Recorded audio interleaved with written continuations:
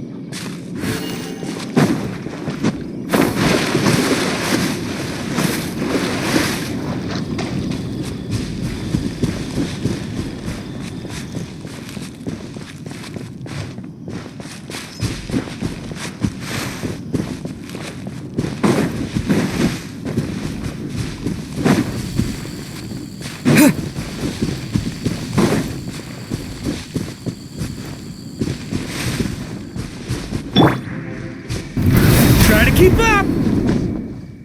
Yeah!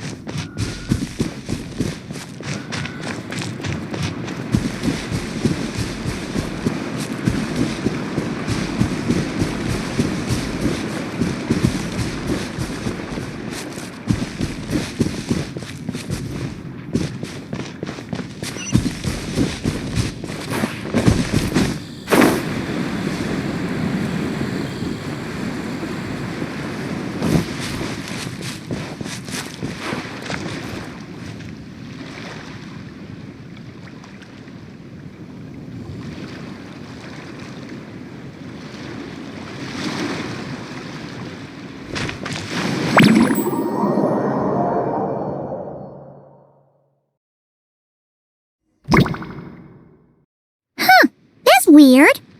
Jean said this is where the event is supposed to be, but there's nothing here.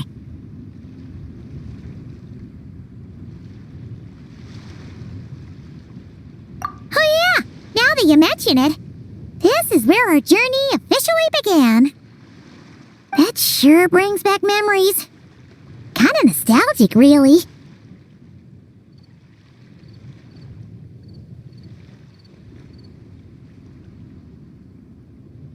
Even after all this time, this place hasn't changed one bit. Look who's getting all sentimental and poetic. Well, we still need to find Jean and the others. Let's have a look around. Yeah.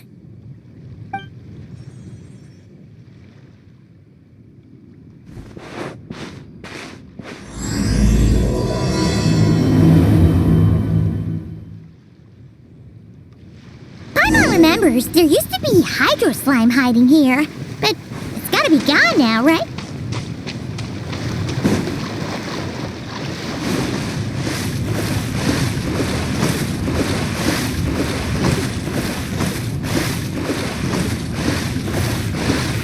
We explore this area ahead of us later.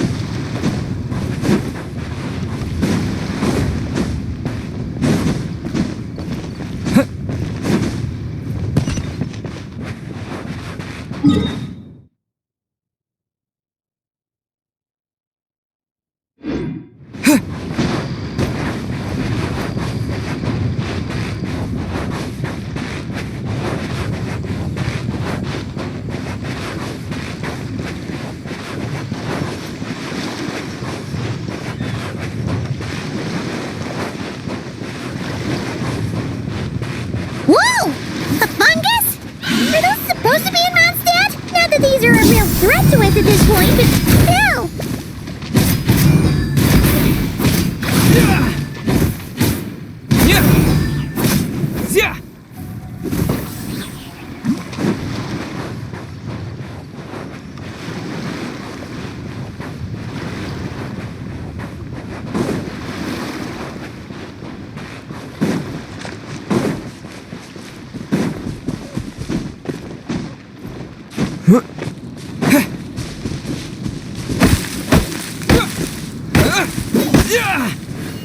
What is it? See something familiar?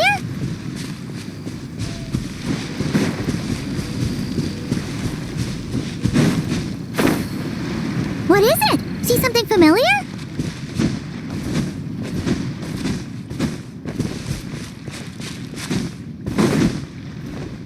Hey, don't forget about your guide.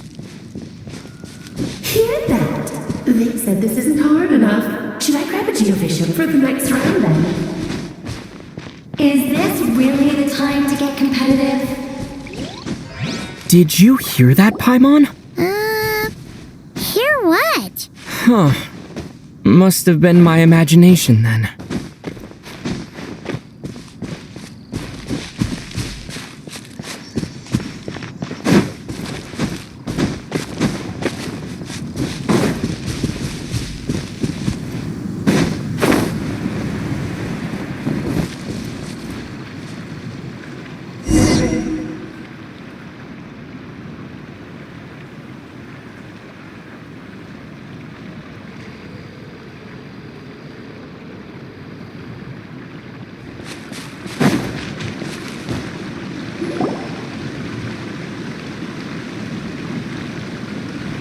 Huh?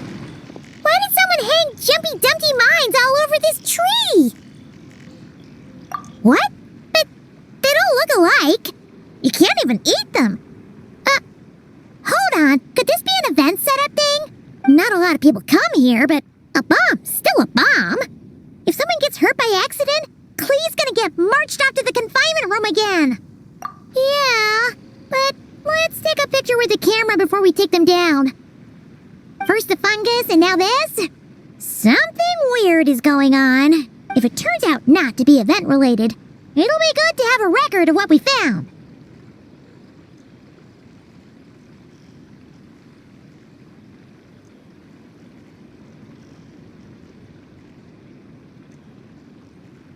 You couldn't just compliment Paimon's smarts like a regular person? Whatever. Paimon will take it. Better than being called emergency food, at least. Anyway, it never hurts to be careful. We've seen through lots of tricks, but we've also gotten the short end of the stick a bunch of times, too.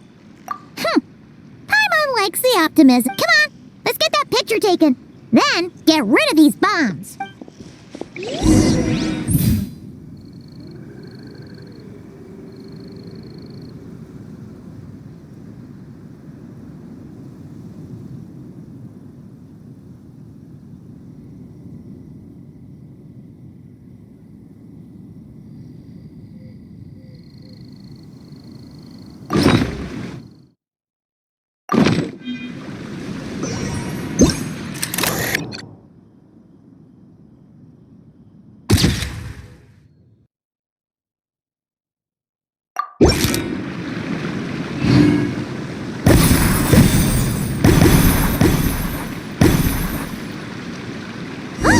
Fireworks!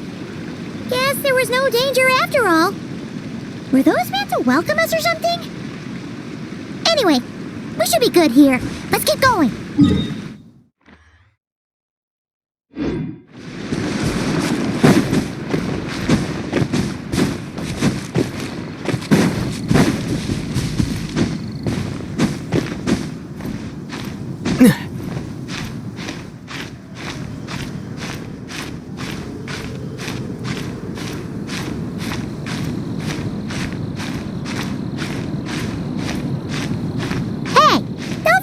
Your guide. Come on, follow Paimon.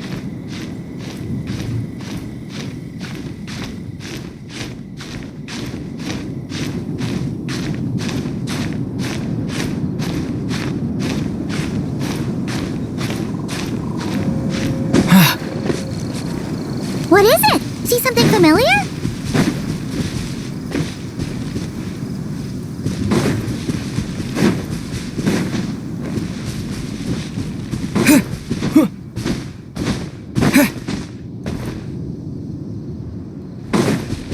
What is it? See something familiar?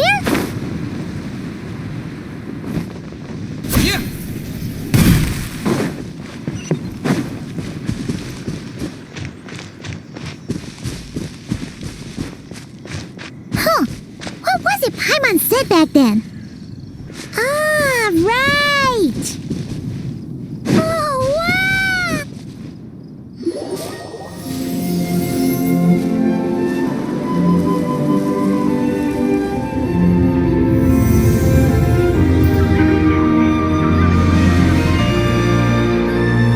That's a statue of the seven!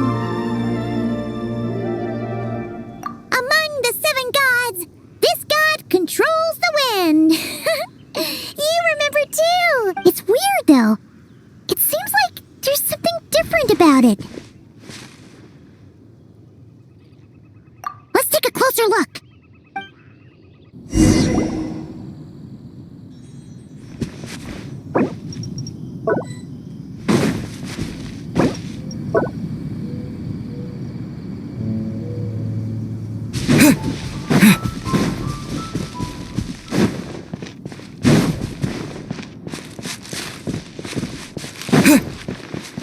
Hey, don't forget about your guide. Come on, follow Paimon.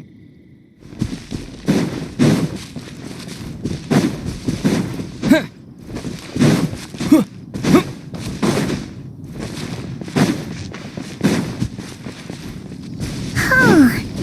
Paimon's next line was...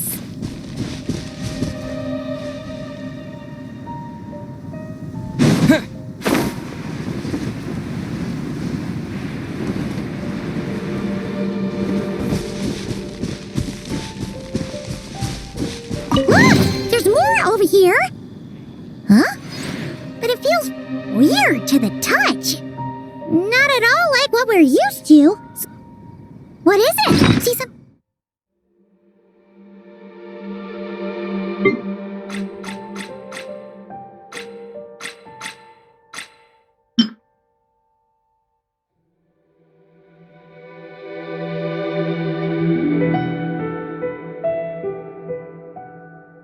Something familiar? Hey,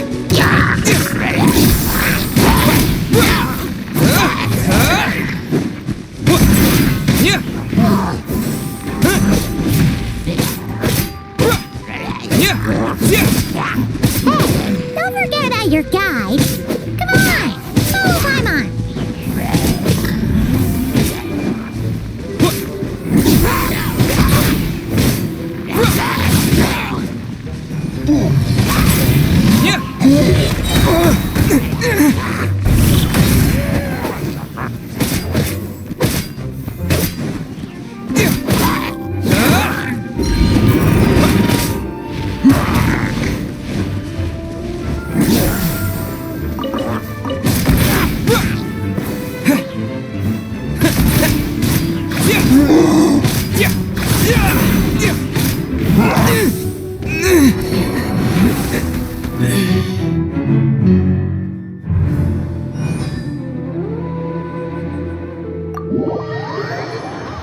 Don't forget about your guide. Come on, follow Paimon.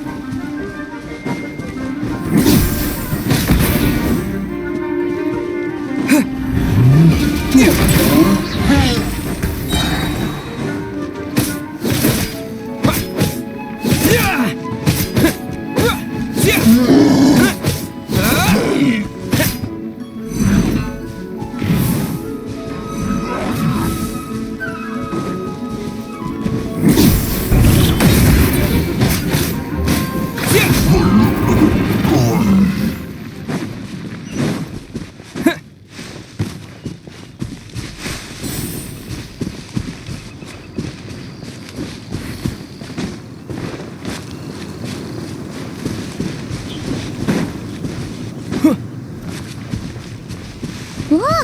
There really is something wrong with this statue of the Seven!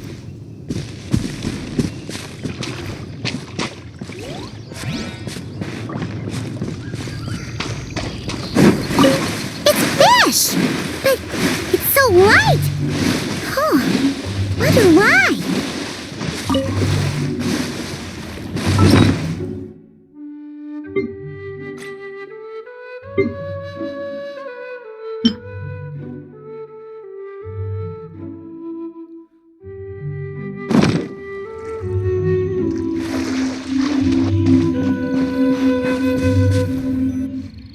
Okay, I'm unsure of it now. This can't be for an event. No one in their right mind would replace that huge statue of the Seven with a statue of Klee.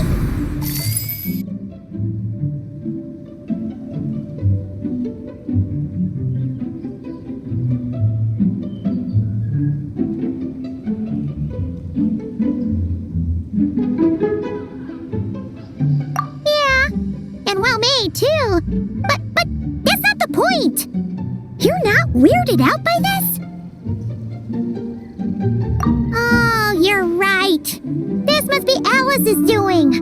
She could put 100 Klee statues all around Mondstadt and Paimon still wouldn't be surprised. That explains the other weird stuff we saw up till now, too.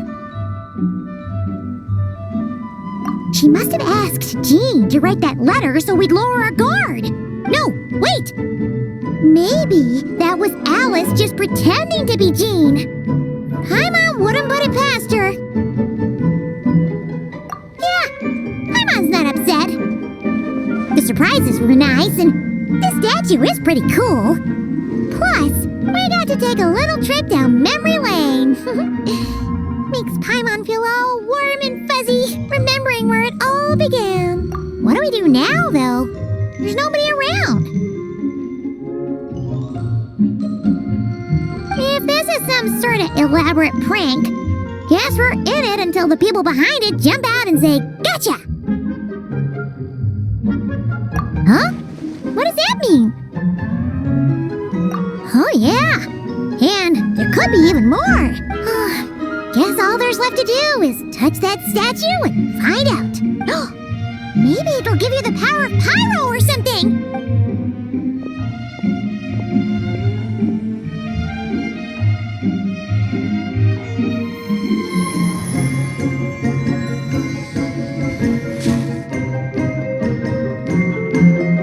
The world opens itself before those with noble hearts.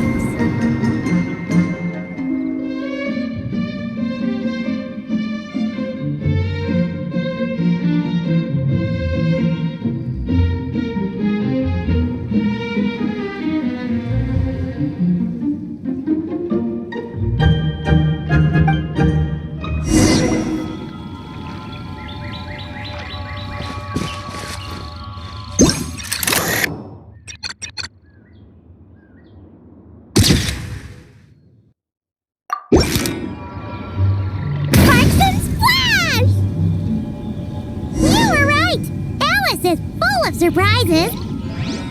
Good guessing on your part. Let's keep going and see what else we find.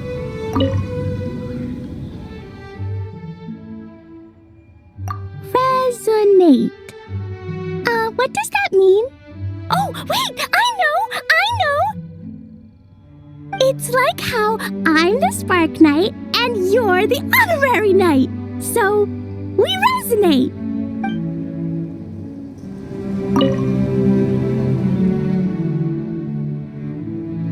Klee blesses you with happiness! Have the best day ever, just like I am.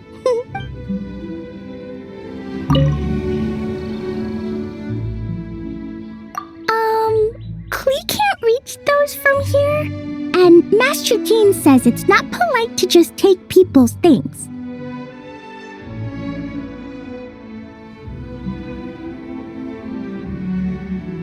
So, pass them to me when no one's looking, okay?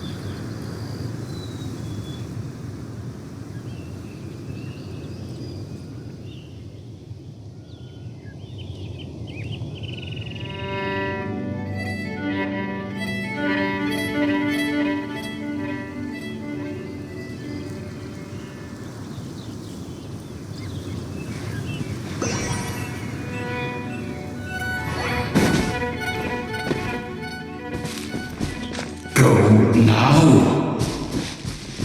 Yes, now or it'll be too late. Oh, it's Devon! There's something huge in the sky! Okay, we all remember what Paimon said back then. Anyway, since he's here, that must mean we're about to meet another old friend in these woods.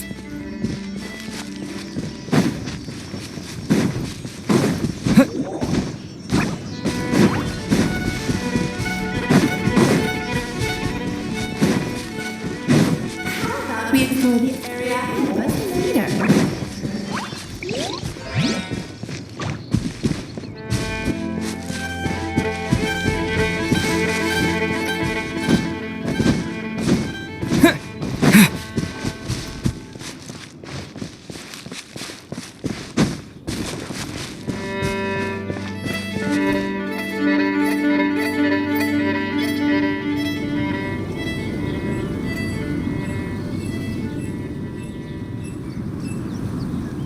Look! There he is!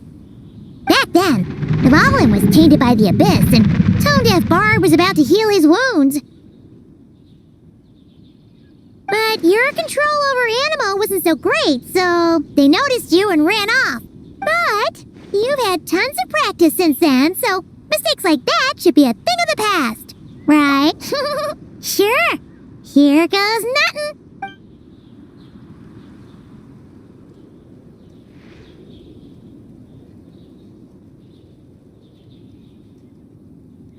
Rah!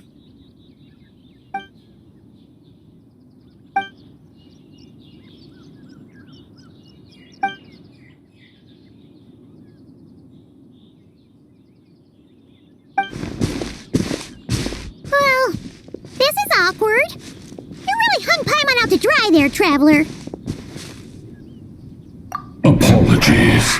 You were just even livelier than I remembered, and I wasn't expecting it. Which means mission accomplished on the surprise front, I suppose. What do you say, Alice? Hi, Marks. Oh, yes, indeed. That was fantastic. I've recorded it all, in fact.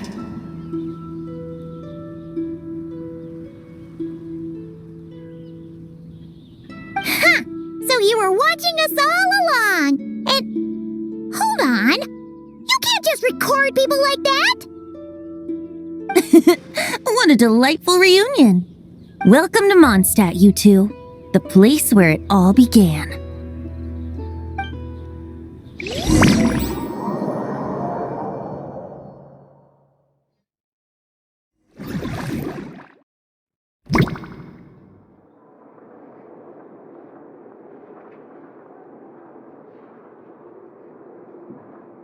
Lovely to see you, dearies. So what's the verdict? Did our special welcome ceremony meet the mark? It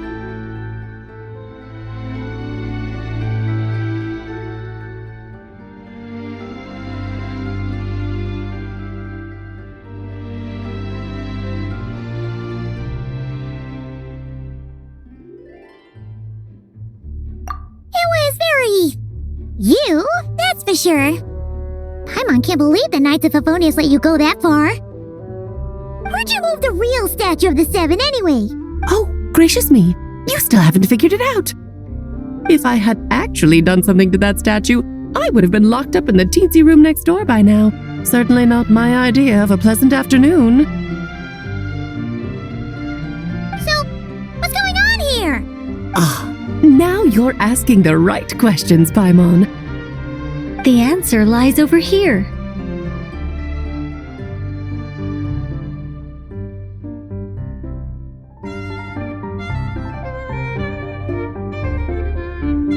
Nicole, you're here too?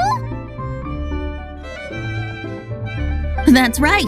Our two lovely mages are here on vacation. In fact, everything you just experienced was their handiwork. But I'll leave the explanations to Miss Nicole. I trust you're well acquainted with her skill at explaining all manner of magic and phenomena. Yep. We experienced that firsthand in Notcry. This bubble is a new kind of magic Alice and I invented. Inside it is a small world created using a person's memories.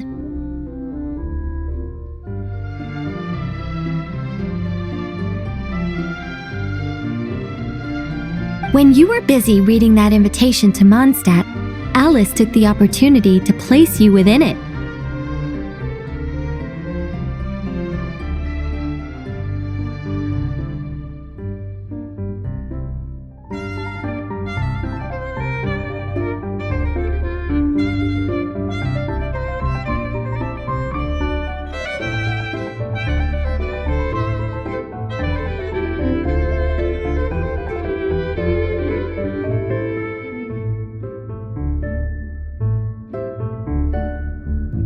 Oh, we didn't even notice. I wouldn't be much of a dodo king if I couldn't pull off a simple trick like that. All that to say, the things you saw weren't real. They only exist within this bubble. Except for Venti and Dvalin, of course. I invited Venti, and he brought the dragon along. It's not every day you get to relive the beginning of your journey. It feels like listening to a verse you haven't heard in a while, right? You might not remember the name or melody, and still, you start humming along in no time. I'm assuming your trip down memory lane was similarly nostalgic. So does Jean know about this or not? I'm starting to think that invitation letter was a fake. Oh, no. Jean wrote that herself, I assure you. I wouldn't dare forge a letter under her name. So you do draw the line somewhere. Not with my daughter in her clutches. If you ever become a mother, you'll understand.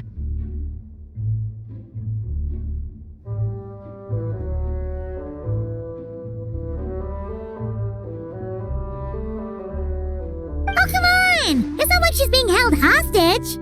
The point is, this magical bubble was created at the request of the Knights of Favonius.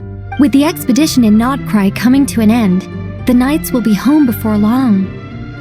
Varka thinks it's better to give people time to reunite with their families, so he told Jean to hold off on a huge welcome reception for now. Of course, Jean has her own thoughts on the matter. You can get the details from her soon. As things stand, we're keeping the reception small, but there will be some activities. This magic bubble is one of them. The returning Knights can use it to catch up on all the major events that have... Simply put, it's a reenactment of your adventures. Indeed. The ultimate goal is for everyone to have a chance to take part in the excitement. So, what about the parts that took a few, creative liberties? Oh, those were there because the bubble world is still being transcribed and debugged.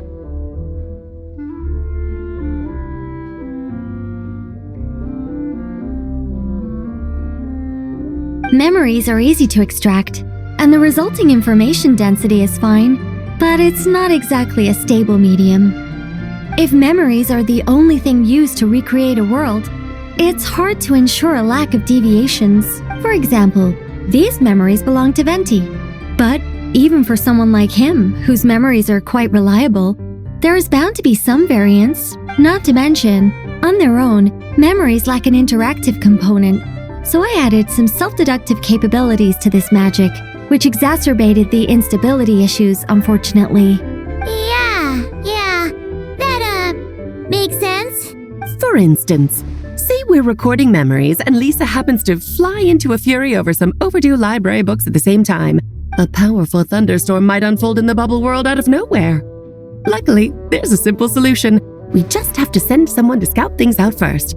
Then we can manually correct anything that doesn't make sense. Exactly. Plus, once the recording is complete, the magic will loop, so there won't be further deviations and we won't need real people to act things out. And before it's all said and done, We'll be sure to cover up your identity, Venti.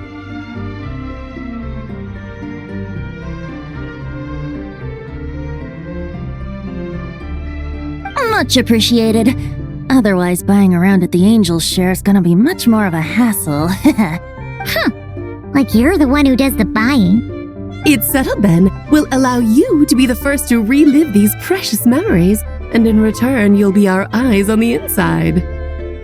Yeah, but it sounds like fun. Besides, we already snapped a few pics of some potential bugs, like that weird statue of the Seven.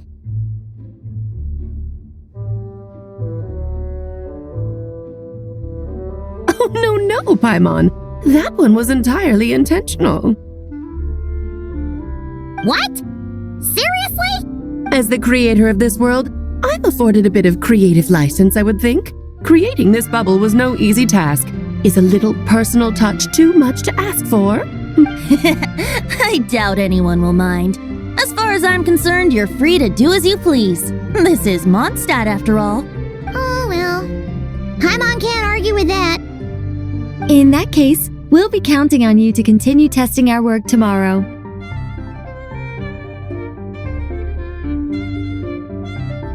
It's still early.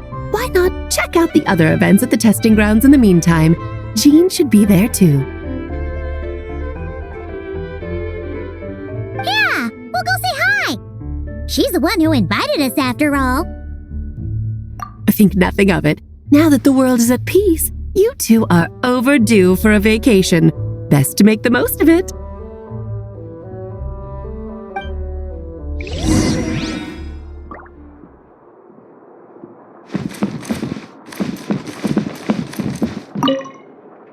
Devolin appeared a little late, but his sparks and splash triggered a deep magical reverberation. Background music needs to start half a second later. I should put another instance of and now the diagnostics are failing? I just don't get it. Nicole, dear, stop fretting. You're projecting rather loudly, you know. Every detail is within your control, huh? Color me impressed.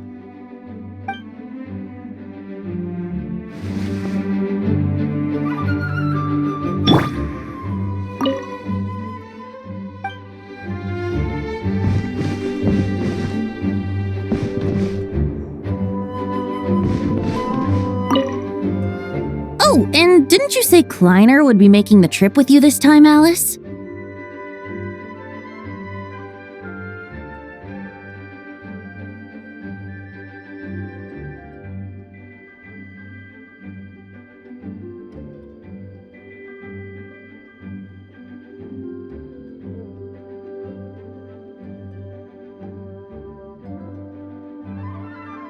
He's been delayed, I'm afraid.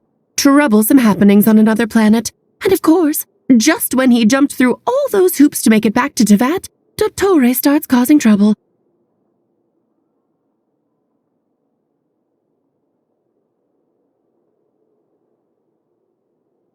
The border is a terrible mess even now. So, unfortunately, his vacation has been postponed.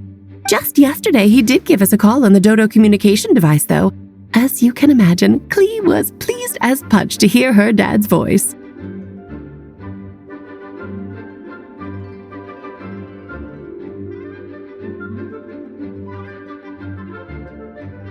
I see. Being a seeker is a tough job indeed.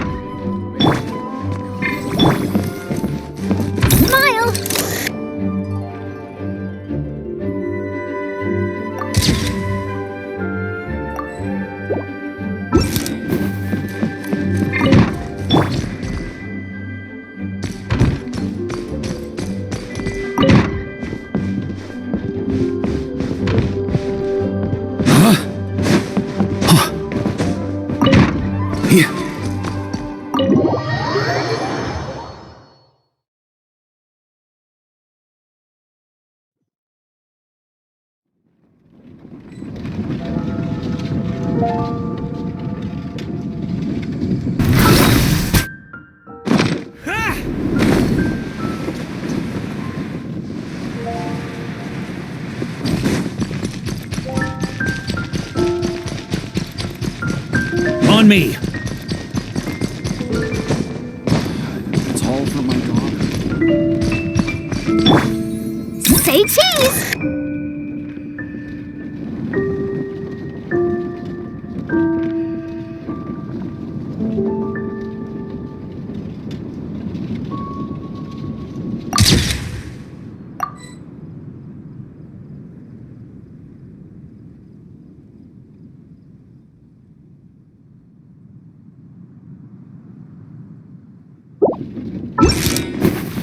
Smile!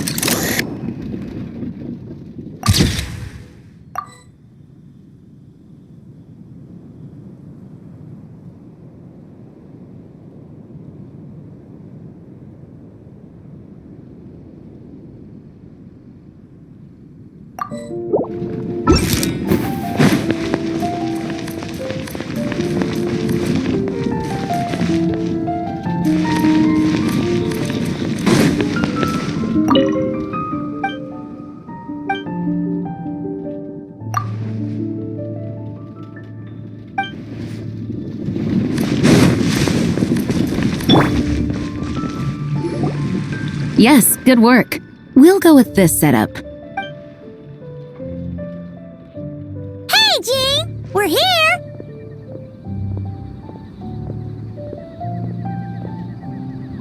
Honorary Knight, Paimon, welcome back.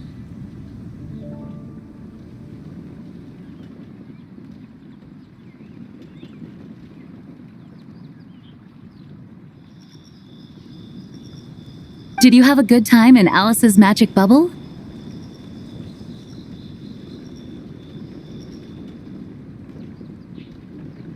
Yeah, it was so cool! Paimon's looking forward to getting back in there tomorrow.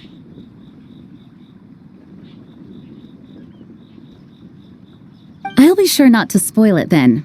I imagine you might be interested in what went into the preparation, though.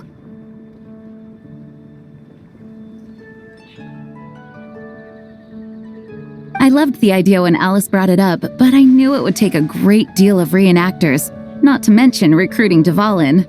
Luckily, Venti, or rather, Lord Barbados, agreed to help. After that, I opened up recruitment to the people of Mondstadt.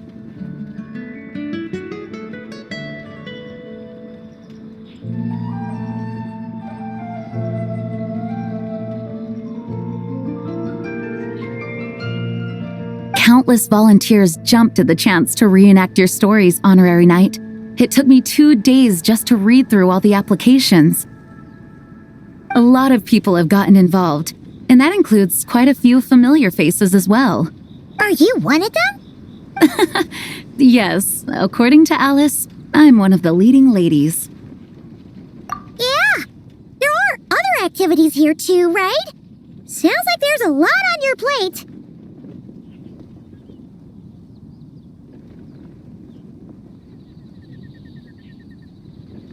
Ah, well, such are the duties of the acting Grandmaster. I'm used to it. For those of us who have been holding down the fort, so to speak, the return of the expedition team is a matter of great importance. The Grandmaster contacted me and said not to organize a grand reception on their behalf, and I understand where he's coming from.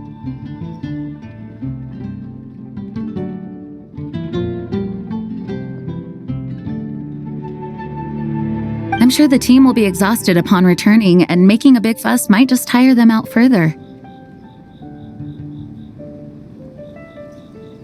I'm sensing a butt in there somewhere. Tone Deaf Bard said you had other ideas.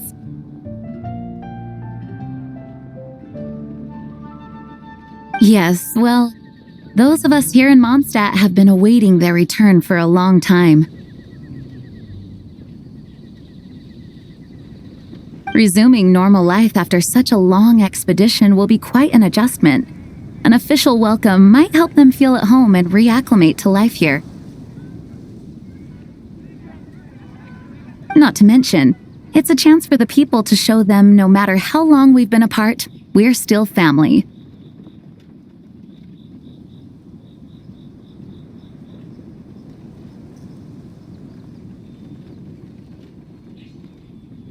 Yes, absolutely. And I don't know, perhaps I am overstepping. I just hope the Grandmaster isn't too upset.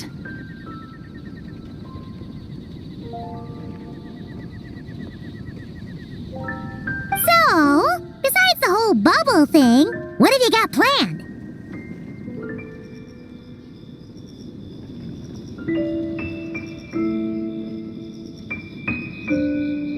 Here, I'll show you.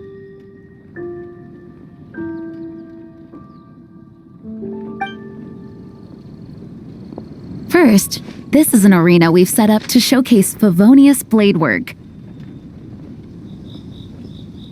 The Cavalry Company is in charge of this one.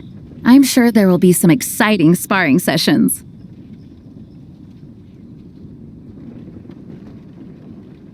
Ooh, that means we'll get to see Kaya on stage!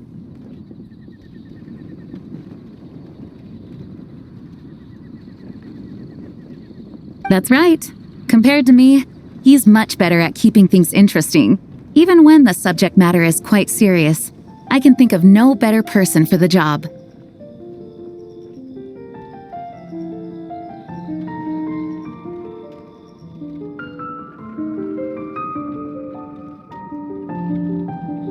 You're as modest as ever, huh, Jean?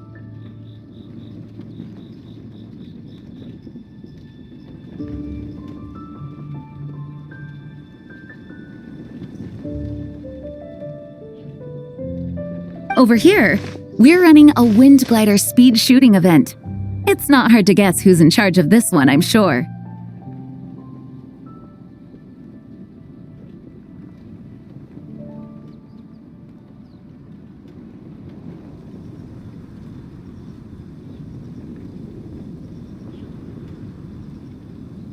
Yes, her gliding skills are top-notch, and she's quite creative when it comes to event design. Be sure to check it out when the time comes.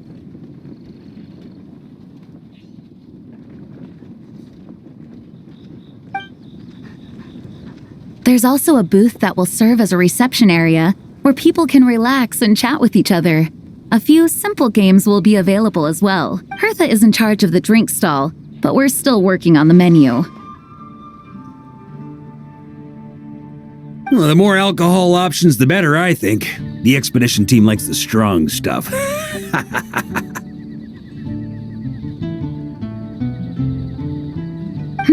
Fair point. Huh? What's with that face? Grandmaster, you're back? Has the entire team returned as well? Apologies, we're not quite done with the preparations, but I assure you, it's limited to what you see here. We're exercising the utmost restraint. Hey. Relax, Jean, relax. No need to get all formal with me. I split from the group to make it back first. Pretend I'm not even here. Besides, I knew you'd want to surprise us, no matter what I said. Oh, I see. If I didn't tell you to put on the brakes, I knew you'd go full throttle and start planning the next Ludi Harpastum or Windbloom Festival. You put so much pressure on yourself, diving headfirst into the deep end without thinking about how much is on your plate. I just didn't want you to overwork yourself, that's all. Oh, wow! That's actually really nice of you.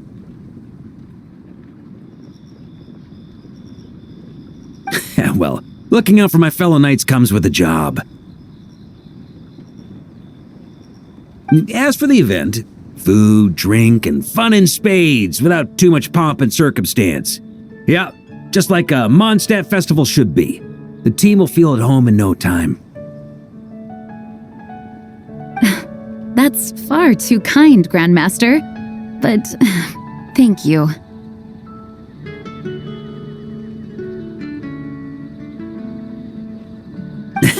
I mean it, you know? Just trust my judgment. Anyway, you two got a sec? Now that I'm finally back in my old stomping grounds, let me treat you to a meal. I'll even introduce you to the Good Hunter's secret menu. Oh, nice! Paimon's never heard of that before.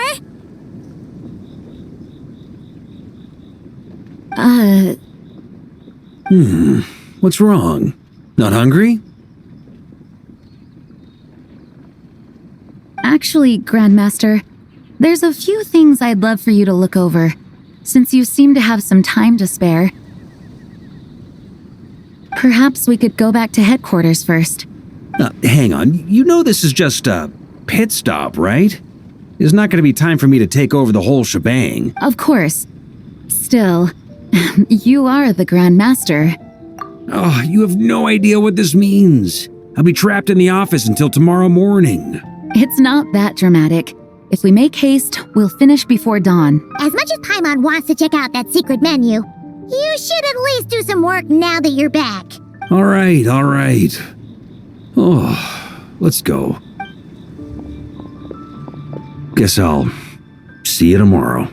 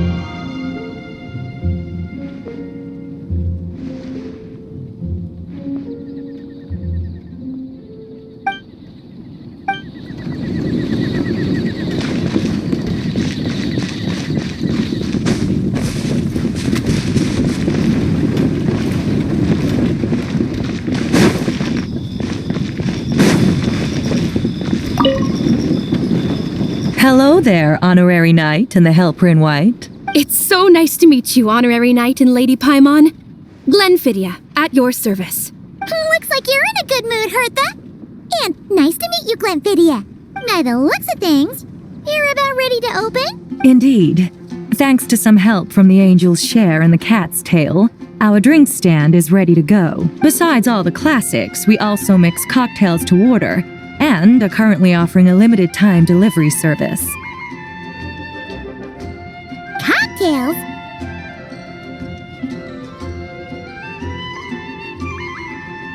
Do you remember that time we served as bartenders at the Angel's Share? And recently you've also shown off your skills at the Flagship in Knockride. We sure have come a long way, huh? The only thing is, our current drink selection is quite traditional, and it stopped feeling fresh long before the expedition began.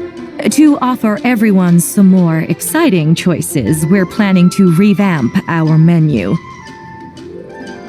But I need to get back to handling resident requests, and Glenfidia doesn't have much experience mixing drinks.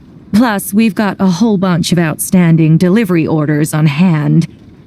Honorary Knight, if you're free, could you maybe help us out for a while, just until my other squad gets back from the Stormbearer Mountains? You'll be amply compensated, of course, plus double pay for overtime, depending on your performance metrics.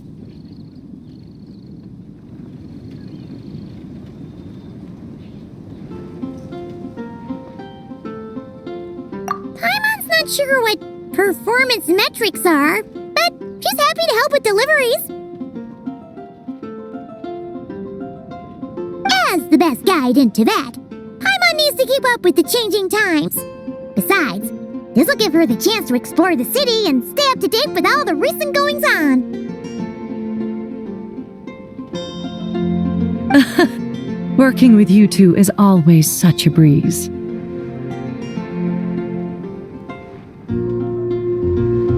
I'll do my best to support Lady Paimon in any way I can. I'm very skilled when it comes to things like portioning out drinks. All right. Well, if you're ready to, then let's get to work.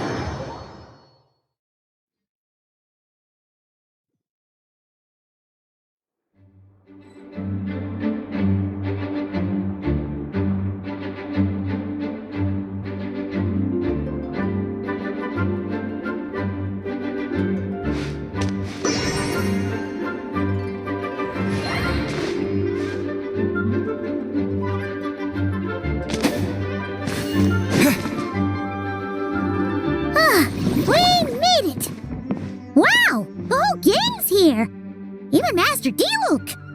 Wow. Jean wanted my input on everything. Even though I left the Knights, Grandmaster Varka has done a lot for me. He didn't stop me from leaving back then, or throw any administrative roadblocks my way. So I owe him one. Well, I was sad to see you go, but your mind was made up. And anyhow, you're an adult. As long as you're prepared to follow through on your choices, who am I to stop you? And let me tell you, my rebellious streak was way worse back in the day.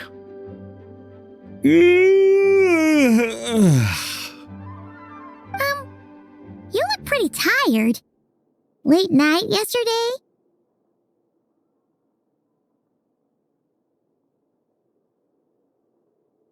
Yeah, didn't get much sleep at all. And now my head's killing me. All my terrible memories of being Grand Master came rushing back at once.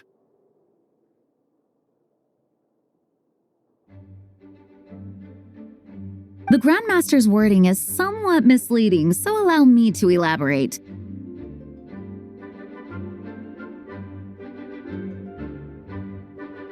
We made quick work of our tasks yesterday, much to the Grandmaster's great pleasure, so he hit up his friend Charles for a few drinks. You know how it is.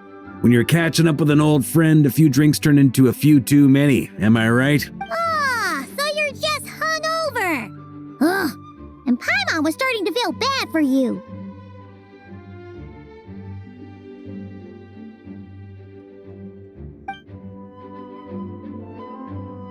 I see.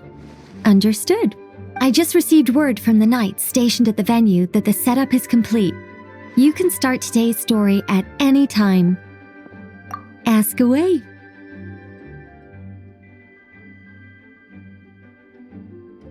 Ah, you mean like how only you could have purified Dvalin's tears? That ability is unique to you. And to be honest, a lot of people might not even know you're capable of something like that.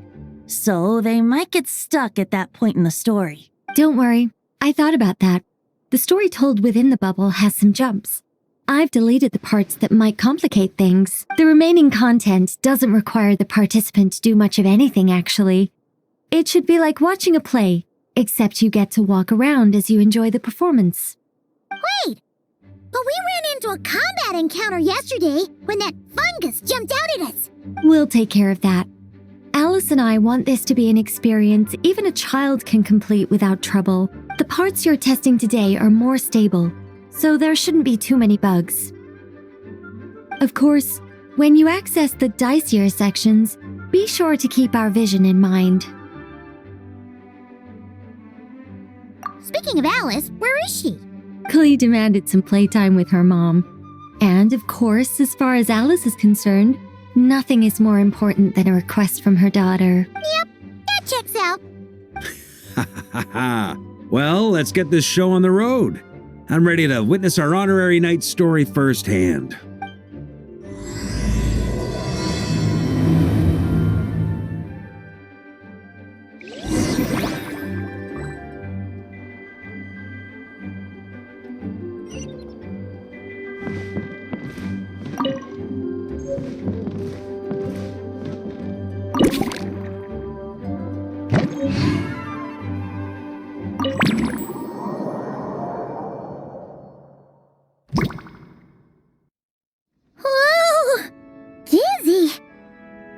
Take some getting used to. Why didn't that happen the first time? Ah, looks like we've jumped forward a bit since yesterday. We're at the Favonius Cathedral now. Wait, is this the bit where we borrow the Holy Lyre?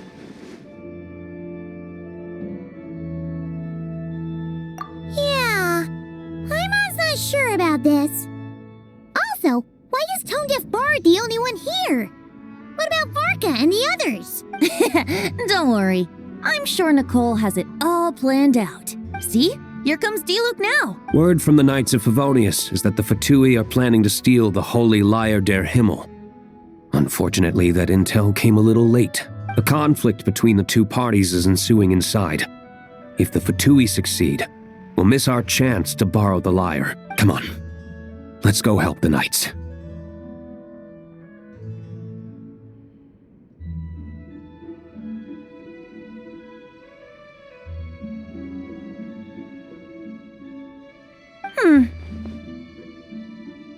What is it? Oh, so that's how we're explaining this part. Huh. Pretty convincing. It's all thanks to that committed performance from our good friend Diluc. I'm just reading the lines Miss Nicole gave me. You need to play along, okay?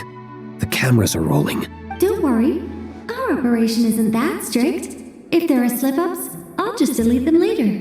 Feel free to take a relaxed approach. Wait! Nicole's voice?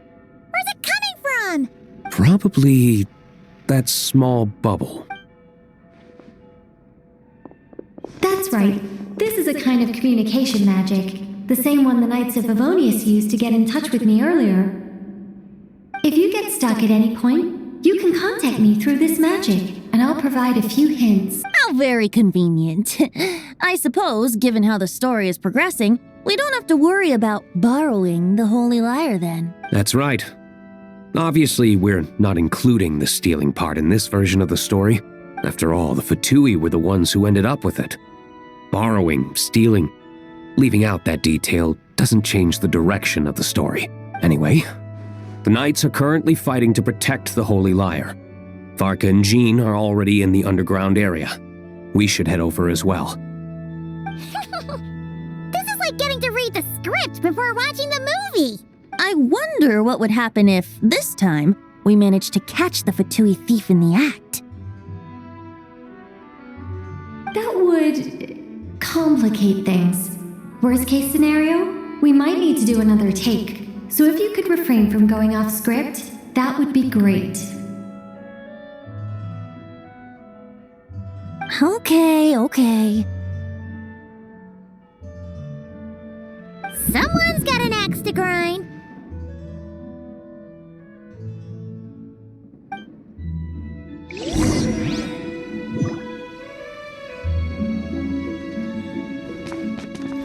I doubt you need a hint for this area. Go on now. The underground chamber awaits.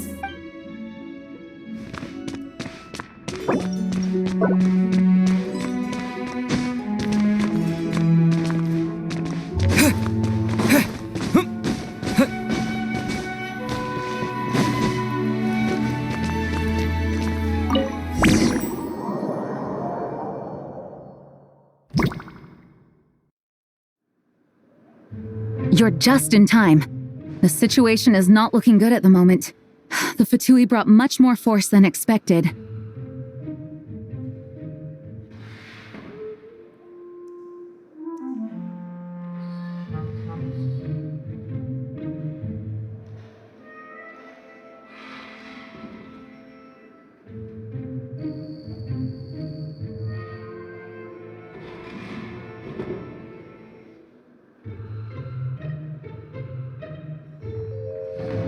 Yeah, it's turned into quite a mess.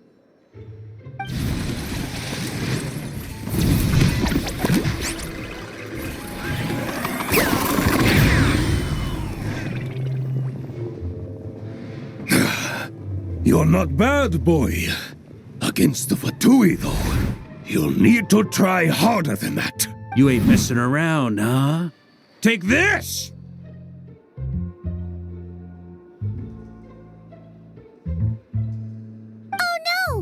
If this keeps up, the Holy Lyre's gonna be... Oh, sorry. Paimon can't do this. Nicole, shouldn't these people be wearing Fatui costumes at least? Yeah, it's kinda hard to get in the zone when our opponents look like average guild members. Let me see here.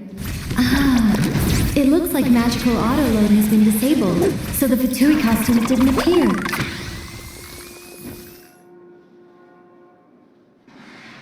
I'll get that fixed. Just ignore the problem for now and continue with the scene. Remember, this is a tense moment. Got it. In that case, I'll evacuate the members of the church right away. All right, thank you. As you see, Traveler, the situation is dire. We need to retrieve the Holy Lyre and get it back to headquarters. Looks like the Fatui are tied up fighting the Knights. I doubt they have the manpower to spare to deal with us.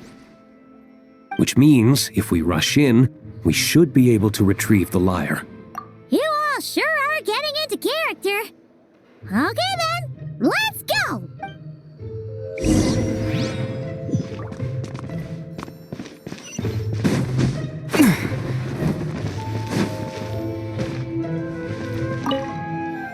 If the conflict really had escalated to this point back then... just imagine the cleanup work. Yeah, good thing it didn't turn out like that. No use thinking about something that didn't happen, right? When your free time is as precious as mine, it's hard not to think about it.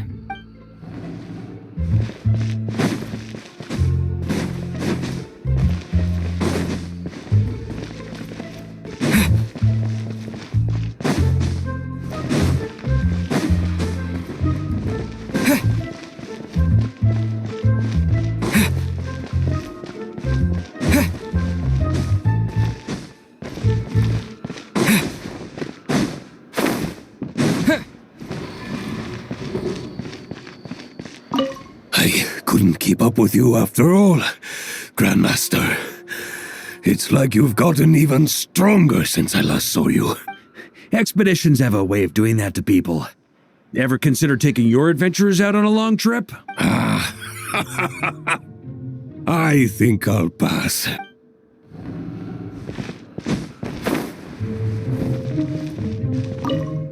I never thought I'd get the chance to spar with the cavalry captain.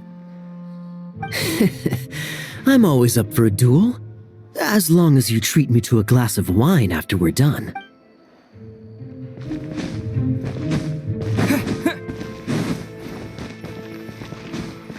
How dare you stand in our way! You'll face our Harbinger's wrath soon enough!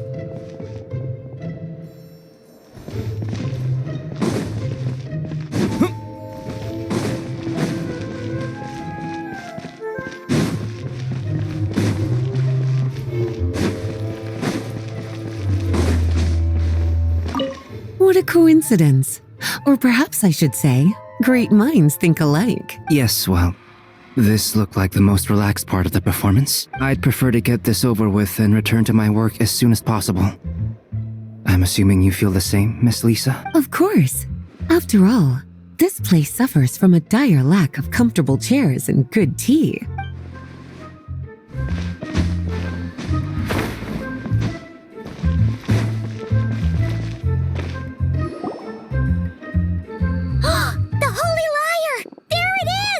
Well, well, well. It seems our outer diversions were most effective. The knights know not that the true danger lurks right beneath their nose. It's no wonder you're known as the youngest, most capable electro-Sisson mage in your unit. You can read our enemy like a book. No! We're too late! Put the liar down. You heard her! Put it down and put him up! Or this is gonna get ugly! Wait, why are you the only one with a costume, Fischl? Why? Because I fashioned this headpiece myself, of course. How does it look? I am the spitting image of an electro-Sisson mage, am I not? And I suppose I look enough like an electro-Sisson as I am. Hold on. Trying to distract me with conniving conversation, are you? Ha! You underestimate me. To think I would appear before you without full confidence in my victory. Go forth, Oz. Sissons, take care of these pests. The holy Liar der Himmel belongs to the Fatui. Whoa, that was fast. Mage-powered flight is something else. Fischl is... the Fatus is getting away! After her, quick!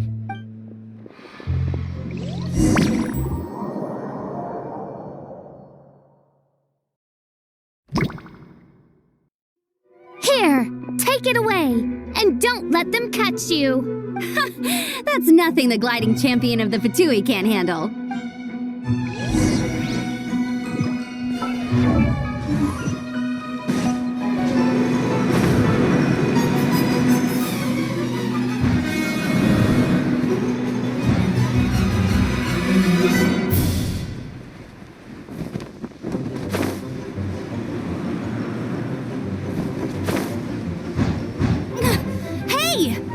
Against gliding regulations!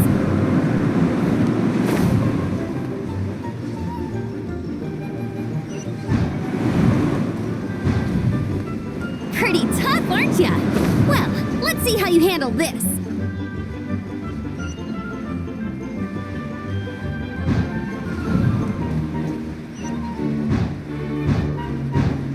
Oh, Paimon thought the Adventurers Guild were the only ones role-playing as Fatui. Just thought I'd lend him a hand. Fischl didn't have time to make me a cool hat, though.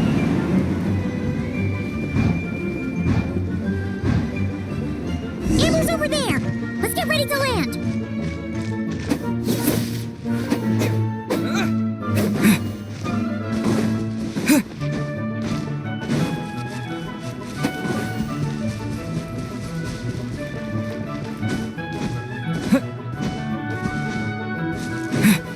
Here they come! Positions, everyone!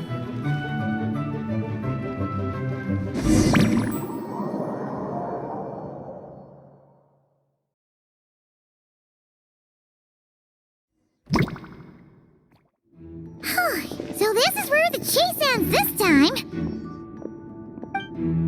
Wait a minute. This isn't what their hideout looked like. It's at least a few times bigger. Yes, I remember it being much more run down. This place has far more structural appeal.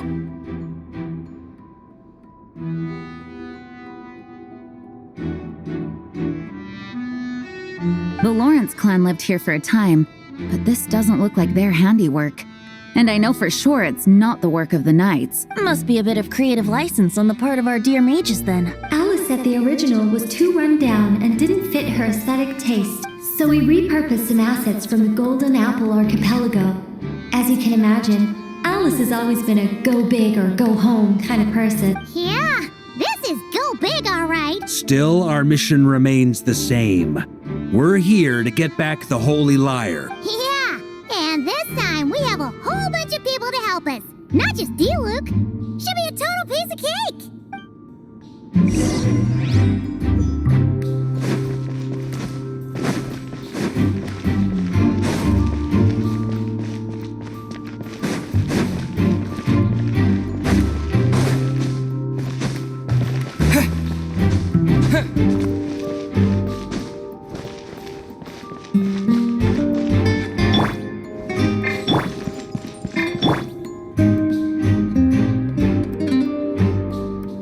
A human never doubts what their eyes see or rejects the ground beneath their feet. Both now warn you that this is the end of the road. Give up and turn back while you can. That voice. Is that Mona? Mona? Oh, you mean Barbarloth's student. You know about her? But Mona came to Mondstadt after your expedition left. Well, I had regular contact with the Hexen Circle, so her name came up now and then. The whole thing about her messing up and being too afraid to go back? Yeah, I know that too. What? But how? No one in the Hexen Circle should know about that. For real? Sorry, but I'm pretty sure all the mages know. All of them? I'm afraid so. Oh, except Rhindaughter, I suppose. Fine. That's just fine. It's not like the old hag's gonna come find me in Mondstadt to settle the score, right? Anyway, how do we cross? I'm not telling. Aw, come on. Don't take it out on us. I'm not. This is unrelated. Besides, I'm playing a Fatus whose job it is to issue riddles. You can't just ask me for the answer. Oh, right. Almost forgot about that. If you want the answer, think back to what I said at the beginning.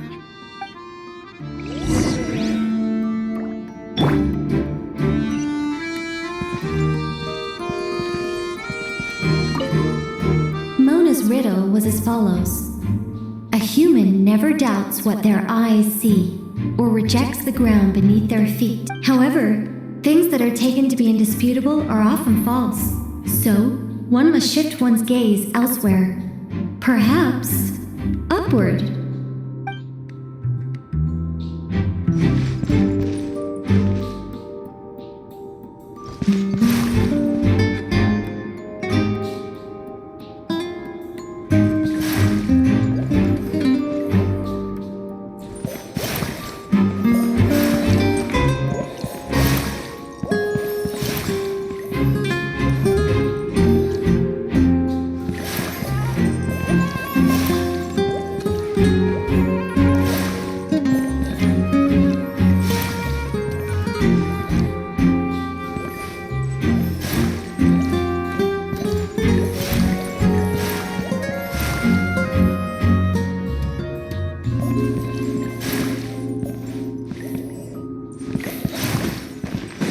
Nice! We made it!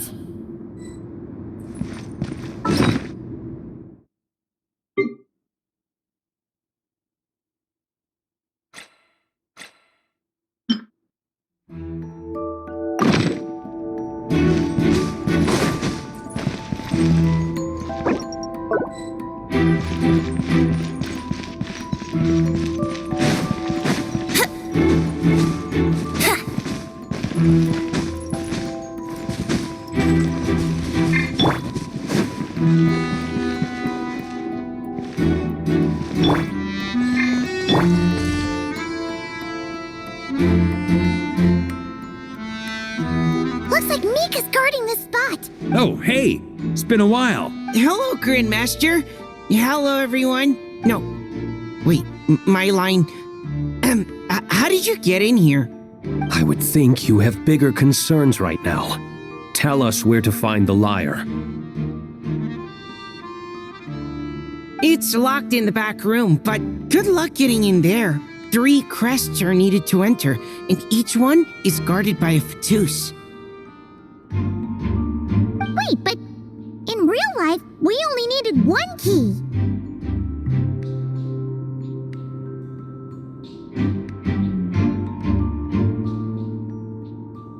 Yes, but there are 3 locations to visit. If there was only 1 key to be found, there's a good chance the encounters set up at the other 2 locations would go to waste.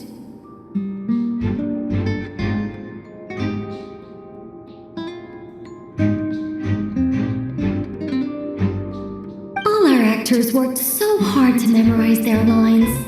It would be a shame if their part got skipped over. A fair point. They're playing through the story just like us, after all. To be honest, when I first read my lines, I was kind of confused at how I just give up the intel without a fight. But when I actually had to stand up against all of you, it made sense. I mean, Mr. Diluc practically had me in a cold sweat. Really? I only had 1 line. Aha! Yet in a game of cards, it's the ones that remain unturned that strike the greatest fear in your opponent. The same principle applies here.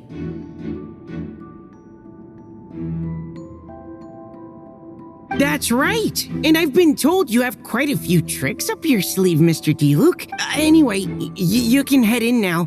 Everyone should be ready. One moment. We can't quite end it like this. I believe you have 1 more line, Mika.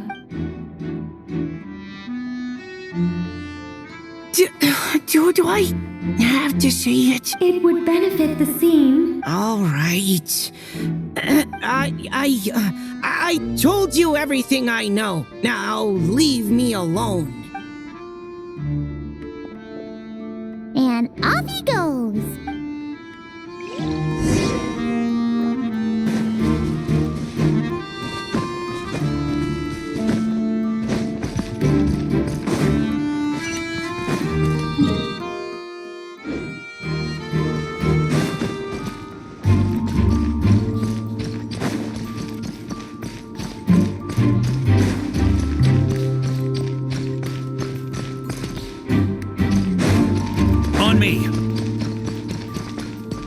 Without the crests, I can't activate this device either.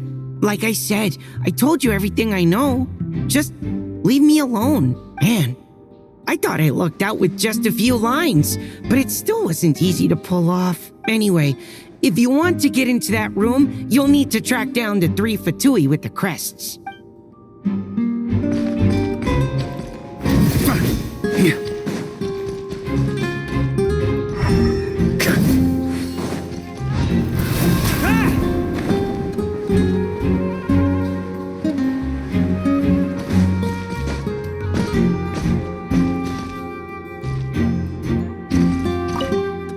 Fatous up ahead is courageous and loyal. Be prepared for a head-on clash. On me.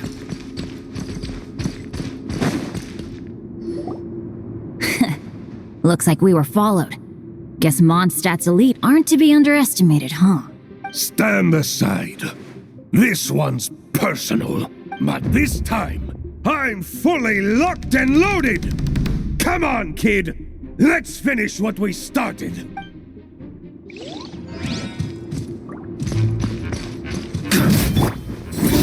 Don't be a killjoy! We've only just begun!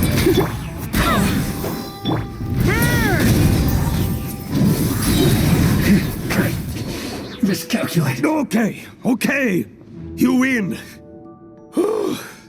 Somehow this round wasn't quite as fun. Probably because you had to act like a Fatous. At this point, I could take down those with my eyes closed. True! Guess I didn't stand a chance, huh? Oh, so you were the one in the Fatous costume. Does that mean the auto-low bug is fixed now, Nicole? It would seem so. Man, their armor is heavy and not breathable at all. You're telling me the Fatui in Sumeru and Natlan also wear this stuff? I can't even imagine. Rumor has it, Fatui recruits undergo rigorous training. I feel like there's some truth to that after all. Well, even though we lost, Dad had fun for sure. Here's the crest I was guarding. You've earned it. Oh, and Bennett told me about what happened in Natlan. How you helped him navigate his past. It's hard to believe we finally have answers after all these years.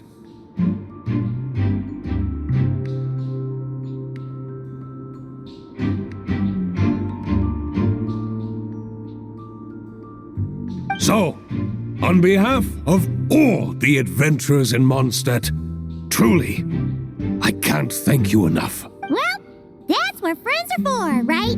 Speaking of, how have things been since you got back, Bennett?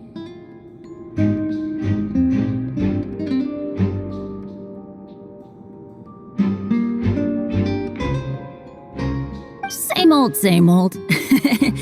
Bad luck included. But that part's nothing new, so I don't mind. I do miss the Asha, though. I hope I get the chance to show them Mondstadt someday.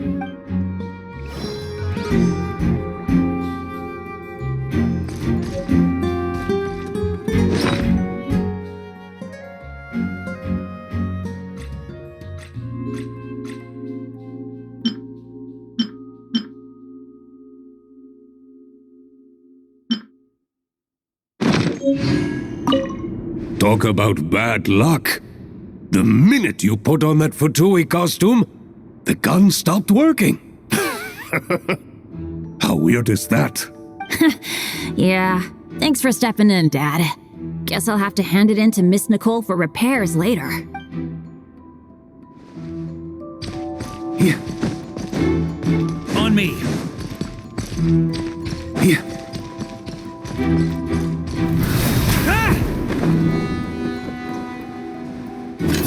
On me.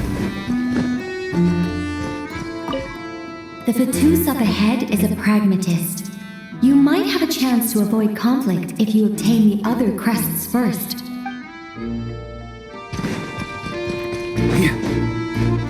The Fatous up ahead values wealth above all else. No bargaining chip is off the table.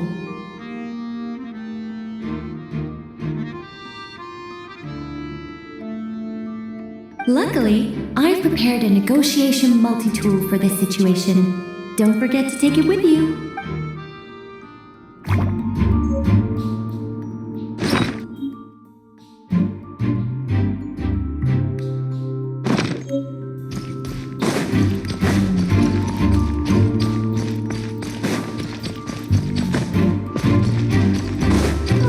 The road ahead is almost completely blocked. Looks like this person isn't taking visitors. Yes, we'll just have to be careful. We need that crest.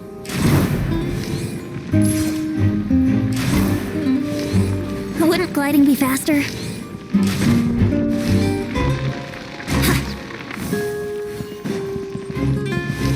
Yeah.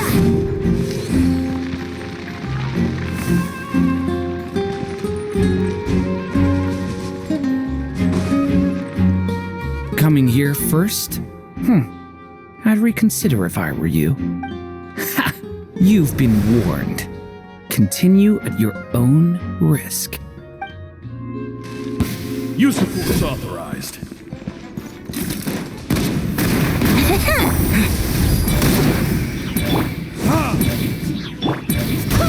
I swear by my sword.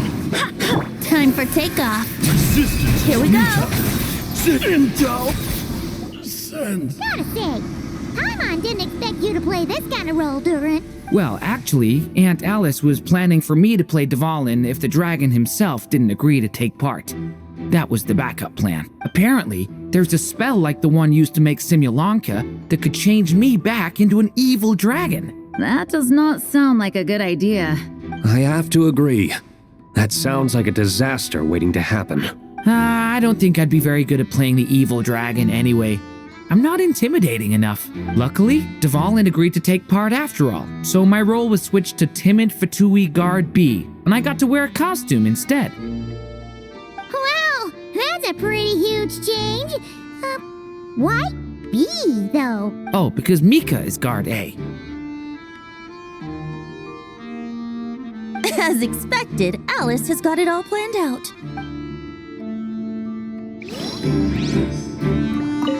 I'm just glad I didn't have to play the evil dragon in the end.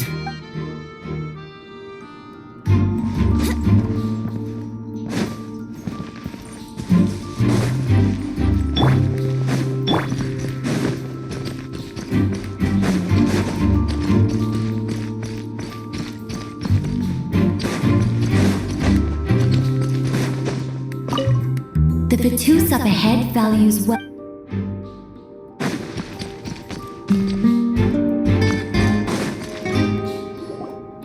Wait, Mona? Again?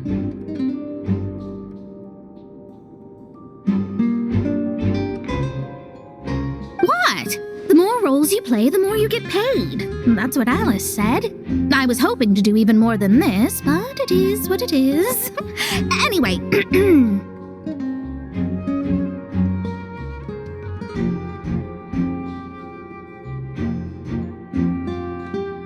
the crest is with me.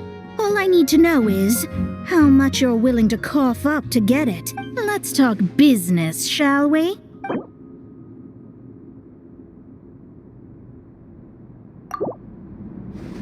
That's all. You have to at least make it worth my while.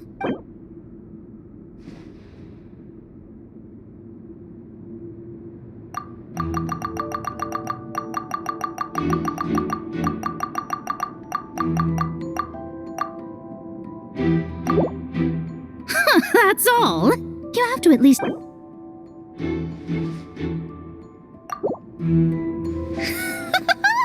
Who would have thought there was this much more to be made in a dump like Mondstadt? Hey, did you just break character? What? Of course not. All right, here's the crest. Huh. And with that, I'm off the clock. Oh, and by the way, word has it you accomplished something major in Nodcry. You reeled in the true moon from beyond the false firmament.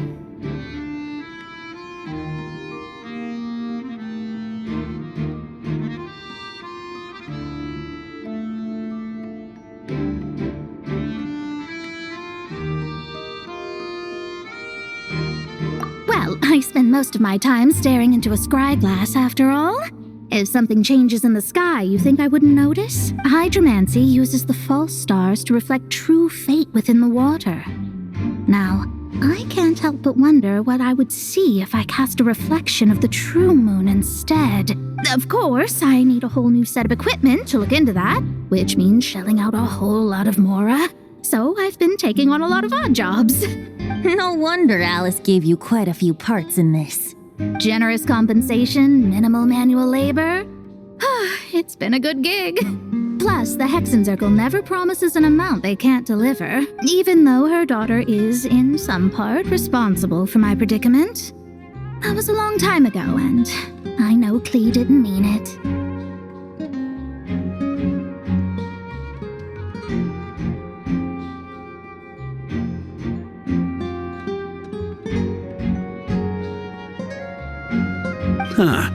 guess the moon's a big deal in hydromancy. Just spitballing here, but it kind of sounds like your progress would be much faster if you, I don't know, just contacted Barbeloth directly. Oh, come on. Enough about that old hag. You're doing this on purpose, aren't you? All right, we got all the crests. Let's head back and look for Mika. Oh, come on. Enough about that old hag. You're doing this on purpose, aren't you?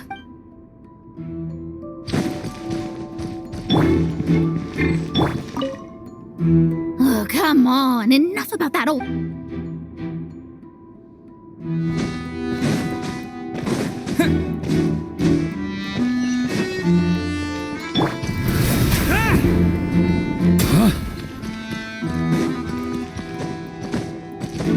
On me! Mika! We have the crests!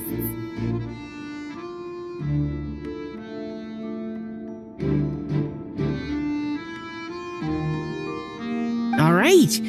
This elevator's a bit complicated to operate, so Miss Nicole asked me to help activate it. Just one moment.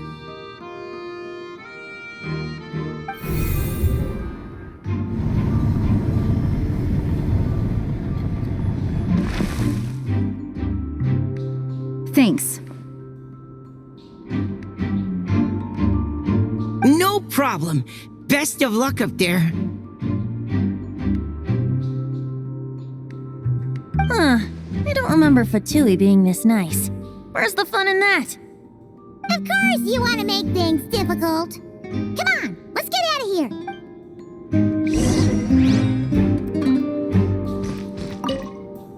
Best of luck up there.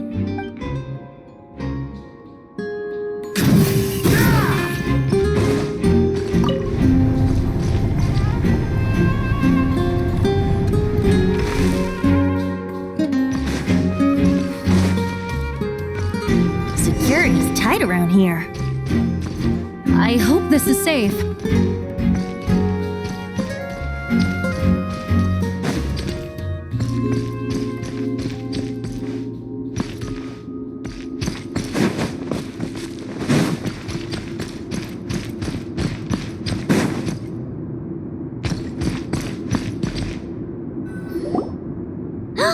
The Holy Liar! There it is! Wait, but Paimon remembers something about a...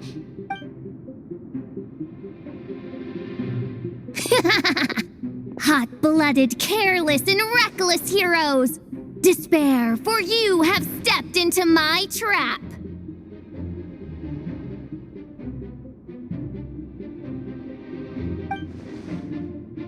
Wait, what? All it did was lock the liar up!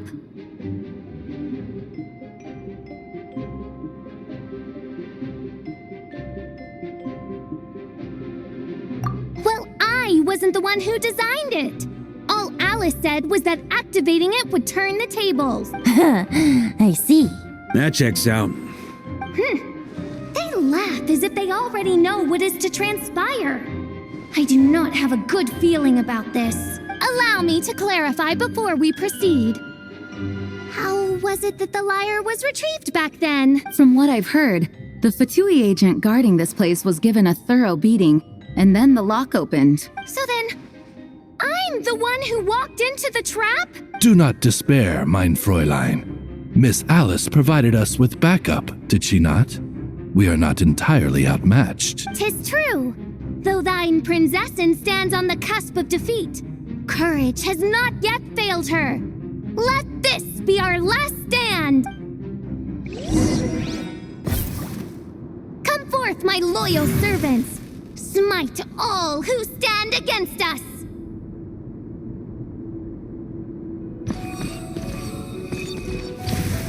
Look, the ravens get confused if they don't hit anyone.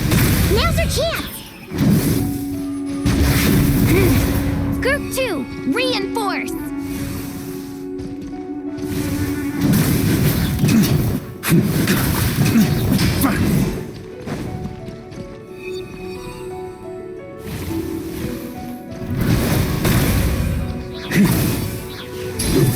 Shred him!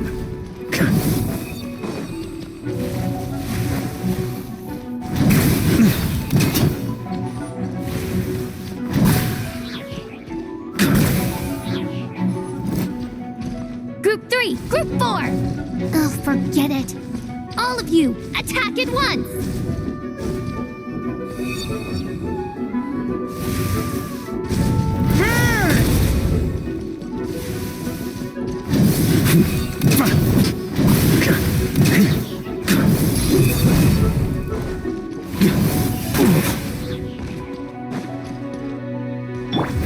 Furniture?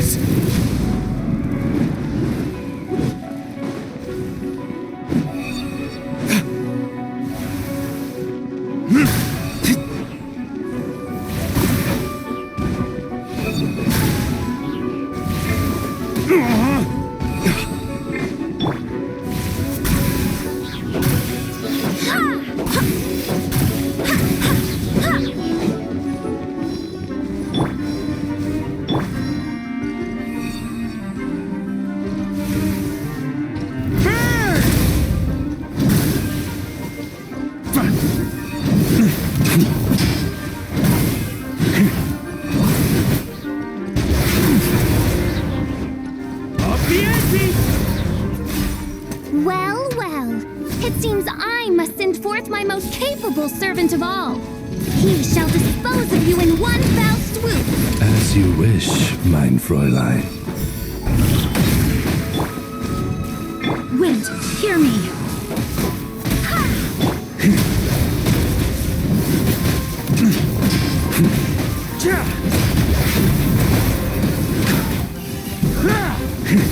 Our situation is dire, mein Fräulein.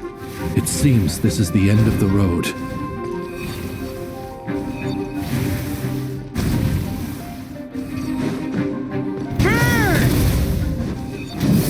Okay, shred him!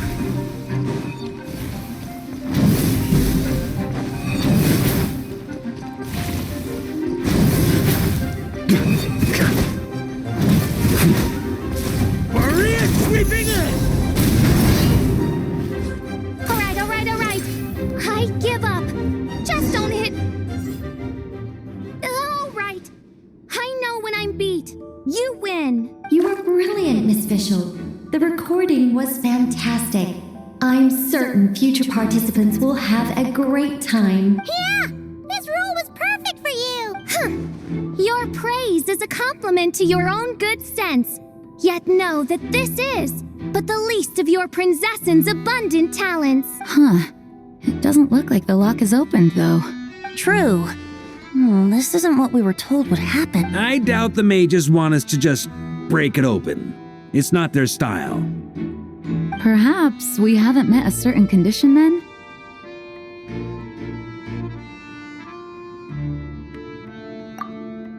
Oh, wait! Does that mean the beating up part has to happen for this to proceed? You dare place your princessin in such a scene? 'Tis an affront of the highest order! I'm afraid it may be the only way to end this, mein Fräulein. But not to worry. It's all pretend, after all. Very well. I shall allow this trespass, if only to bring this to an end. Just be gentle. Huh? Oh, right. Paimon's the weakest one here. Here goes nothing.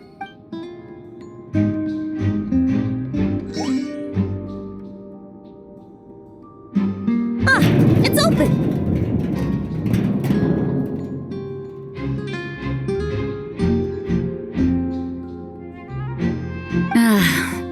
Miss Alice does love to tease, doesn't she? Congratulations on obtaining the Holy Lyre der Himmel. That's a wrap for now.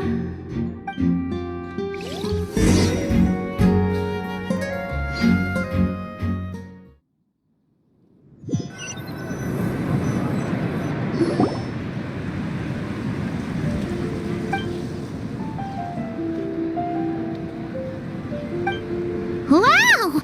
This is quite the gathering. And do you smell that? He said the secret menu Barker was talking about? Oh, Paimon's stomach has been rumbling this whole time, so she's gonna dig in. Don't forget to grab some food before it's all gone, okay?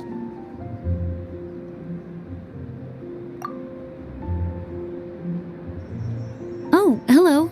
Did you need something? You know, we often threw banquets like this when I was little.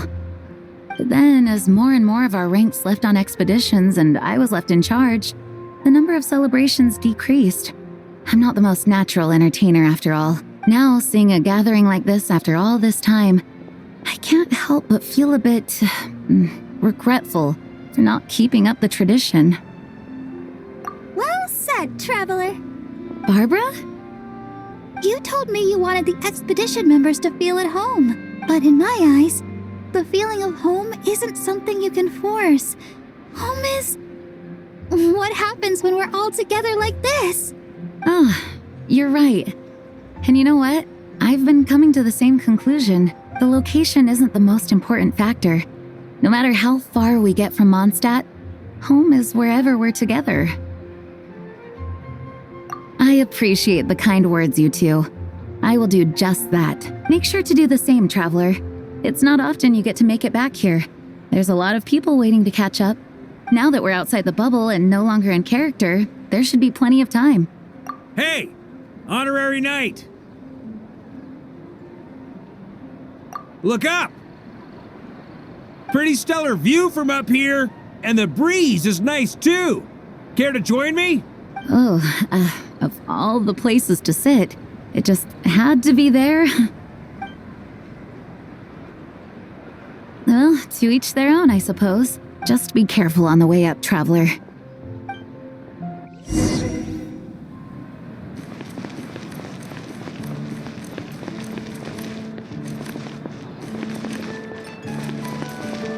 Hold that pose!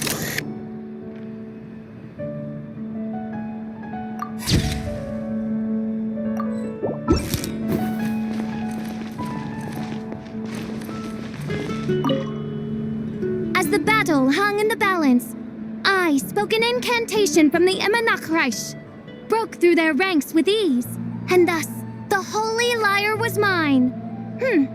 'Twas light work for one such as I.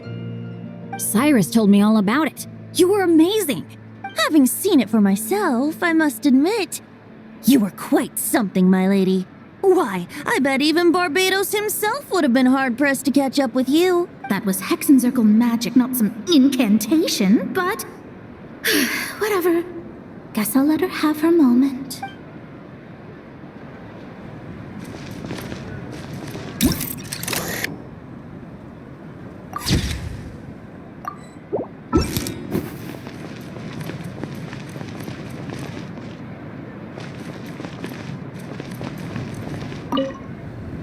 Even though I didn't have a lot of lines, I still had fun.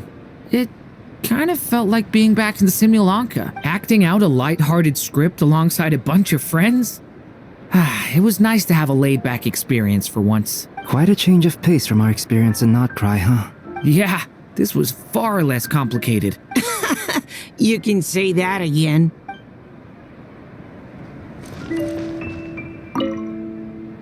Don't worry. Paimon will save you a serving of every delicious dish. Say cheese!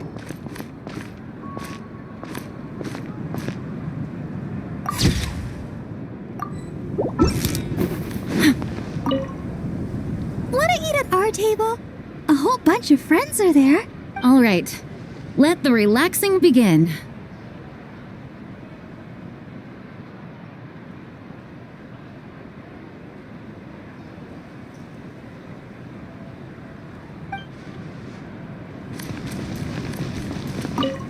Noelle, I've been looking everywhere for you. Come on, join us. Just give me 1 second. I need to bring a few crates of drinks over first. But I'll be done soon, I promise. In that case, I'll help you out. Hold that pose.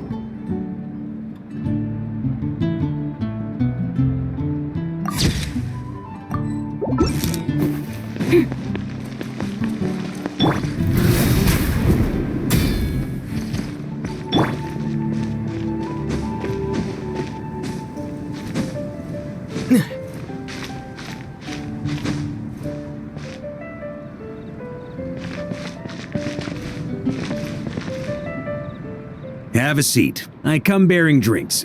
Booze free, of course. You're welcome.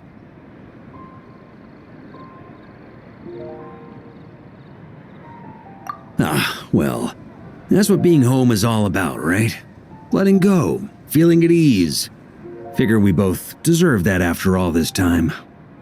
You think so? Glad to hear it. There's no place like home. That's what people say, right? The expedition took me far and wide, and still, little alcohol in my system, it would all come back. The cathedral, the statue, the windmills in the city, the pigeons and dandelions in front of the gate. The further away you get, the more you miss it. I might be biased, but it means a lot that you care about this place.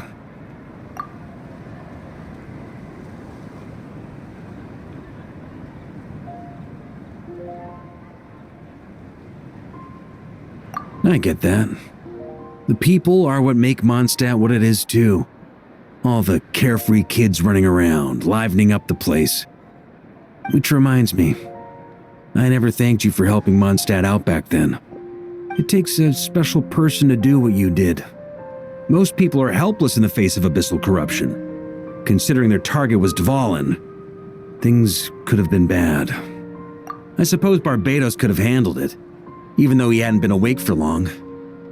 But still, I doubt the ending would have turned out quite so perfect. Dvalin is family to him, you know?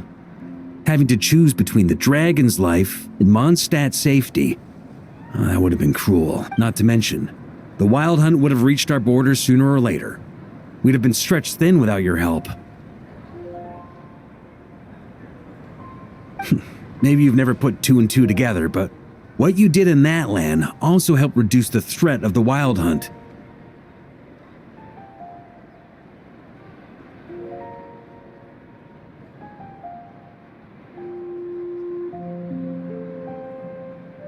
If Natlan's crisis hadn't been resolved, the two abyssal powers might have joined forces at some point, making our situation even more dire. Ha! Look at us, taking down the Abyss in two separate nations. Doing the Knights of Favonius proud, aren't we? I guess not. In any case, for a knight, honor is something you get to define for yourself, no matter what the outside world thinks. And that's the question, isn't it? Why do we do what we do? But I think it's safe to say you already know the answer. Ah, so this is where you've been hiding. You know, I don't think this was designed for sitting. Ha! When did you become such a stickler? Come have a drink with us. There's plenty. Don't mind if I do. Grape juice? Again? You know, Charles would never let me hear the end of it if I started drinking without him. Disappointing, but understandable. Oh, I almost forgot. Since this banquet is also for the actors, I invited Dvalin. All right. Might hike up the bill a bit, but who cares? Haven't seen him in too long. Yeah, well, he turned me down. He never did like being the center of attention. The city is a little too small for him to spread his wings. Even if no one is afraid of him, he could still take out a windmill or two. Guess it's better not to risk it. Huh. Maybe it's time to draft a proposal to build him a landing pad. The traveler's right. If this is what makes him comfortable, might as well let him be.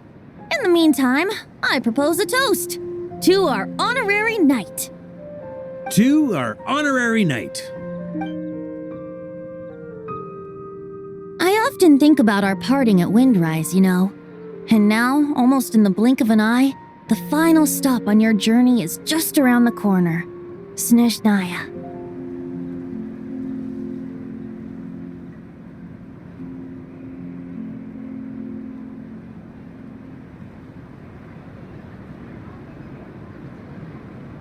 The Tsaritsa's plans have continued to advance.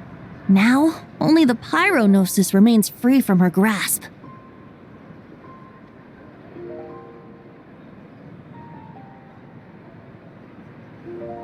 But if even the captain couldn't take Malwika's Gnosis by force, I guess we don't need to be concerned about its safety for now. So that's good news, at least. You wouldn't be taking a dig at someone else's ability to hold on to their gnosis, now would you, Grandmaster? Haha! Of course not. I'm not one to rub salt in old wounds.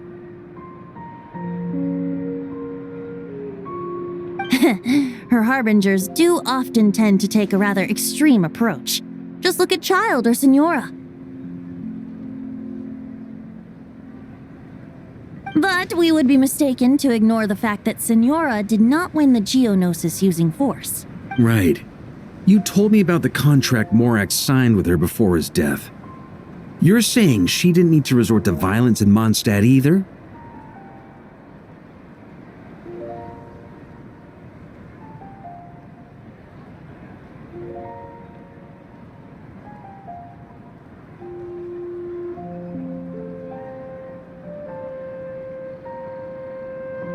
That's right. If she was able to provide a reason convincing enough to persuade Morax, she could have persuaded me no problem.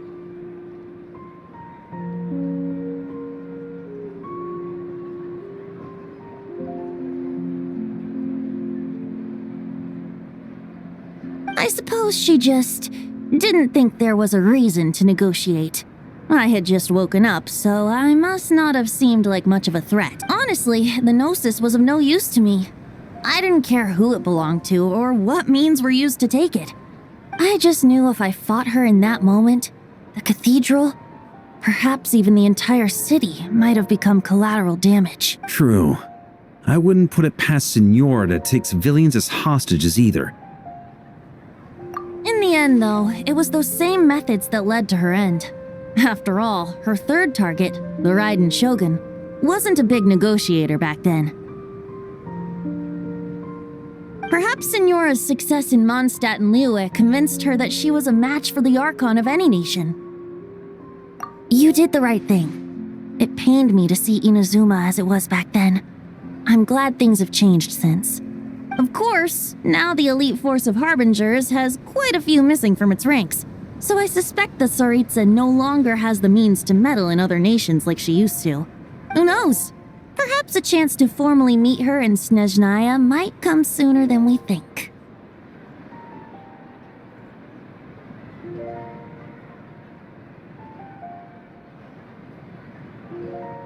Some of our knights remain stationed in Not Cry. If you need help, just say the word, and we'll be there. The look in your eyes. It's changed a lot since you first set off from Mondstadt. But my advice remains unchanged. Never forget that the journey itself has meaning, traveler.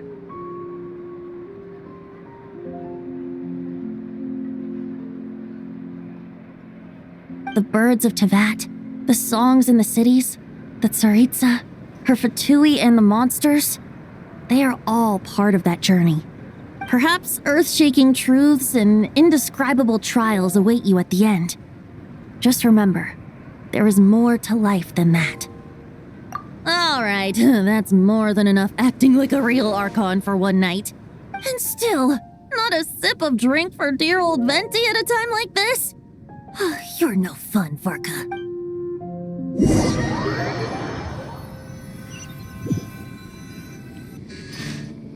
Dun dun dun! Dun dun dun!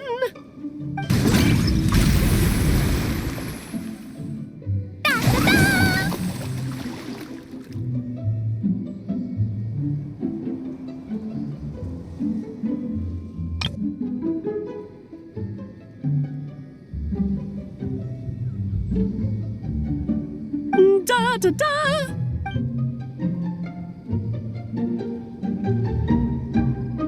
This is so fun, Mom! I think so too. Come on, let's blow them all up! Mom, when can I play with the magic toy you made me? Very soon, darling. In fact, it should be ready tomorrow. I just know you're going to love it. Yay! Can we play together? Why, of course! We'll have ourselves a splendid time.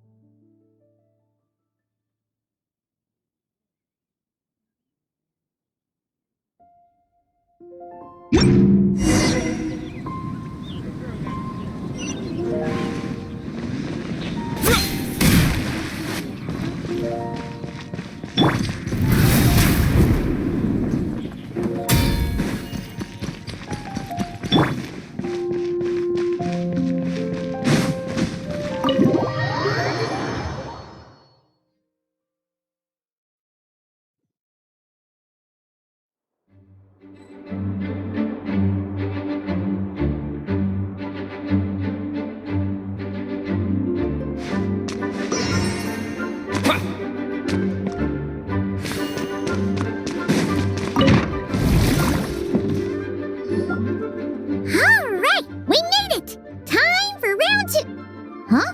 Was this bubble this color before? Is something wrong? I'm not sure.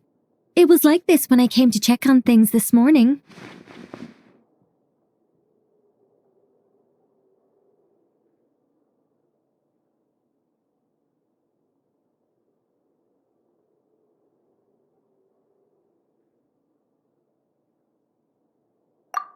What? That can't be! How would the power of the abyss even get in there? You sure know your stuff, Traveler. That's where my head went too. But I don't know. Something is different about this power.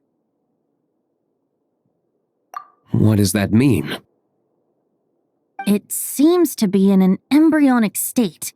Like an egg that hasn't hatched, the dark clouds before a storm, or an omen before disaster strikes. Of course, the world within the magic bubble is imaginary, so the same should be true of this abyssal power. At least for now. You created this magic, right, Alice?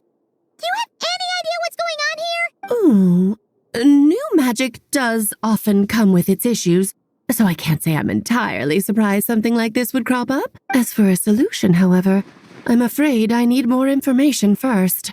One thing is for certain, at least. Given the current threat, we'll have to close off the bubble to event participants. My apologies, Miss Alice.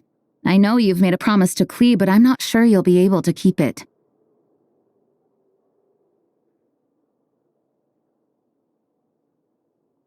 Have we ever seen Alice look this serious? Unprecedented crisis notwithstanding, it's too soon to just throw in the towel. What we should be focusing on is how we're going to fix this. Are we talking about the Klee situation or the Abyss situation? Both. Now, I have my suspicions, but I'll need someone to head into the bubble and confirm a few things. It's not like we can avoid going in there, right? We have to nip this crisis in the bud, after all.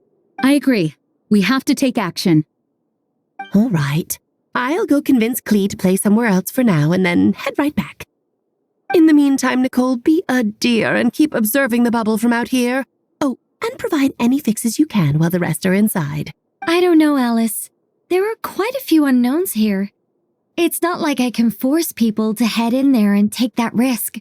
We angels aren't miracle workers. You sure about that? Fine. I'll do what I can. Just be quick, okay? This is your magic, after all. Well, guess this is our best option. We're definitely not going to sit back and watch.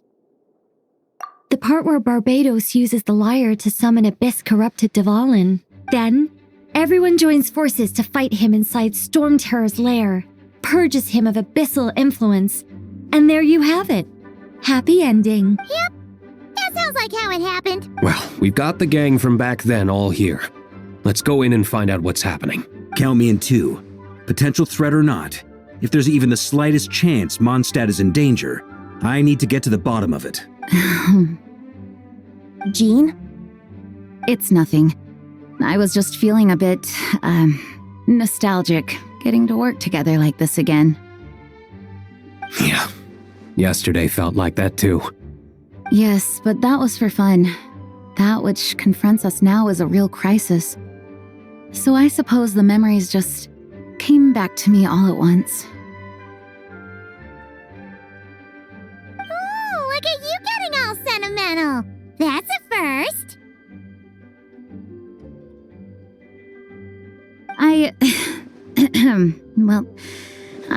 suppose I am a bit too high-strung most of the time. Hey, don't be embarrassed to say what you feel. I think that's how things should be. It's how we all grow closer. Besides, the more you open up, the less people will be surprised like Paimon here when you choose to share something.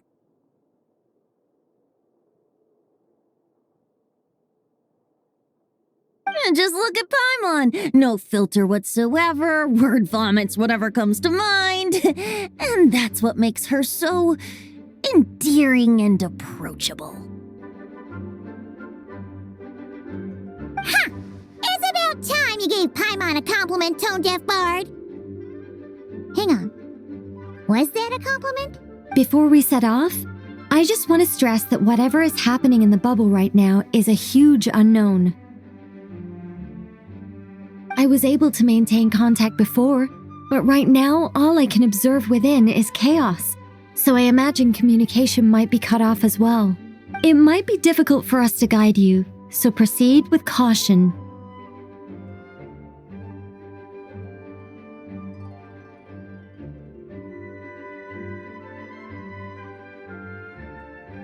Don't worry.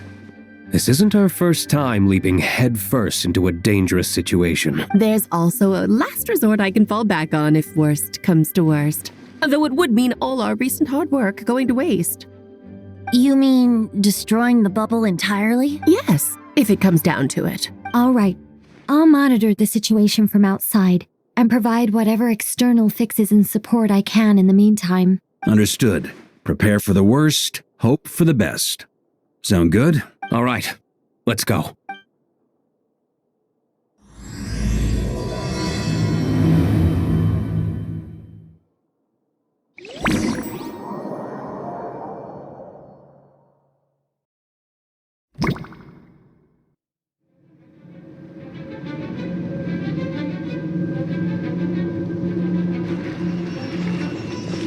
Whoa! Is this Mondstadt? Didn't we all come in at the same time? Where are the others? Look! There's Venti! Surrounded by a whole bunch of monsters! Yeah! Ah, perfect timing. Come on, let's show these unwelcome guests the door.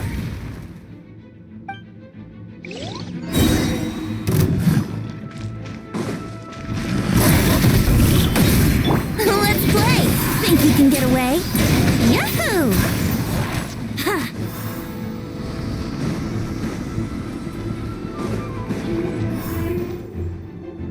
I fixed together some of the communication and control functions and managed to smash together some items that should give us an advantage. These elemental devices should earn you some kinship and show things go wrong.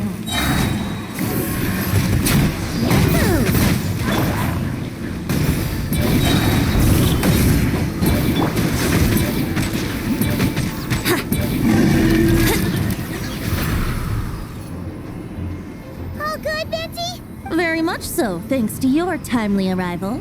But Mondstadt looks like it's in bad shape. Yeah! The city's crawling with abyssal monsters. It's almost like we've already lost. I'm not sure what happened, but the rest of our group might need backup. Let's find them first. Good point. Let's go!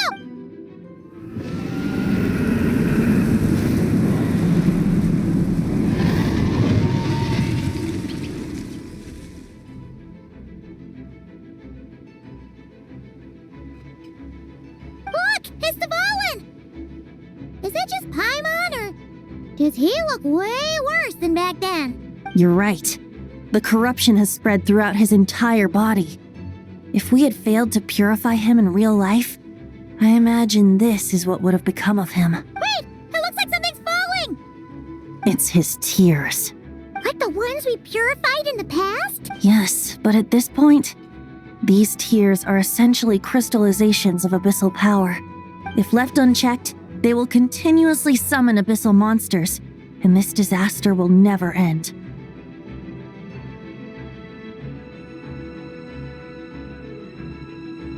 We also need to get our hands on one of them.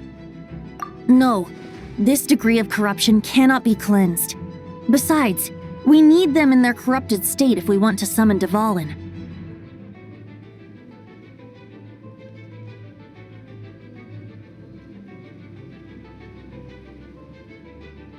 I doubt the pure sound of the lyre can reach him in his current state. Sounds like this whole thing is still gonna end in a confrontation, though.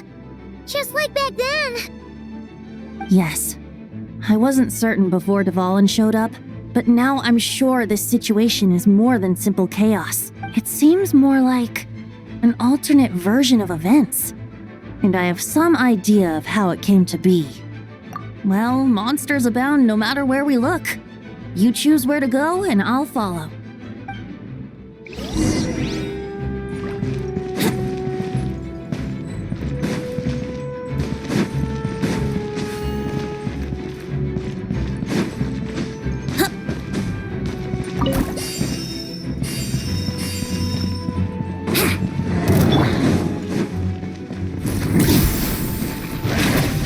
Let's play! Think you can get away? Yahoo! Yeah!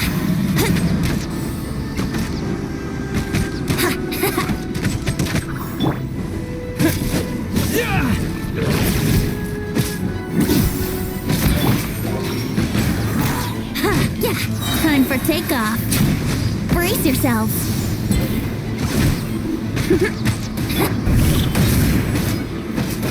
Here we go. Yeah!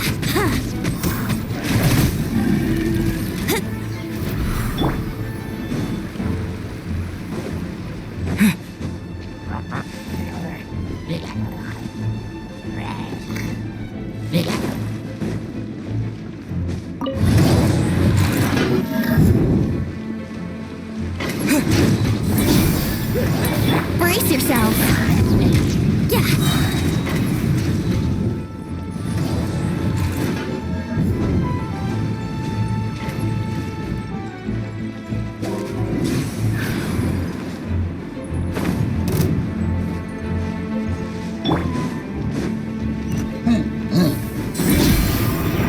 Think you can get away?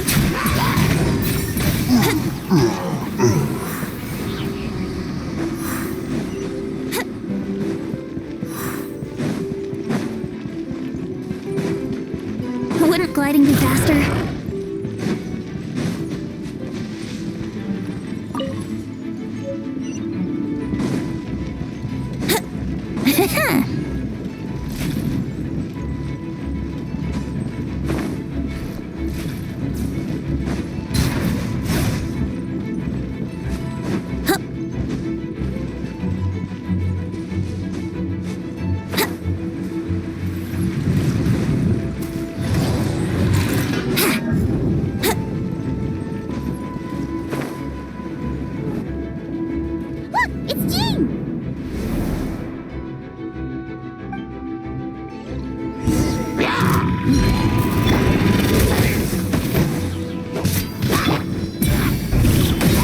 Time for takeoff.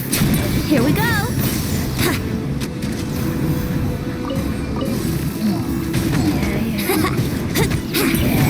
Let's play. I swear by my sword.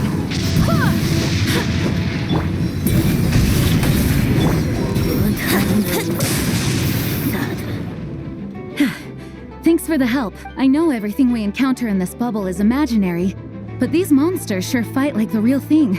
It's a bit too true to life. Don't worry. As long as we collect Dvalin's tears, we can use this abyssal power to our advantage. I see.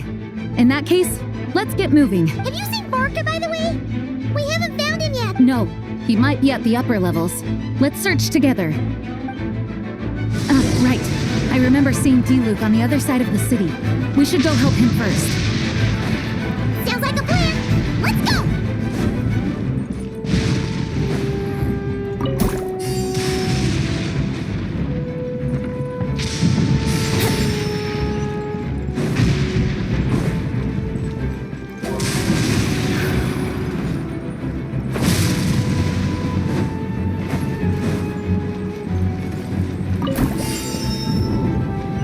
Wouldn't gliding be faster?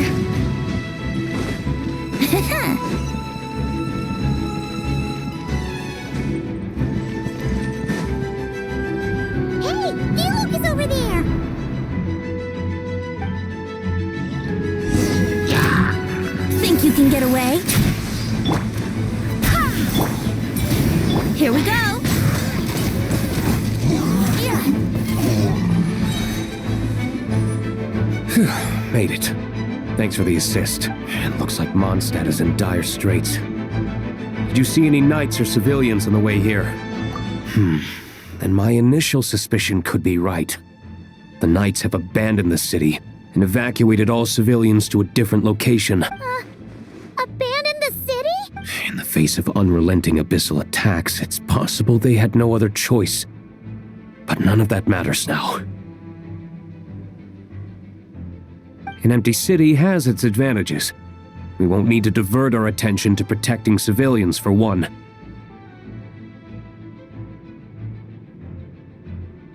Oh, and this thing.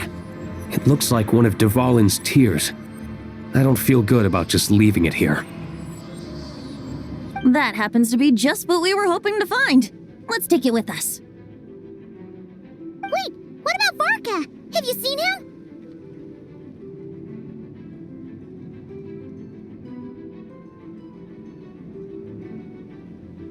No, I'm not sure where he is. We'll just have to keep looking.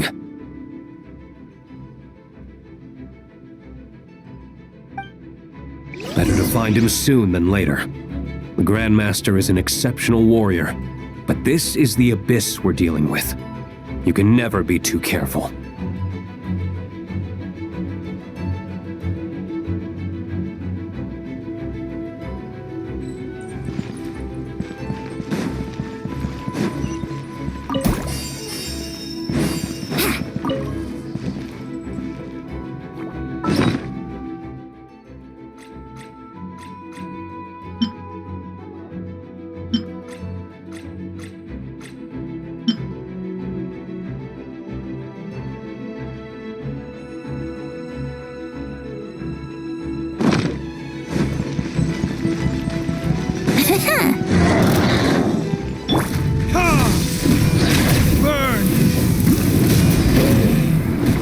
Time for takeoff. Let's play. Let's play.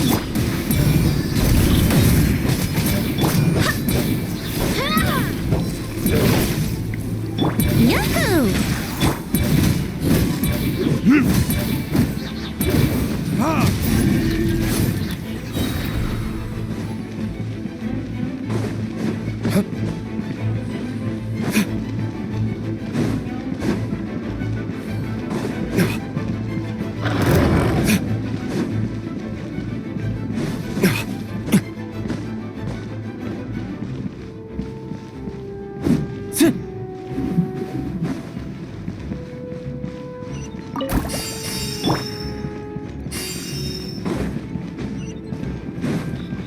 Let's play.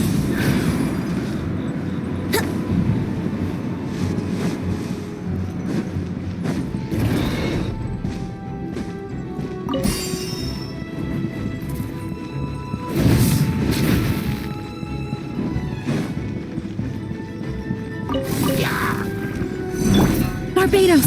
Got this! Verdict is...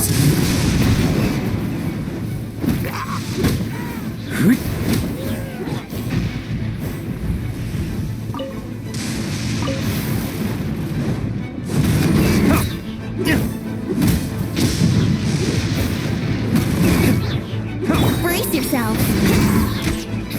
Wouldn't gliding be faster?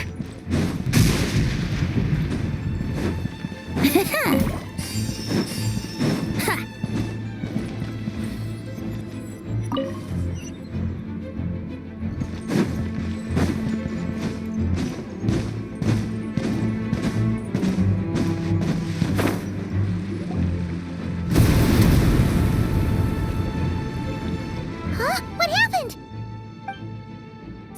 The statue's broken!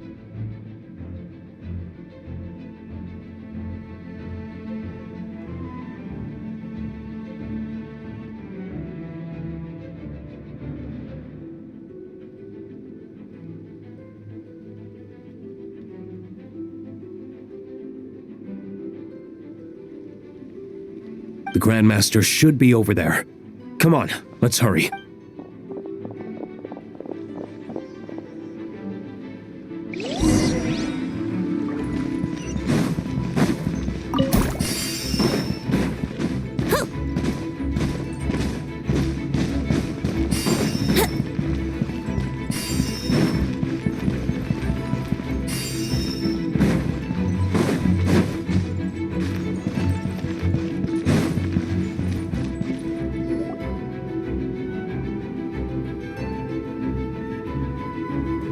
We're here to help. Perfect timing. Let's do this.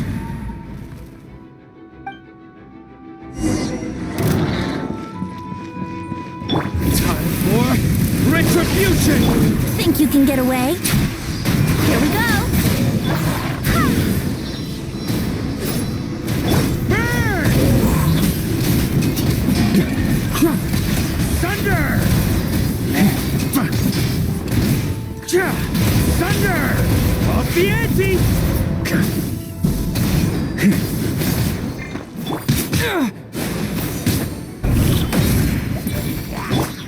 Time for takeoff.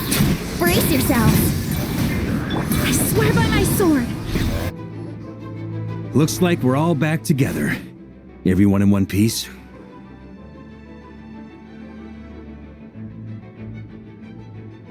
Yes. The honorary knight arrived just in time to help us out. Now that we've collected Dvalin's tears, the monster attacks appear to be easing up too. I'm sure you've noticed, Varka, but the city is pretty much a ghost town at this point. Yeah, we should get out of here. No sense wasting our strength.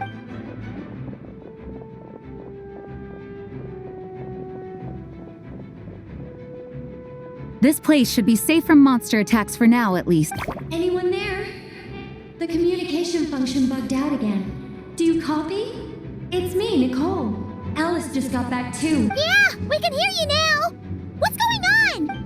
When designing this experience, we cut out the part where the traveler cleanses the abyssal power, and we didn't think to replace it with a different sequence of events. I think what we're witnessing is a direct result of that.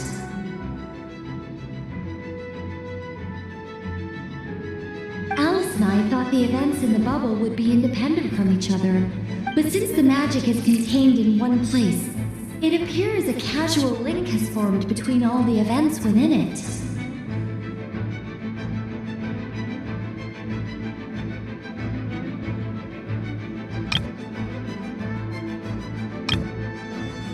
But since the magic is contained in one place, it appears a casual link has formed between all the events within it. And so, because Dvalin was never purified, we've encountered a major bug. I knew it. So, what we're witnessing now is like an alternate version of events where the honorary knight never appeared in Mondstadt. Wait, but even if the traveler never showed up, you could have done something, right, Venti? The Abyss is a far greater enemy than one person can face. I could have handled that specific situation, sure, but it wouldn't have gone quite so well. If I'm not mistaken, you've seen how that version of the story goes yourself, right, Varka? Through the mage's scryglass?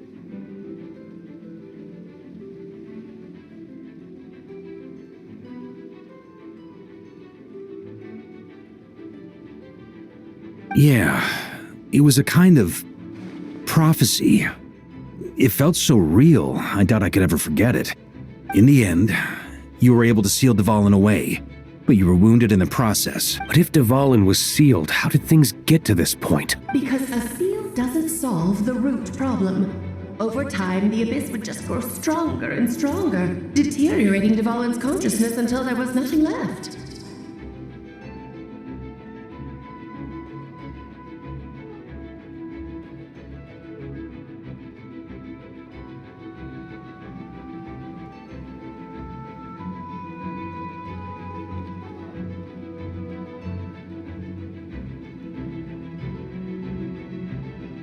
Wait!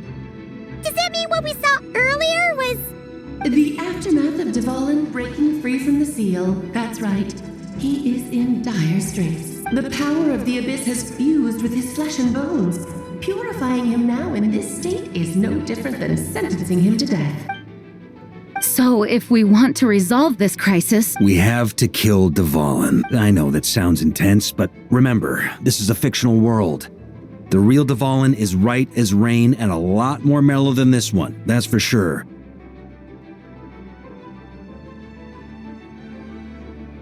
We have our solution, so let's hop to it. Should be a piece of cake for a group like this. No time to lose, right? We've got Klee waiting for us after all.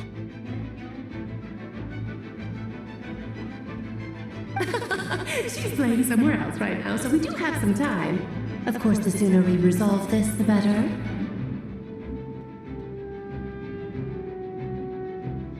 You're right. This is the only way.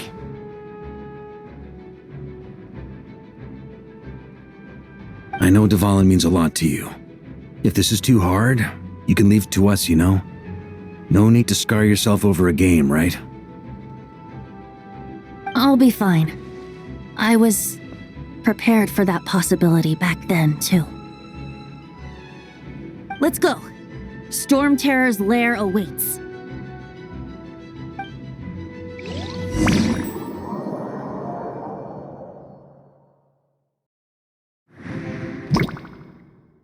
This is it. Ready, everyone?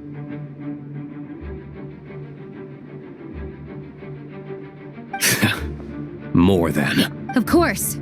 I just hope I learned a thing or two since the first time around. Guess I'm the newbie, huh?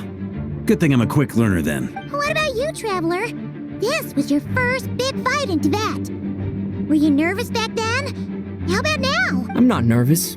We've all grown a lot since then. We overcame this challenge once, and we can do it again. Paimon believes in you! Then let the mournful cries of this lyre, tainted and defiled, summon a familiar now utterly warped.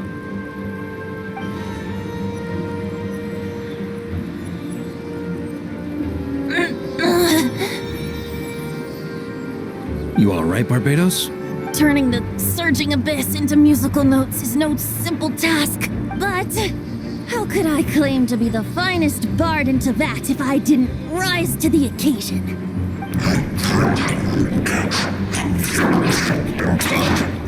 I have heard enough.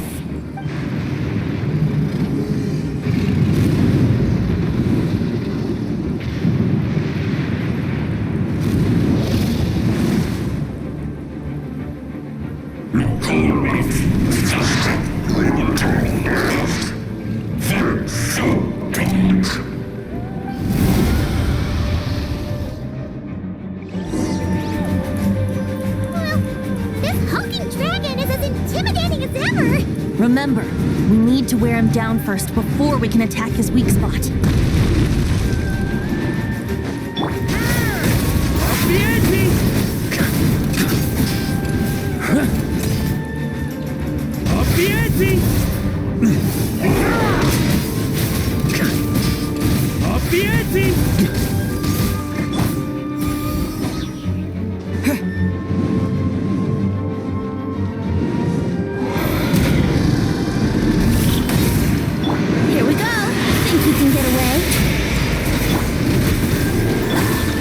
Chance. Climb up and attack the abyssal core.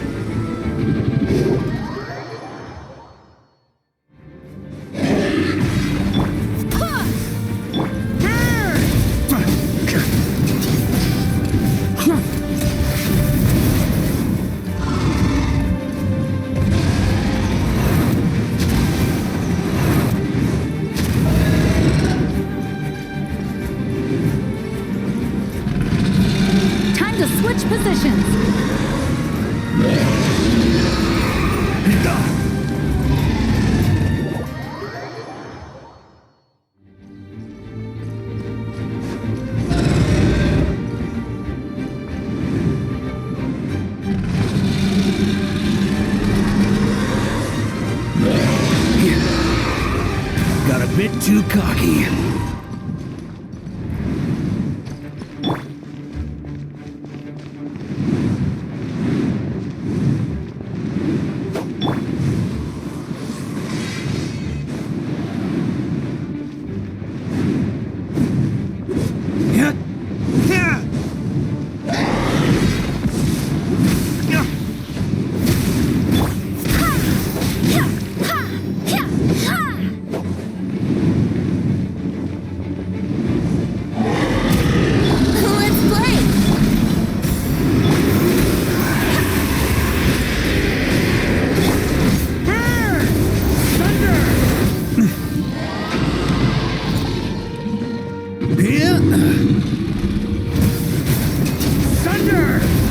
Barbados, guide us.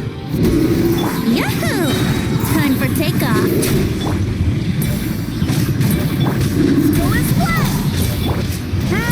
Nice job! One more to go!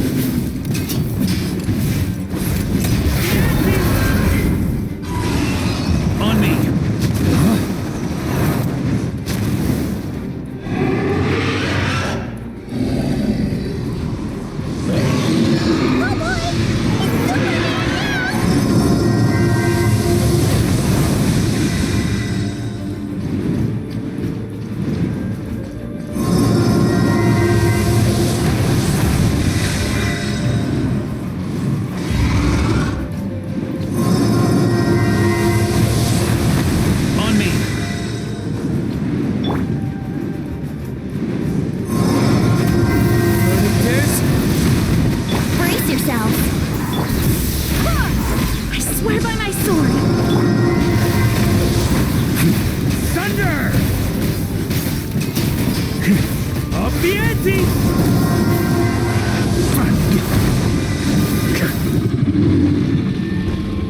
Think you can get away?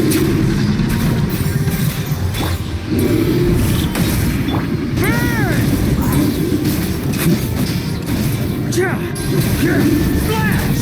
Up the ante!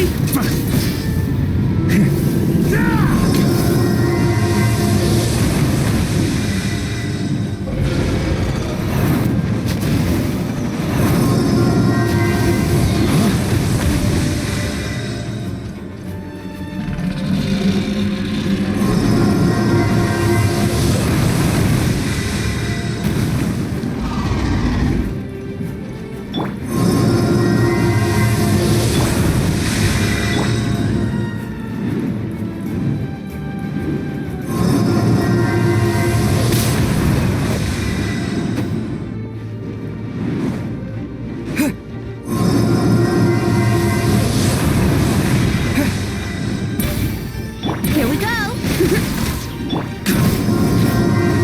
On me!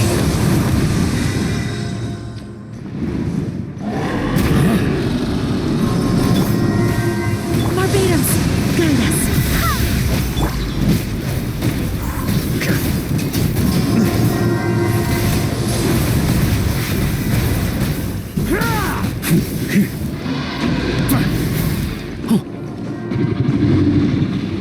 Time for takeoff.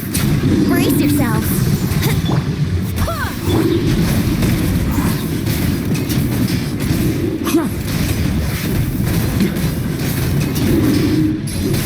Shred 'em!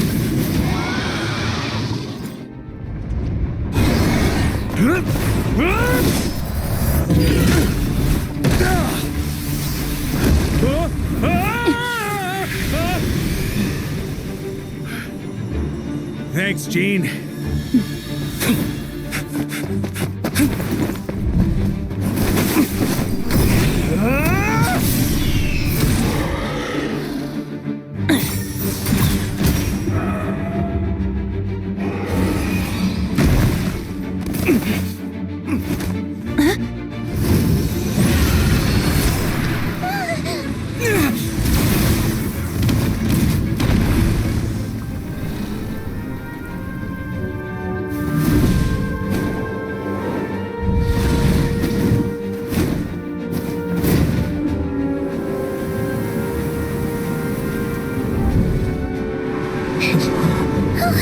Devouring, you're here! I follow the lyre's song, wherever it leads. Thank you. Looks like the mage's tale isn't over yet.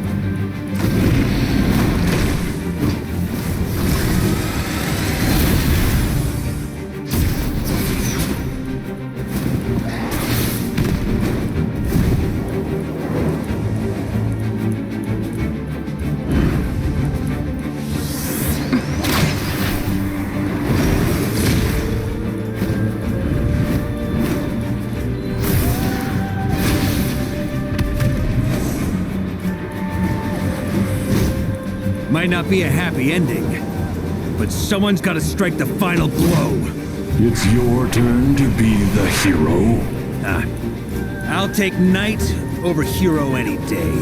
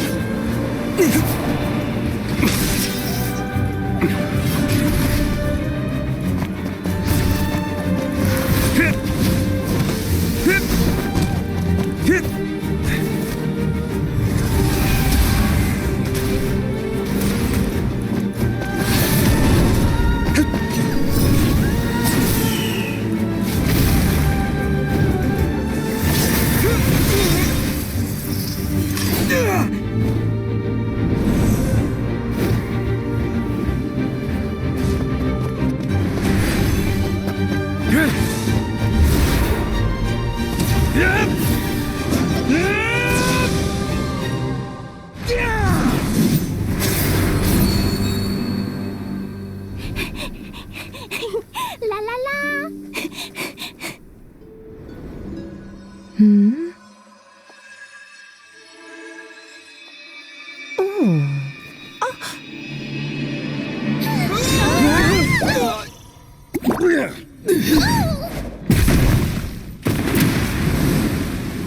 Mom, I'm here to play. Huh?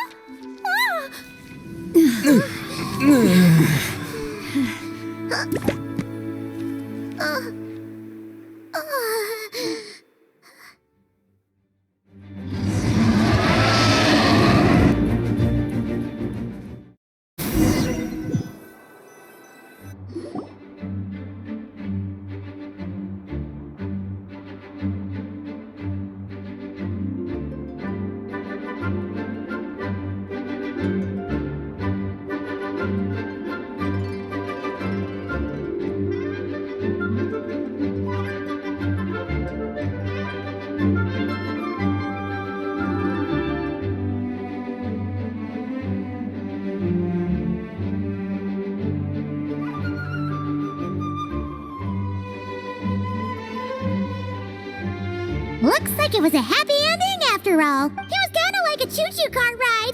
It had its fun moments and its thrills. All in all, Paimon had a great time. Guess it wasn't without some collateral damage, though. Sorry about the window, Jean. It's fine. As long as the building itself is intact, I consider that a win. I'll arrange for the window to be replaced at a later date. In any case, we were lucky Dvalin arrived when he did. It would have been tricky to deal with a flying opponent otherwise. I suppose I could have created a gust of wind to whisk us up, but I'm not sure our gliders would have survived the process. Honestly, after everything we faced, I can't believe Alice still decided to bring Klee in there to play. She's a daring one, that's for sure.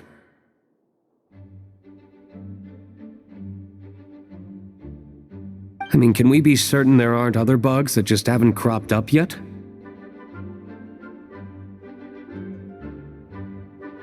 I suppose that speaks to the confidence the mages have in their magical mastery. If I know Alice, the whole bubble could have been blown to bits and Klee still wouldn't have had a single scratch. Her abilities do speak for themselves, I suppose. So, what now? Anyone down for a drink? My treat.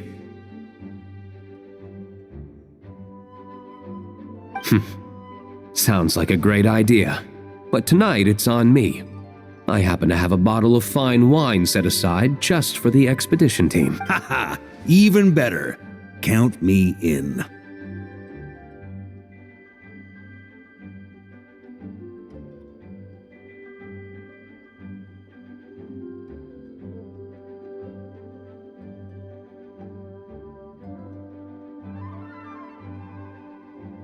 Say no more! You had me at fine wine. All right, let's head over to my place then. You're coming too, right, Jean? I'm afraid not. There's still a lot of work to do. So what? The world's not gonna end if you push it off? Come on, we never get a chance like this. I suppose that wouldn't be a problem if you head back to headquarters with me after we're done and help make up the work.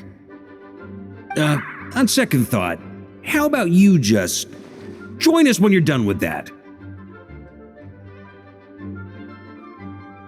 What about you, Honorary Knight? Gonna tag along?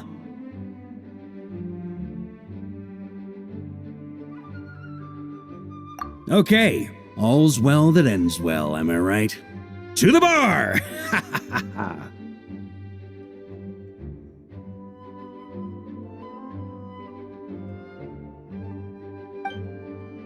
Alice loves going to the library.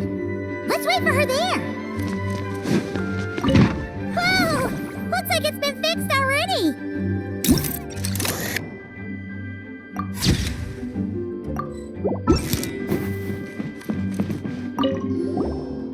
Ah, that explains the loud noise I heard outside. So it was Dvalin who fell into the river. Considering his size, the fact that he broke a single window and not the entire wall seems like a feat of magic in itself. Thanks for helping with the repairs, you two. This place looks as good as new now. Does that count as a great feat of alchemy then?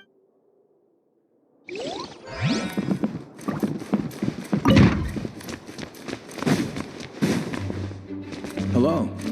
May the Animo Archon protect you.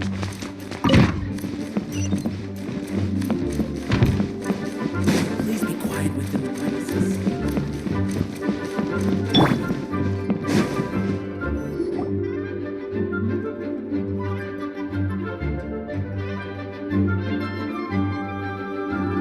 Looking for me? I'm glad. I wanted to thank you for helping me keep my promise to Klee. She had a splendid time in the bubble. Nicole came with us to make sure all was in order and prevent any similar incidents from happening in the future. You live and you learn. It's rare, but even the Dodo King isn't immune to a small slip-up here and there, I suppose. So, it's all fixed? Yes, quite. The recording work is done as well, so now all we have to do is play it on loop. It should be smooth sailing from here on out. Anyone and everyone can now enjoy the bubble at their leisure. Nicole will keep an eye on them, of course.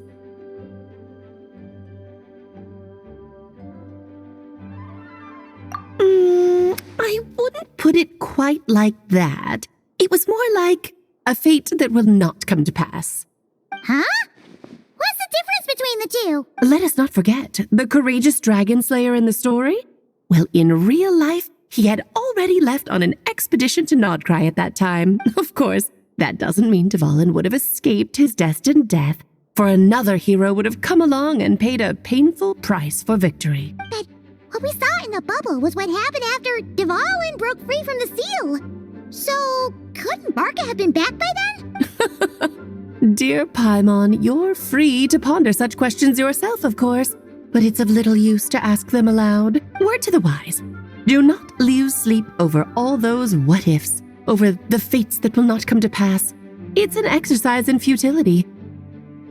Those who can observe fate see both the good and the bad of what could have happened. But all that matters is what did happen. Those alternate fates are nowhere near as important as the world that exists in the here and now. All right.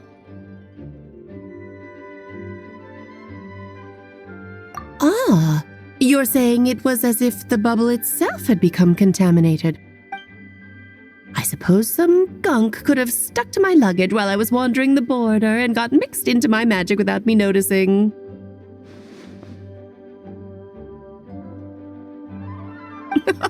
Just kidding. I would never be so careless.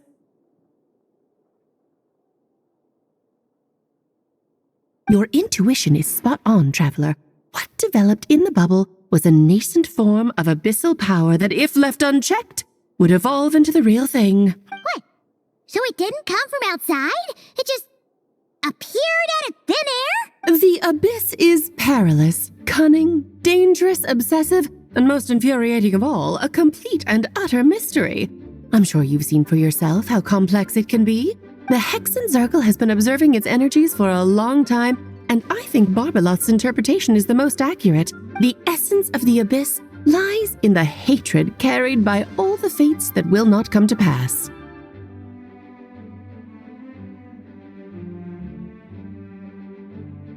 This world is filled with conflicting elements. That one thing should happen signifies that a different possibility has been eliminated. These events can be small, almost trivial. I had Sweet Madame for lunch today, for instance. That means the Alice who chose tea break pancakes instead is no more.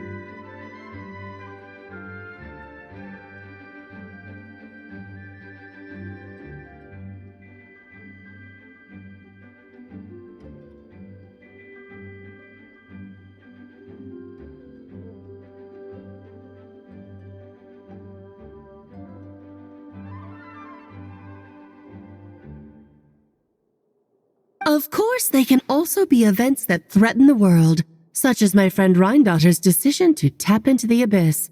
In that instant, the tale of a future in which she remained pure was gone forever. So then, the question at the heart of it all is this. Why must these fates be the ones to disappear? Ah, Paimon gets it! It's hatred that stems from not being chosen. Precisely. The magic we wove this time involved recreating the past. However, some of the variables we added allowed a certain amount of these unchosen fates to come very, very close to reality, and thus the abyss showed its teeth. Of course, much like always, it is not existence that it seeks, but the destruction of all. In the end, though, it wasn't a huge issue. Things like this happen on the border all the time. It has quite the victim complex, that's for sure. It's obsessed with entering this world at all costs. And that is precisely why we must protect our lives and those of our loved ones. Because when you think about it, to exist in this world is to be a spark of luck amidst countless possibilities. How precious is that? Ah, Alice, you're here. I'm truly sorry about this, but per the regulations of the Knights of Favonius, I'm afraid I must send you to confinement. Whatever for? Things turned out just fine with the magic bubble. Besides, if that's what this is about, shouldn't Nicole come along too? It's not about the bubble. We received word that a number of fish have been injured as a result of explosions near Starfell Lake. As I'm sure you're well aware, fish blasting is strictly prohibited. Oh dear. Run, Klee! Save yourself! She's already inside.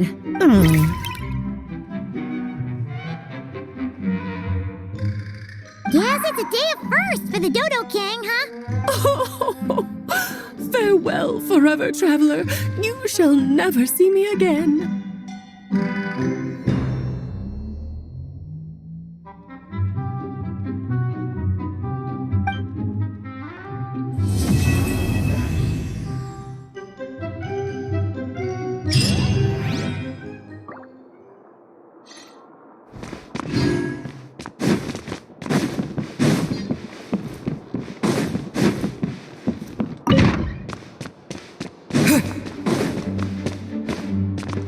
Here, I'll draw him for you.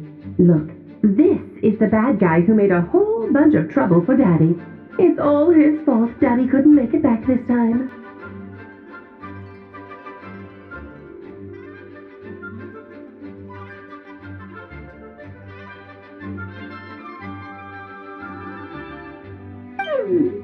That big meanie! We should blow him up! That's right, he is a big meanie. But thanks to the honorary knight and his friends, he's not going to be much trouble anymore. Yay! The honorary knight is the best! Hello. May the animal...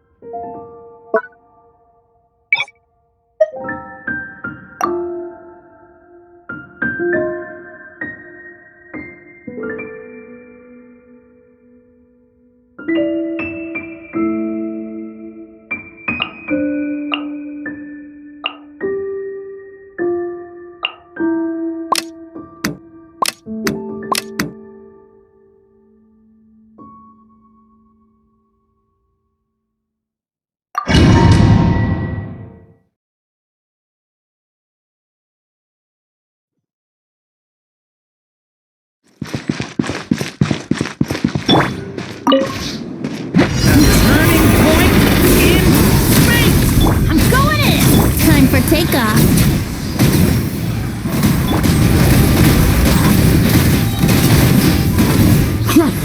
Thunder! Up the ante! A turning point in space! Everybody stand! Think you can get away? Burn!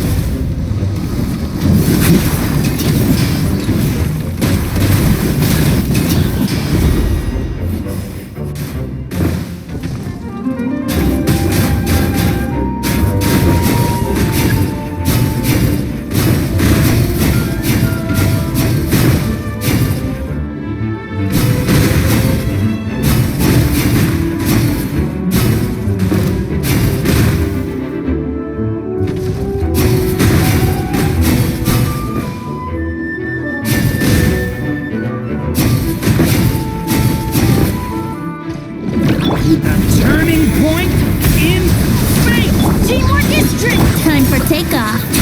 Here we go! Burn! Thunder!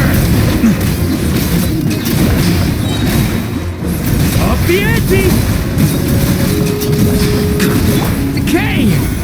New life! What? I'm going in! Think you can get away?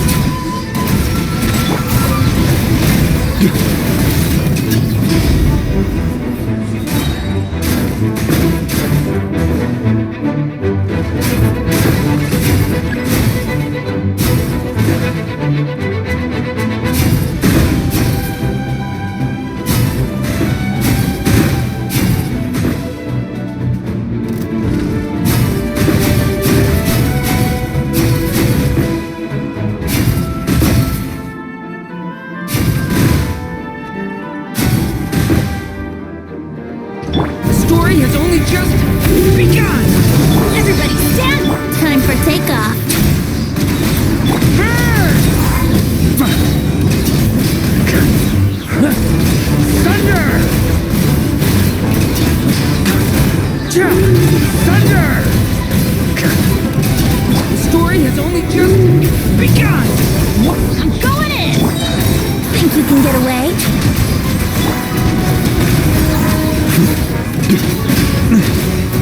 Up the ante!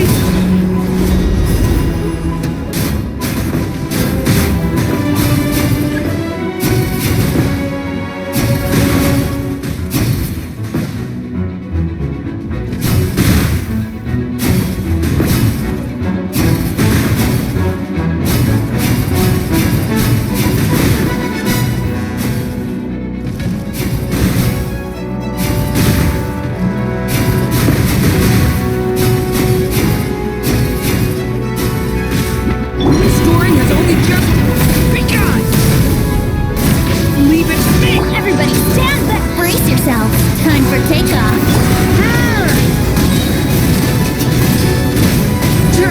Up the ante!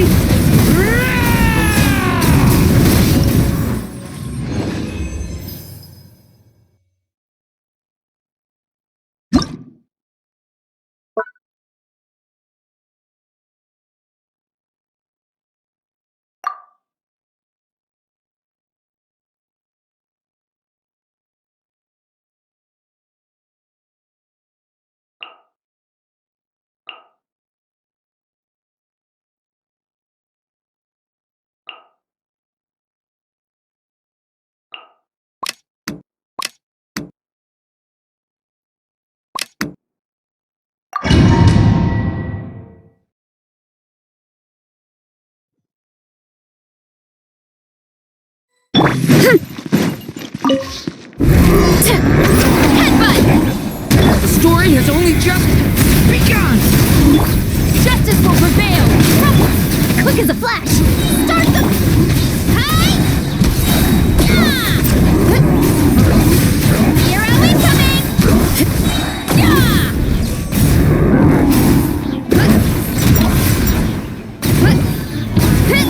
You asked for it!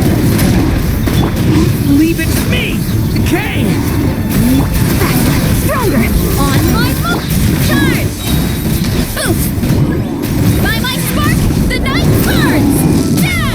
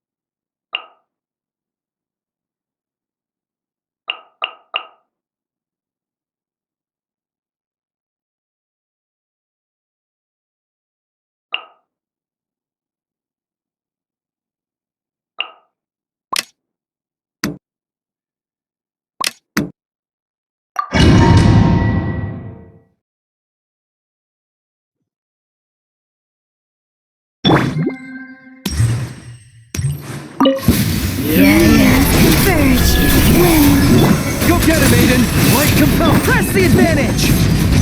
Be cleansed.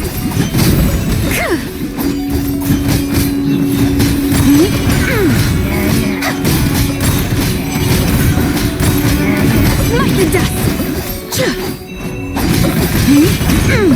Locking this, it will show us. A moonlit night for all.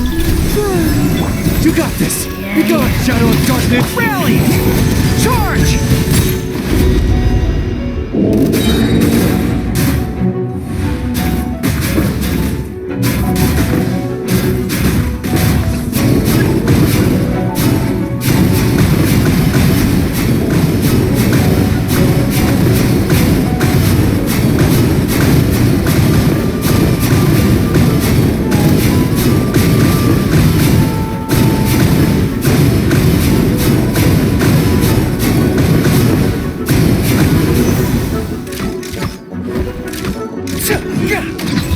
Three moons converge. Surge. Oh, the light shines bright! Everyone, on me! Oh, without further ado.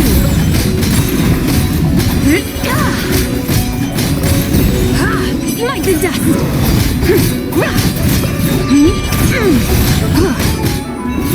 Like the dust. A moonlit night for all. You got this! Be gone, Shadow! Rally! Be cleansed.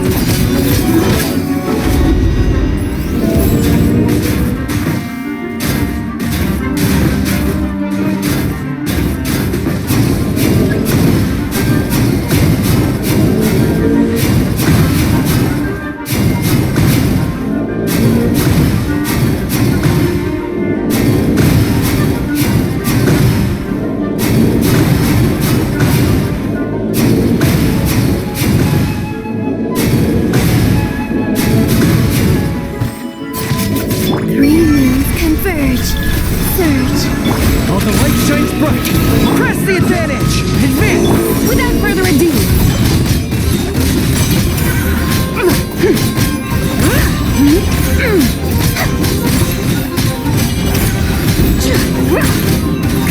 Like the dust. Divine light, shield them. A new moon rises.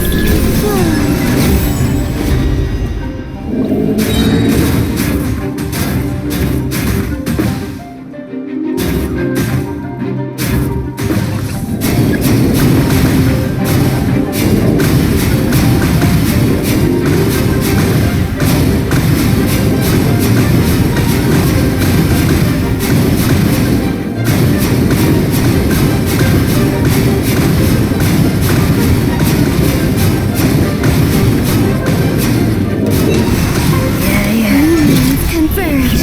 Wait. Go get him, Aiden! Behold the dawn! Everyone, on me! Charge!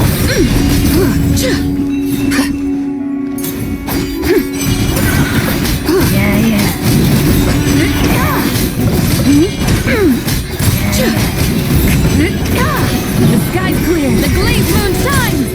A moonlit night.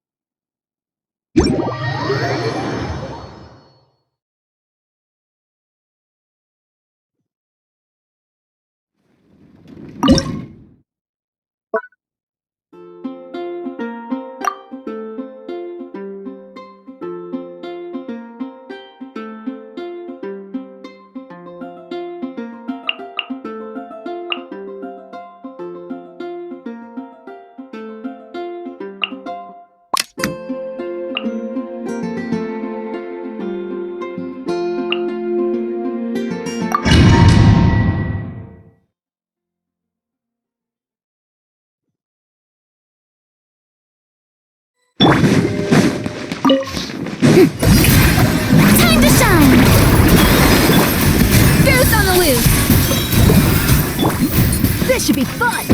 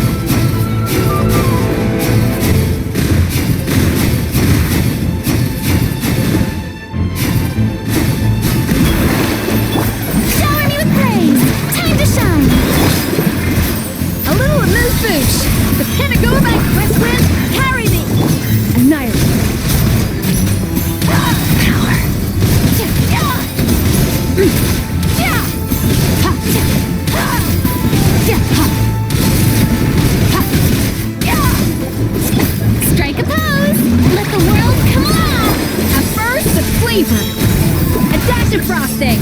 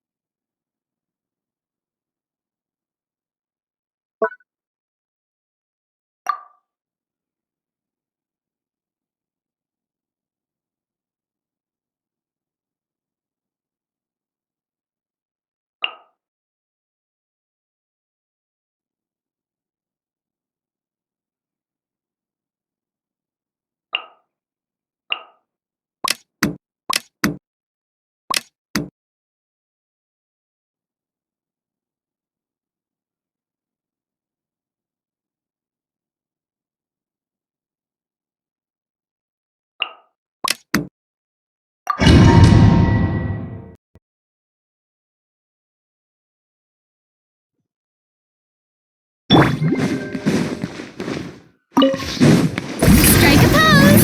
Let the world come alive! Tell me what you see. I'm going in! Take me up! Locked on! Open fire! Open fire! Fire in the hole! Yoo-hoo! He's free. Go! You're free now. Let's fly! Bullseye! Bullseye! Open fire! Bullseye! Let my name echo in song! Strike a pop, everybody stand back! Not too far now. Tell me what you see. Ha!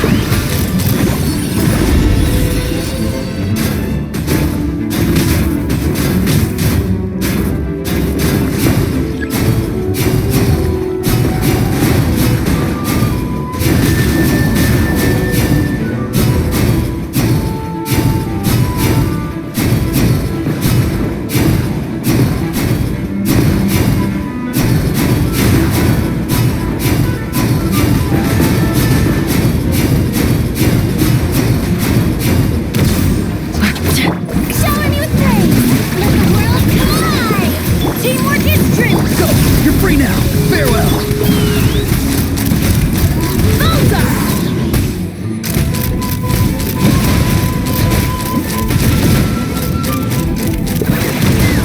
Knock them down.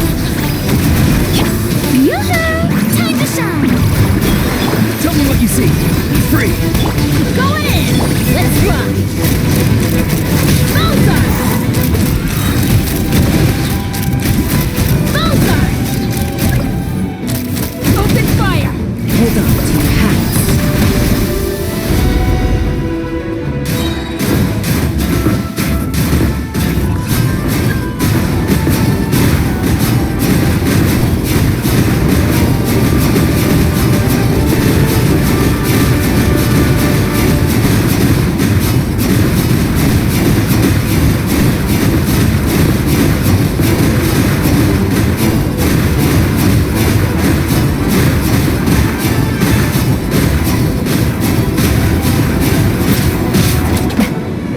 Shower me with praise! Let the world come on! Time to say hello. Farewell. Everybody stand! Ha! Locked on! Bullseye! Fire in the hole! Strike a pose! Not too far now. Go. You're free now. Teamwork is strict! Let's fly!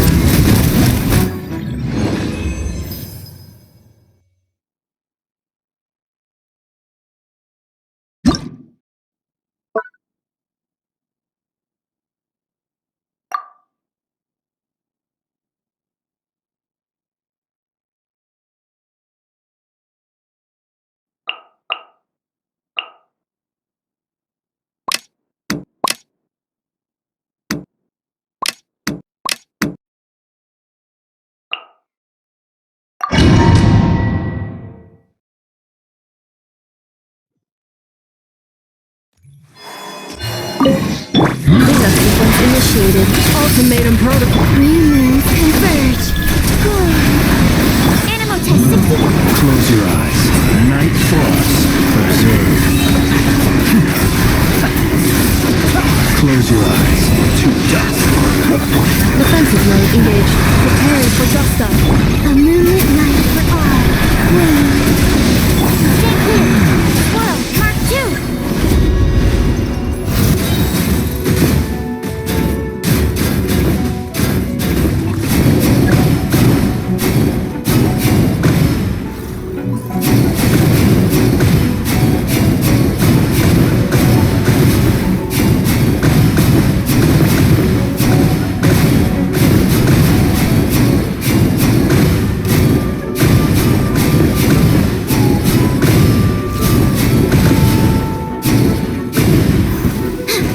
Cleanup sequence initiated. Annihilation mode. Remove, converge. Third, animal test 63. Observe. Night falls. Close your eyes. Night falls. Installation chamber deployed. Preparing for dust. A moonlit night for all. Wave. Observe. To dust.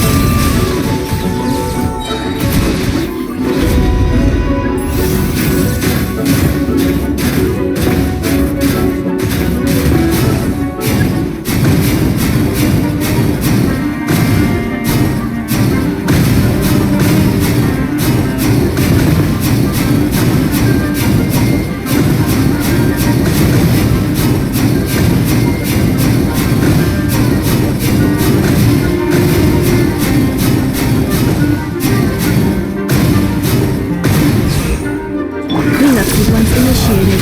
Annihilation mode. A new moon rises. Stay clear. Close your eyes. You can fear the dark. Be silent. Observe. Do fear the dark. Installation chamber deployed. Ultimatum protocol. A moonlit night for all. Surge. Be silent. Close your eyes. To dust.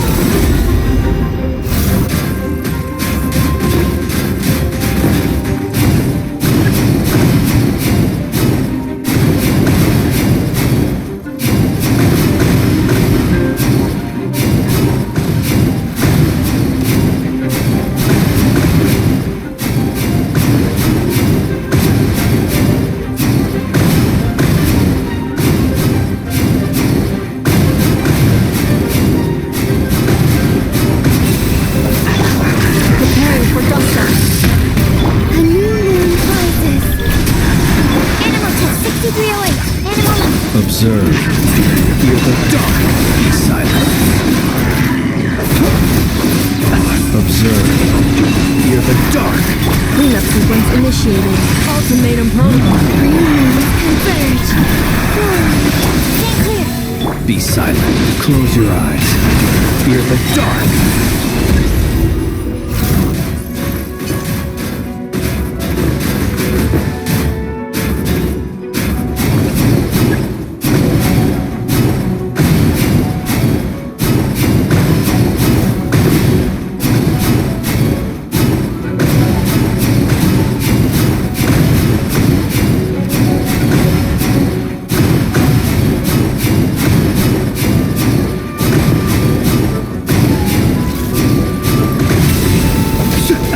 Defensive mode engaged. Annihilate.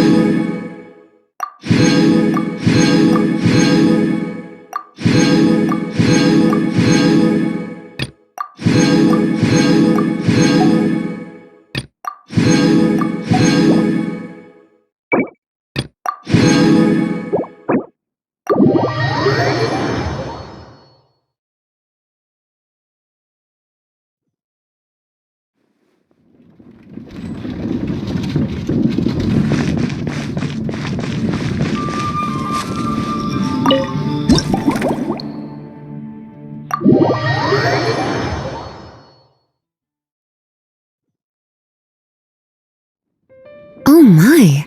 It looks like Hertha has gone back to her duties, and Glenfidia is away somewhere too. Has our dear cutie taken complete charge of the drink stand? Wonderful! Now I can order without worrying about ending up with one of the logistics company's specials. The type of drink that keeps you awake all night, leaving you no choice but to pass the time working.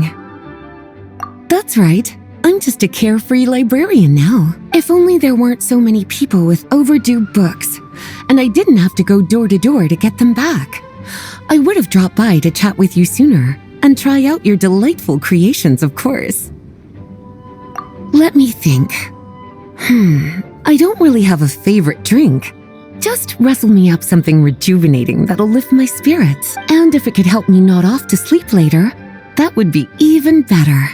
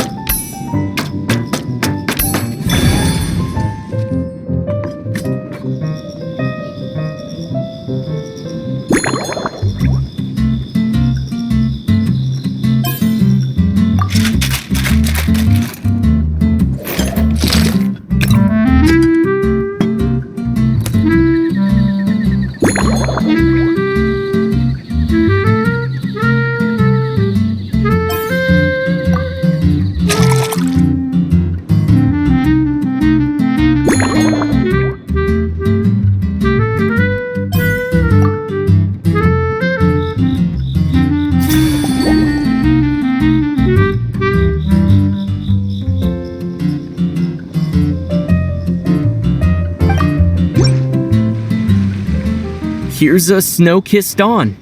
Hope you like it. It's delicious, cutie. Pleasantly tart, sweet, but not cloying, smooth on the palate, with a refreshing aftertaste. If anything, though, I seem to be feeling a little more energetic than I'd like. Perhaps you've unwittingly unraveled Glenfidia's secret and concocted an even more effective pick-me-up?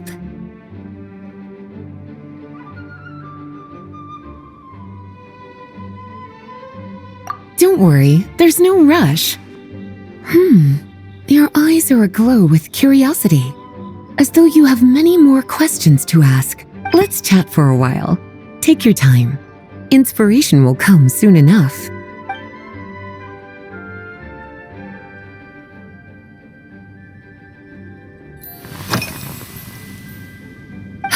Since you're asking, it's been a bit of an unusual day.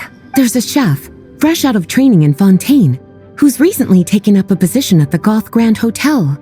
She borrowed our most valuable book, the Mondstadt Millennial Compendium of Desserts. Apparently, she plans to use dessert-making techniques to improve the taste of various savory dishes. Something about reducing their greasiness. Indeed, and judging by the results, she rather overdid it with the caramel sauce. What should have been fragrant meat slices ended up tasting nauseatingly sweet. Caramel sauce is such a fantastic ingredient, you know? It never fails to please when added to drinks. Sometimes, I even add a spoonful to my afternoon tea. Improving food, I suppose, isn't always about being as creative as possible.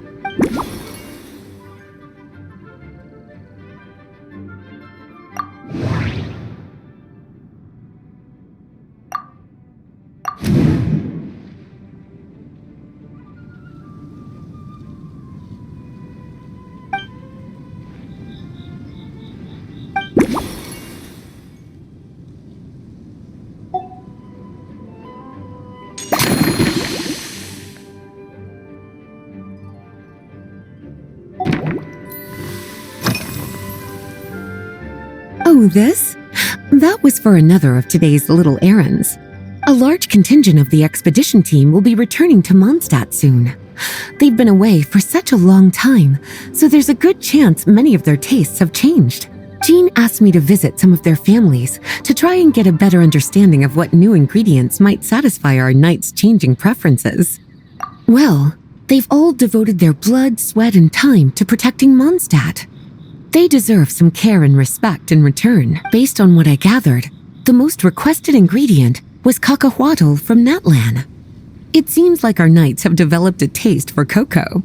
In their letters, many of them mention that they rely on cocoa to keep themselves energized. I've tried hot cocoa myself, and I must say, I find it just as effective as coffee when it comes to staying alert.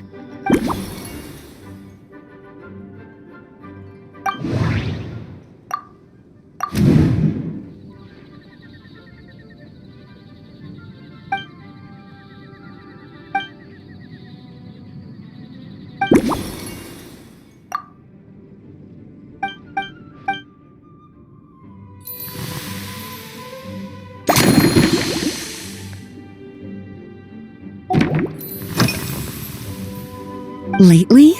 So careful with your wording, cutie. Is that because you think that I, too, might have changed since we last met? Or simply because you can't remember? Not bad at all. A flawless answer. Back in my student days, I might have been drawn to every new and exciting ingredient I read about, constantly expanding my horizons and stepping out of my comfort zone. But now, I've grown accustomed to a life of comfort and routine. To paraphrase a certain Leowed legal expert, my life is fast approaching a state of living out one's golden years in peace and comfort. I'm no longer so easily moved by adventure and excitement.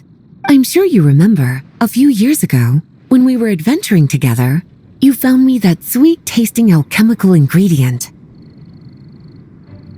Well, my tastes haven't changed a bit since then.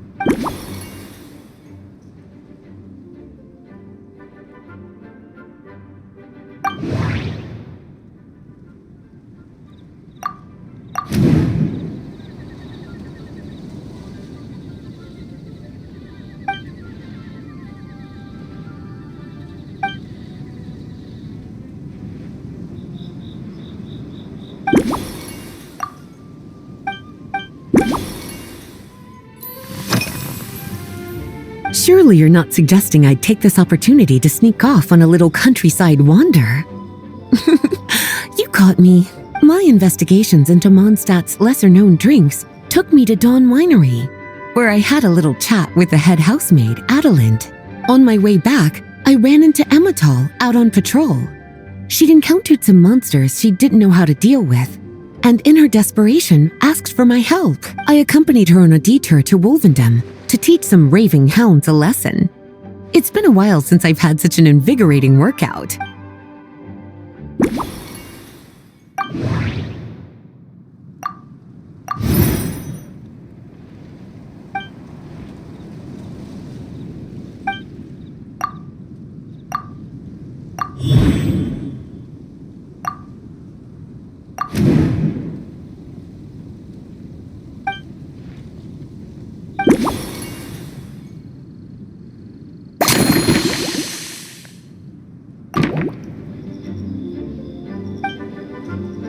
As expected, cutie, your brilliant mind has grown even sharper. Just a few gentle hints were all you needed to light that special spark of inspiration.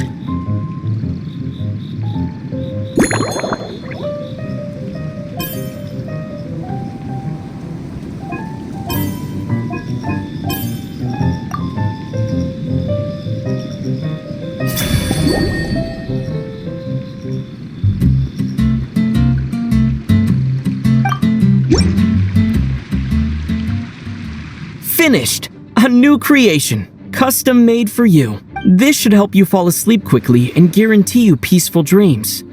It's called a slumbering rose. From the colors to the choice of glass, everything's been carefully crafted. You've turned it into a completely different drink. Based purely on appearance, it's exactly my style. Time to see how it tastes.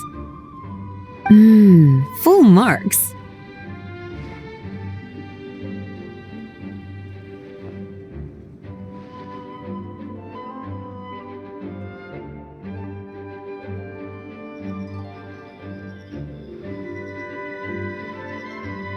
It's like savoring an exquisite dessert before taking a stroll along the shore of Cider Lake, with a gentle breeze caressing your skin, relaxed and at ease. I no longer feel drained of energy, but neither am I overstimulated.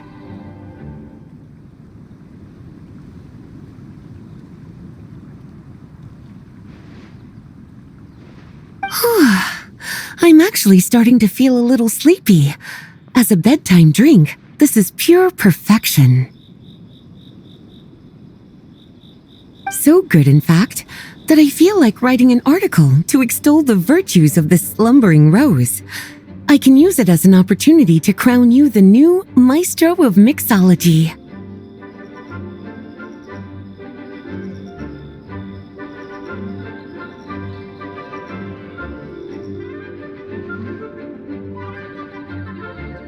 Speaking of lakeside strolls, why don't you join me next time there's a clear, warm day, when the sun is bright but not too harsh? Any walk would be more relaxing with you to talk to along the way, cutie.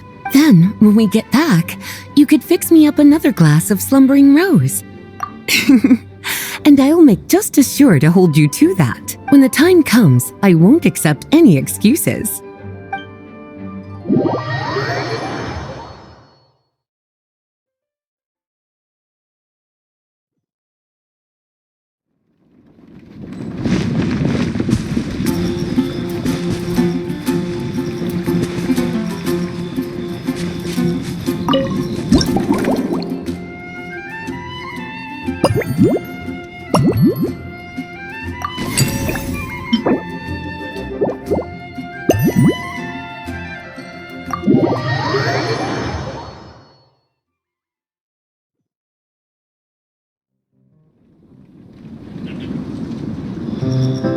Good afternoon, traveler.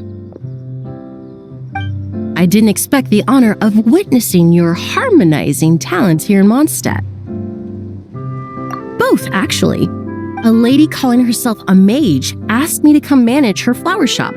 At about the same time, the Cat's Tail commissioned me to create a new fragrance for their establishment. Ending today's busy schedule with a drink crafted by you in person is truly a wonderful reward. I have faith in your choice.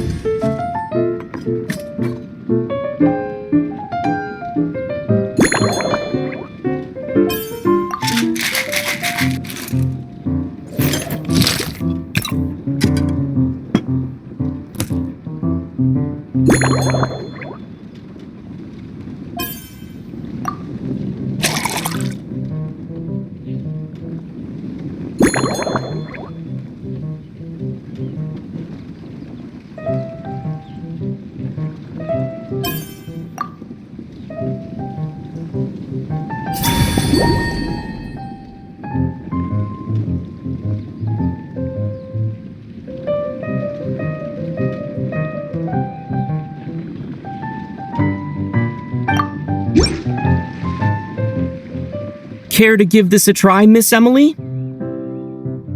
Your artistry is truly a pleasure to watch.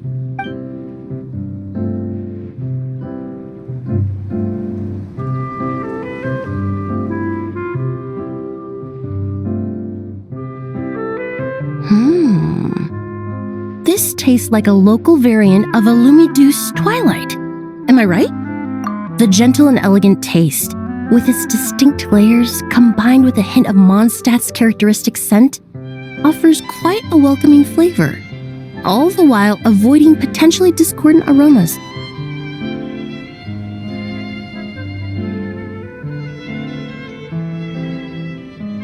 Though in reality, there's no need for you to be so conservative. I have quite a high tolerance for flavors that stray outside the boundaries of conventional wisdom.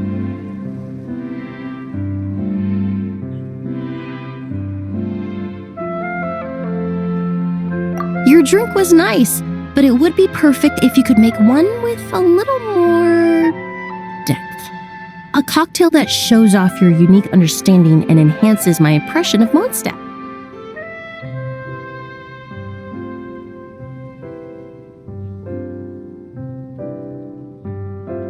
If you need time to mull things over, perhaps you might find inspiration in a little light conversation?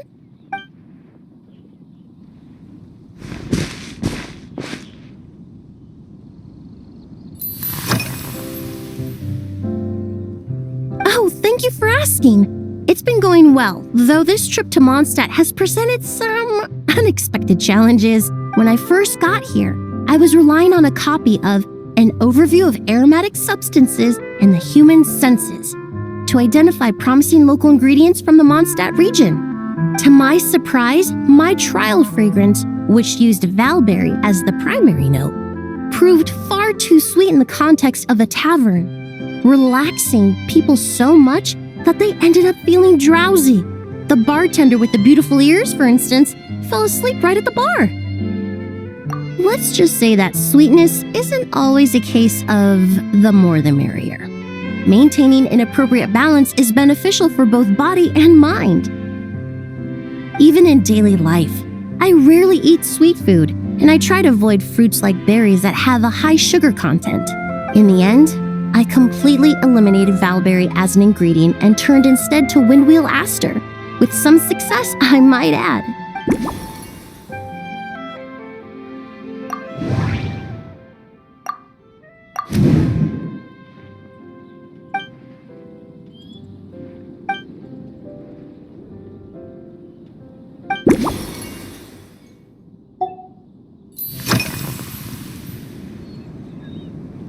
They're part of my reward from the flower shop owner. Important ingredients for making perfumes. Thanks to these, I was able to complete my commission for the cat's tail. I studied Mondstadt's Cecilia flowers many years ago. In fact, the fragrance of Cecilia in certain fields has become synonymous with Mondstadt itself. However, this is a special case. Some cats are quite averse to the scent of Cecilia, and we need to be particularly mindful of their preferences. Windwheel aster. The various parts of the windwheel aster plant can be ground into a powder to extract their essences. I then blended the scents from its petals and leaves. The result carries the intoxicating sweetness of mead, while still emphasizing the fresh notes contained within the flowers, stems, and leaves. I just took it for a little trial run at the cat's tail, and the cats seemed to really like it, while the clients themselves found it comforting and invigorating. Extracting exquisite fragrances from ordinary overlooked ingredients? Oh, that's what truly brings me joy.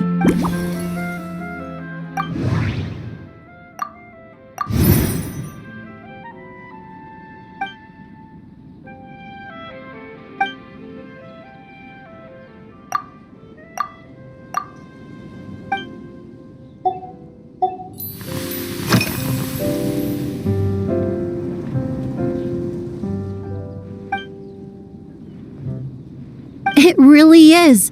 A while earlier, I watched a whole run of fair weather clouds float by, fluffy as pillows. It's not overly humid either, and the wind is gentle too. In such conditions, one's sense of smell is heightened, but not to an excessive degree. When scents are blended well, they naturally combine with the ambient context, leaving particularly powerful impressions. It seems something similar is true for mixology. As long as you choose a base of appropriate strength, the various flavors will blend seamlessly together. When mixed properly, all the ingredients work as one to create a most wonderful symphony for your taste buds. Yes, that's it. Now I think about it, layering distinct flavors doesn't really suit my personal preferences.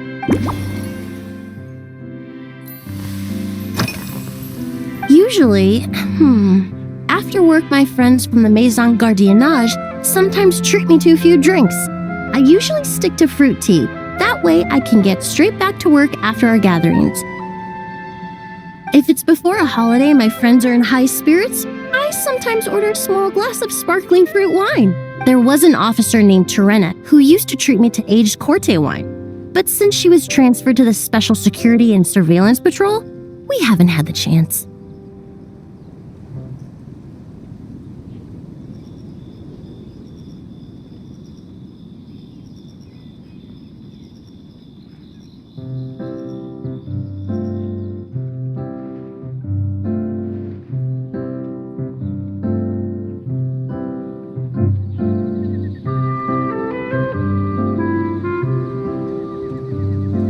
In the world of science, high-proof alcohol is a widely used solvent. I've grown well accustomed to the smell of it by now.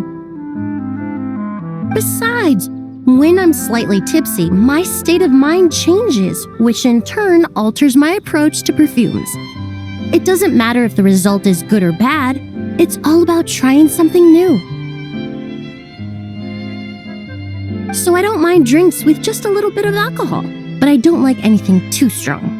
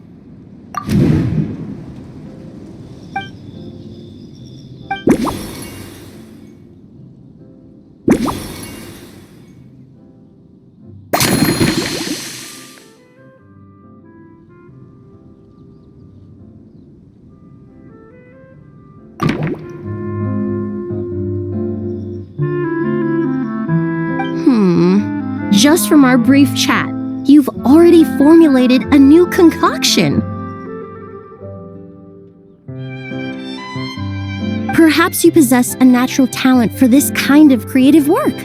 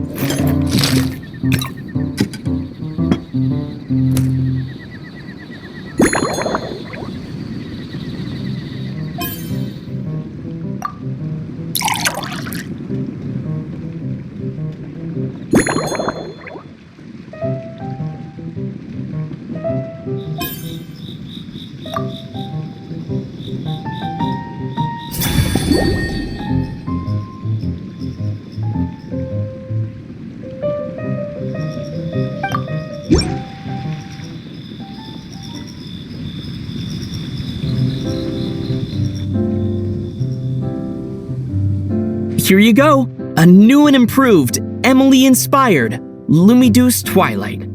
I haven't come up with a name for it yet.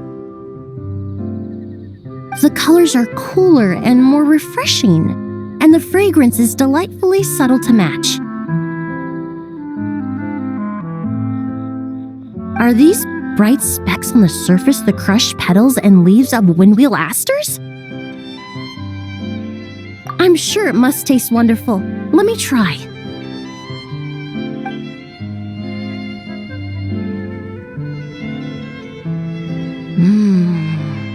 In the language of flowers, the windwheel aster represents the visible winds. Your cocktail not only captures their form, but also the fragrance they carry. Therefore, I suggest you call this drink Windborne Bouquet. The winds and clouds of Mondstadt swirl together in the glass, leaving behind enchanting traces of fragrance.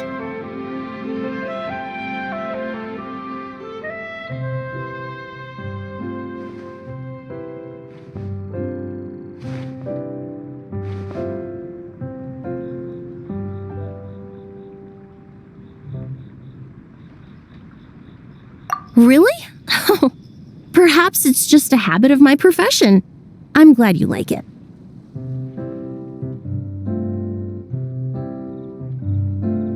Now it's time to slowly savor this masterpiece. Thank you so much. This trip to Mondstadt has been so rewarding. This is the most memorable cocktail I've ever had. Once I get back to Fontaine, I will attempt to recreate this moment as both a fragrance and a perfume. Once I've perfected the recipes, I hope you'll do me the honor of being the first customer to experience these new products. Until then, I look forward to seeing you in the Court of Fontaine.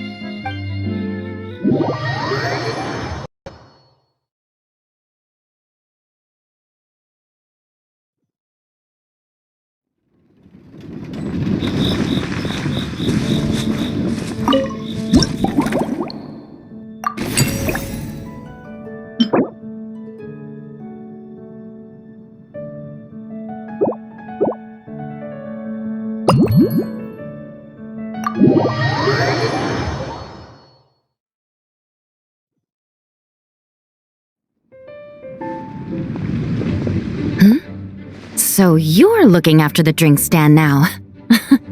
If I'd known sooner, I would have stopped by this morning.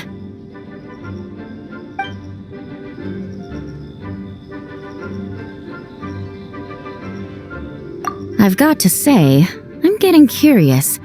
I've heard a lot about your mixology skills. I wonder what kinds of drinks you can mix with the ingredients Glenfiddich has prepared. I don't have much of a choice. It's just one thing after another right now. First off, the Knights of Favonius annual combat assessment is coming up. And this year, the standards are higher than ever. As the captain of the reconnaissance company, I have to lead by example. At the very least, I need to rank as one of the top 3 captains in the practical portion. So, I've been intensifying my training lately. Being a descendant of sinners means I have to work hard to maintain my position. I'll have you know I've never once neglected my duties. Anyway, on top of all that, the General Affairs Company has invited a renowned champion duelist from the court of Fontaine to come here for a swordsmanship exchange.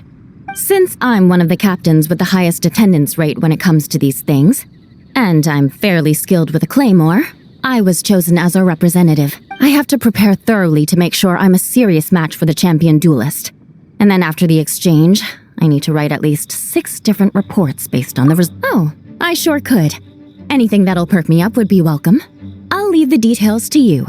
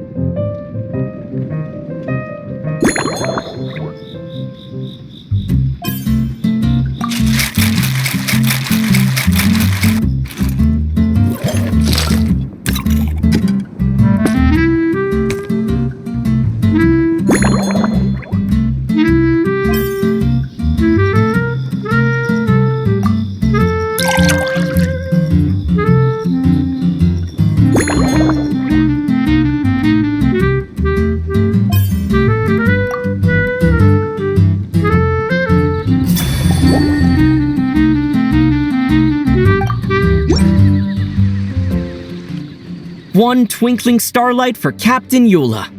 Hope you like it. Judging by your confident tone, I'm certain I will. Well then, I'll make sure to savor this thoroughly.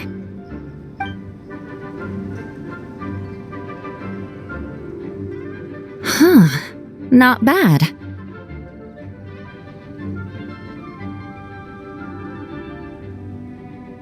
Sweet and tingly, with a delightful airiness. The fizzy water really brings it to life.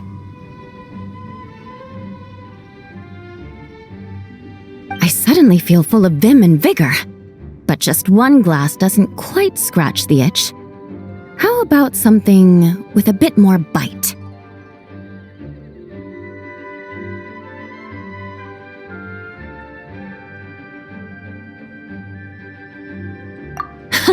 Don't hold back. You don't need to worry about putting me on the floor with nothing but a couple of drinks.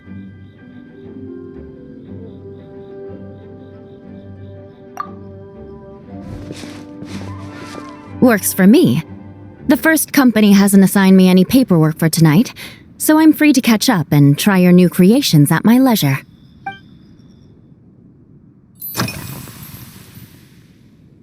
That's right. The merchant I got it from called it Romaritime flower fruit extract. It has a very unique smell. Here, have a bottle.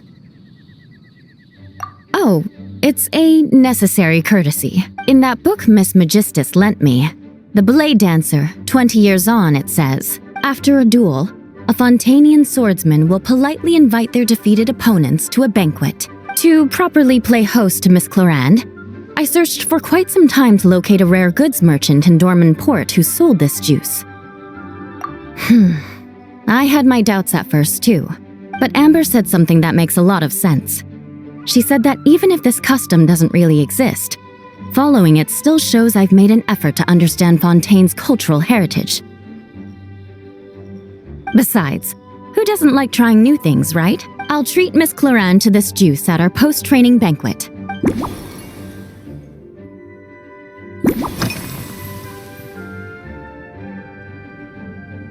Yes, I have. For a while, the situation there was difficult.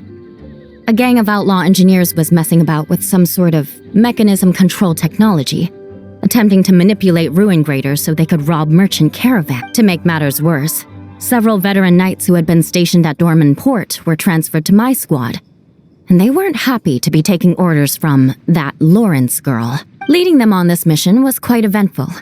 It took 3 weeks of stealth operations in the snow, with no fires to keep us warm, before we finally located the enemy's stronghold. Those veteran knights faced the bitter cold and were almost taken down by the enemy's smuggled battle mechs. Fortunately, the battle went our way, and they had no choice but to acknowledge my abilities.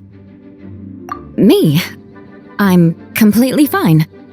But thank you for your concern. It was mentally tiring for sure, but fortunately, the operation wore them down far more than it did me. They won't be questioning my authority again anytime soon. If any new recruits try to make my life difficult, I'll just have my veterans give them a few friendly pointers. I guess you could call them a permanent solution, huh?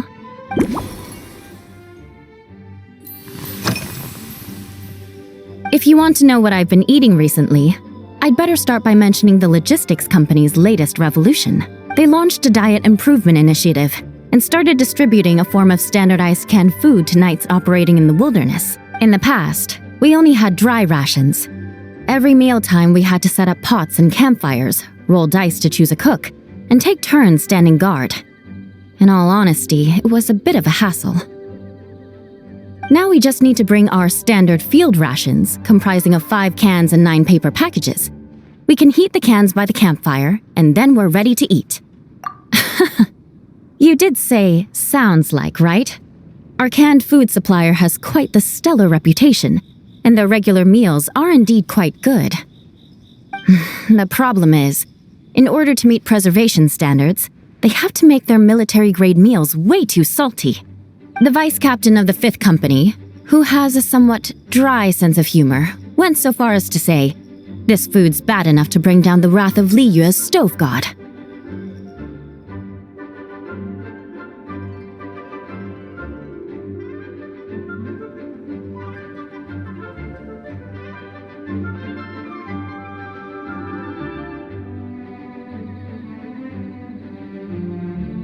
In any case, after eating it for a week, my taste buds have gone completely numb. You can hardly blame the logistics company. After all, it is hard to please everyone. Our feedback has already been submitted, and they should be working on fixing the issue. Of course, having fresh meals prepared in camp by a dedicated company chef is still the best option.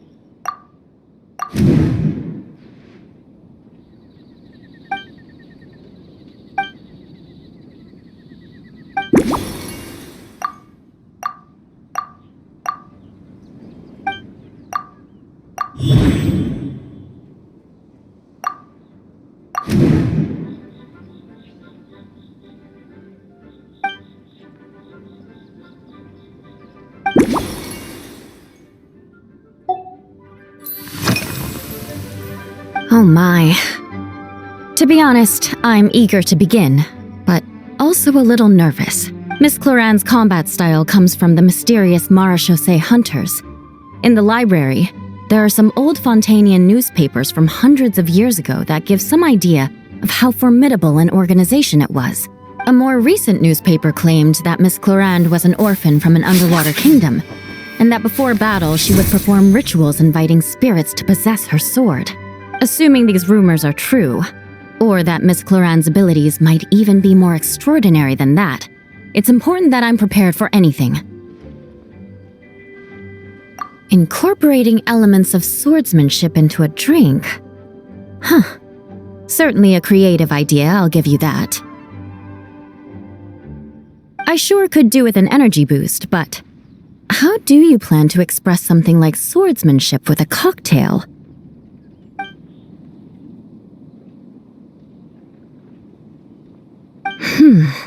That definitely matches the description I read in that book.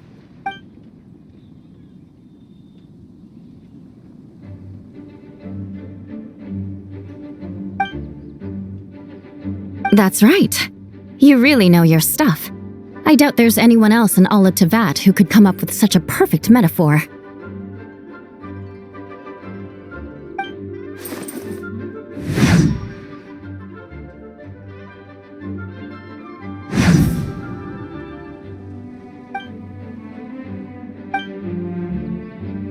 There's no need to make it sound so fancy. It's just an aristocratic variant of Favonius bladework, with a bit of personal flair.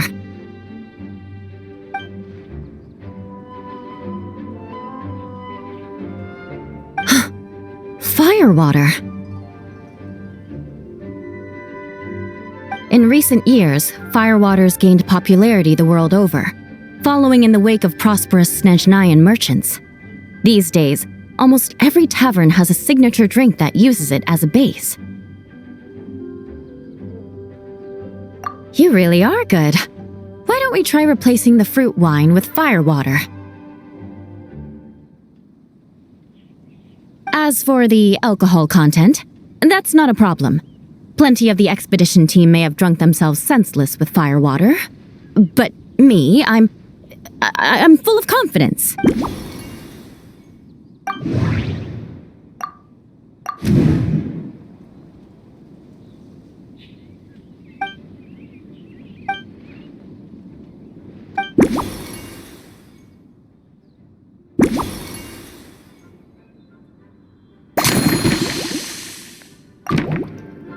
Brilliant! I'm looking forward to seeing how you do.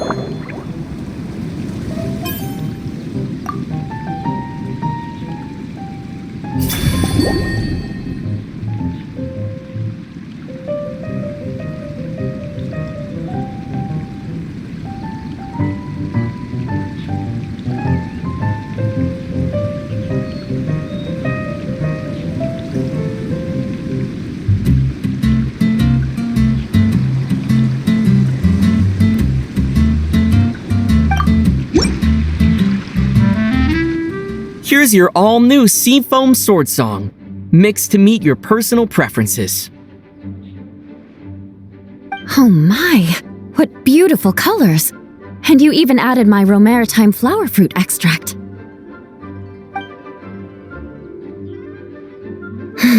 The aroma is perfect, and I can smell the alcohol, but it doesn't stifle the fruity fragrance. Let's see how it tastes.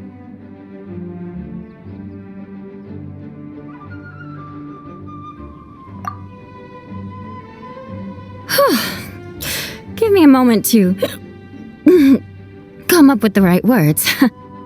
I need to think carefully.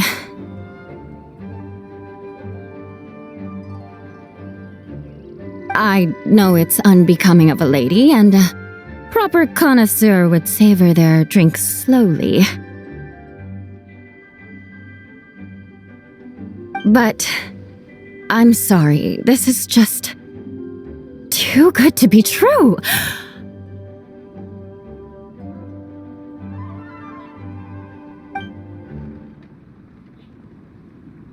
Can you mix me another?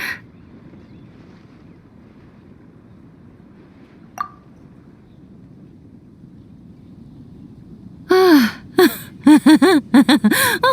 no, what was I going to say? I've completely lost my train of thought.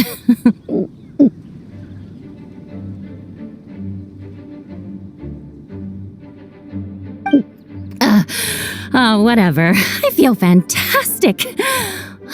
This cocktail. Oh, it's the best I've ever had. I think I'm gonna head home and get some sleep.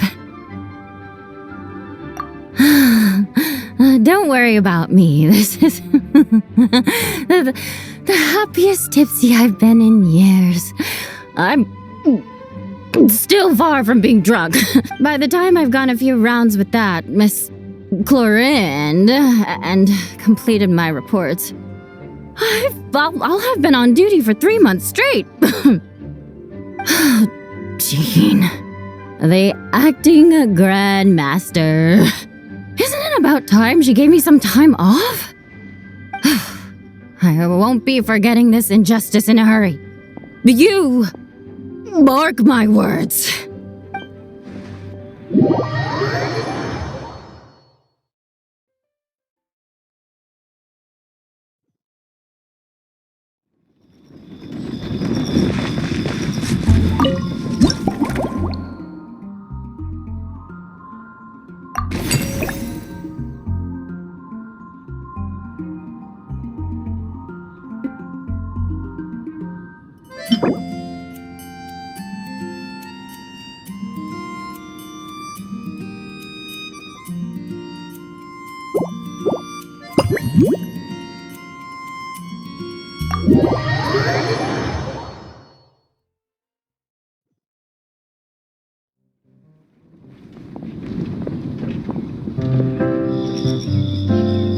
Suspicion confirmed.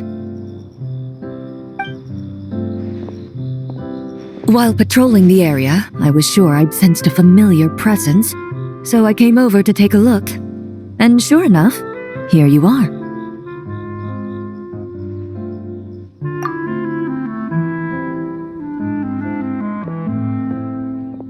If Miss Charlotte were to see you like this, I'm guessing she'd take 100 pictures and write up a report.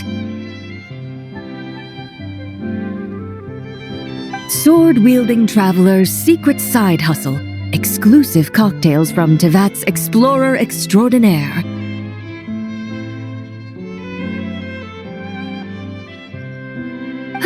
You'd make the front pages of every major newspaper, and there'd be crowds of Fontanian tourists flocking to your drink stand, causing gridlock on the streets of Mondstadt.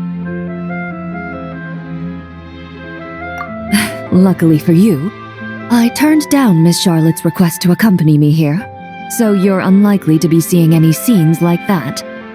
Let's quietly celebrate this moment of peace.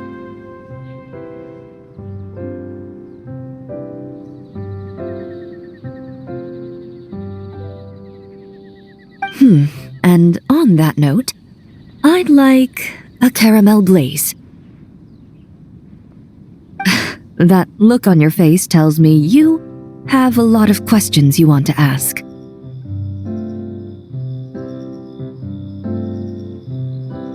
Calm and effortless. I'm shocked to learn you're a real pro at this sort of thing.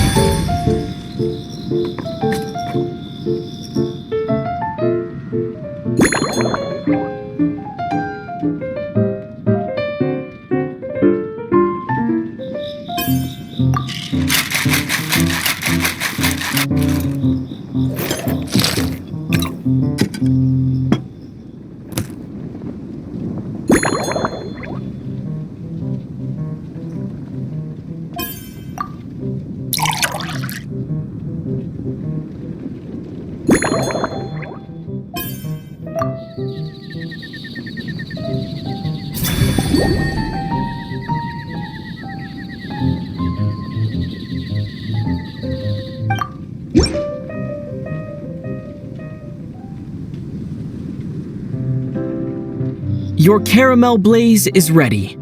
Try not to drink it all in one go.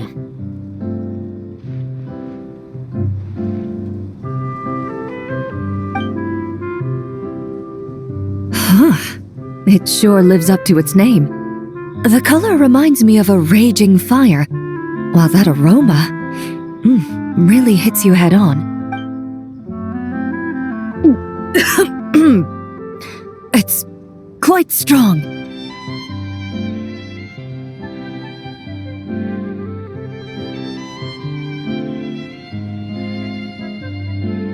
I'm all right. I just need a little time to get used to it. As I recall, the last time I drank alcohol was at a wine tasting event that Navia invited me to last year. I only had a small sip of Sassica wine, and it was nowhere near as strong as this concoction of yours. From a purely rational perspective, alcohol can cause dizziness and impair one's ability to work, so it's best avoided altogether. But when Miss Farina saw me off at the docks, she mentioned that Mondstadt is the land of wine and poetry. Since I'm here, I thought I should at least try the local specialties. In fact, according to my intelligence, the captain of the reconnaissance company, who I'm preparing to spar with, has quite the refined taste for fine wine. Her publicly available battle reports are truly a sight to behold. Out of the utmost respect for her skills, I feel compelled to deepen my knowledge of Mondstadt's wines. I truly appreciate all the trouble you're going to.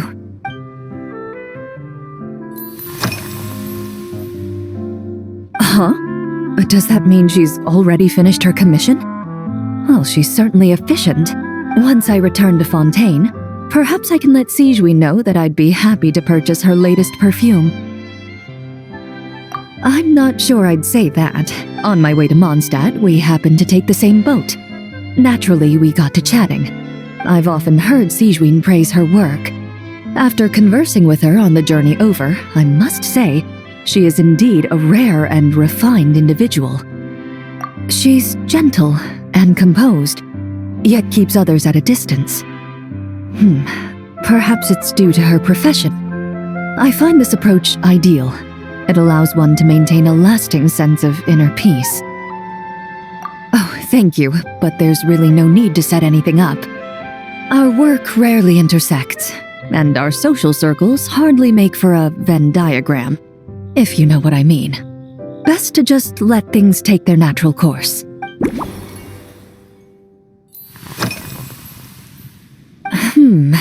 When I'm working, I often drink coffee. But with meals, I prefer a lighter tasting drink, like Buell fruit juice. Since I eat a lot of meat, the slight acidity of the juice helps balance out the greasiness. Over time, I've grown accustomed to the sour taste. After the swordsmanship exchange, the Knights of Favonius rather kindly treated me to some traditional Mondstadt cuisine. I had 8 different meat dishes, and all of them were excellent. The portions were huge, and only the highest quality cuts were used. Everything was cooked to absolute perfection. Of course, there was still room for improvement. When catering to tourists, the sticky honey roast and pile 'em up might benefit from a slightly lighter sauce. I've certainly tried all the red meat dishes. I think I've had enough calories to sustain 3 days of vigorous work, so I've had to decline all subsequent dining invitations. To be honest, I can still taste the grease. There must be a way to cleanse my palate.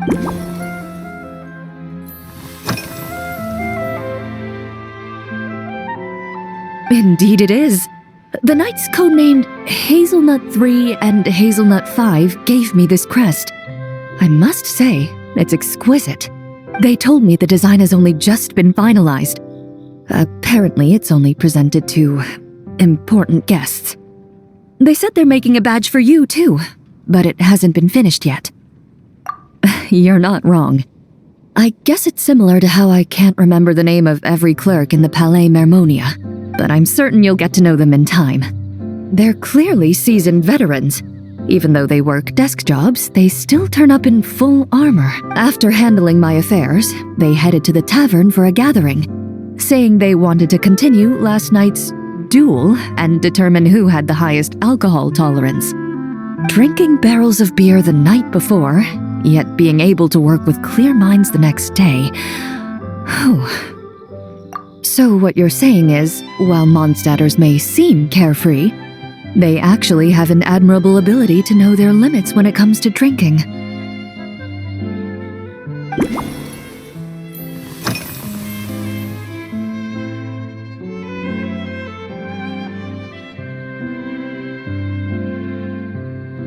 I've seen a little. I took a stroll around the city the first day I got here. Navia's done some rather extensive research on this place. Many of the scenes and illustrations for the tabletop troupe were inspired by views of Mondstadt.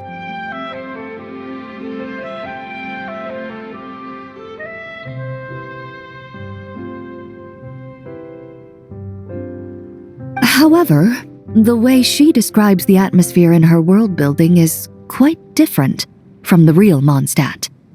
The deepest impression I've got since arriving here is one of swords and shields.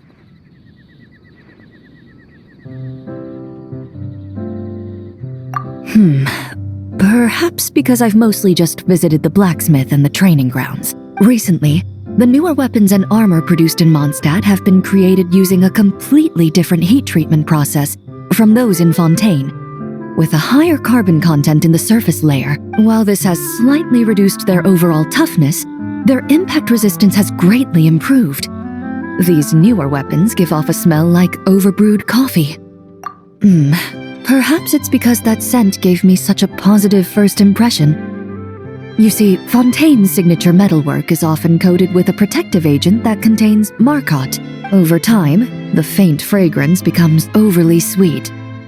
And for some reason, it makes my teeth feel funny. I don't imagine the scent of Mondstadt's swords and shields would cause the same level of irritation. Of course, there is a solution to this problem.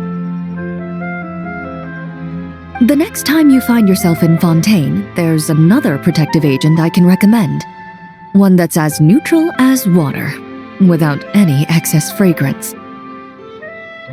If you also dislike being bombarded with sweetness, this protective agent should suit you well.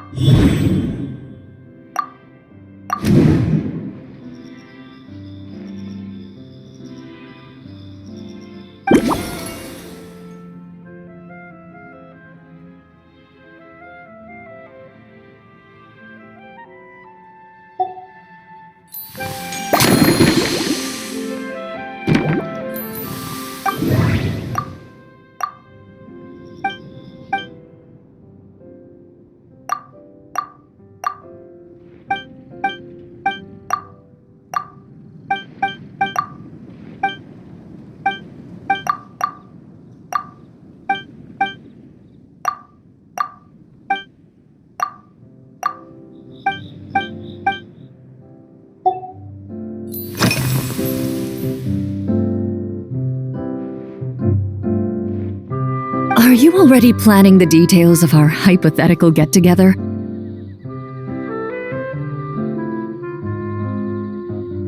Based on my previous experiences with alcohol, I guess my tolerance is similar to Emily's. Fruit liqueur is probably my limit. So when the time comes, I think you'd be best off mixing similar drinks for the both of us.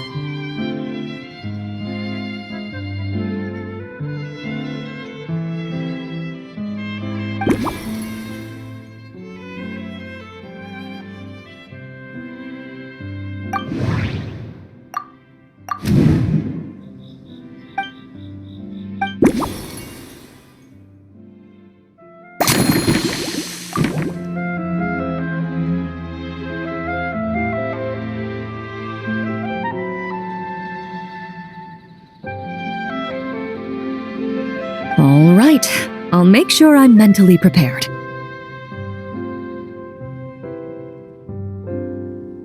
Even if it's still a bit strong, I'll do my best to finish it.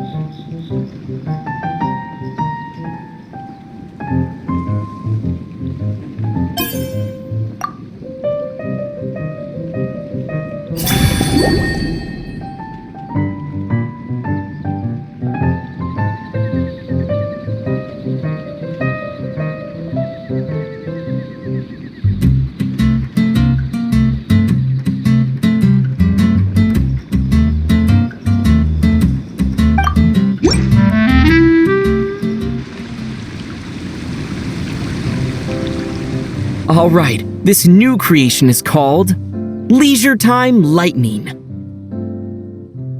A cocktail made exclusively for champion duelists. Enjoy.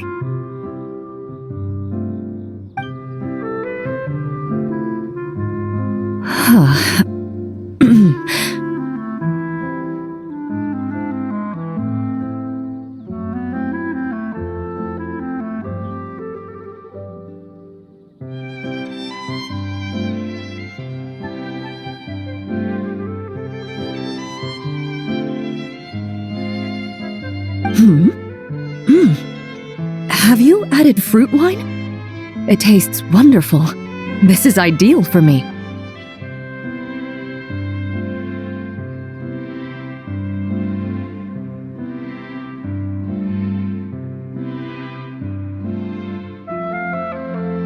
There's a subtle saltiness that combines well with the tartness of the fruit and the sweetness of the caramel. Each sip balances delicately on the edge of perfection.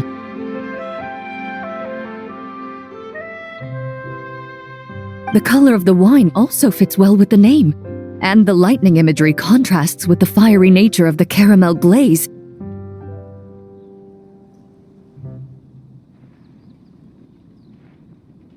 But where does the leisure time part come in?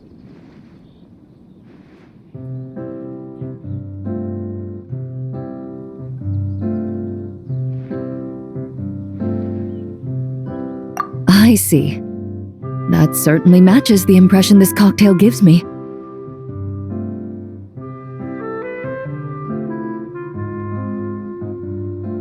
Its unique aroma and taste will hold a special place in my memories of Mondstadt.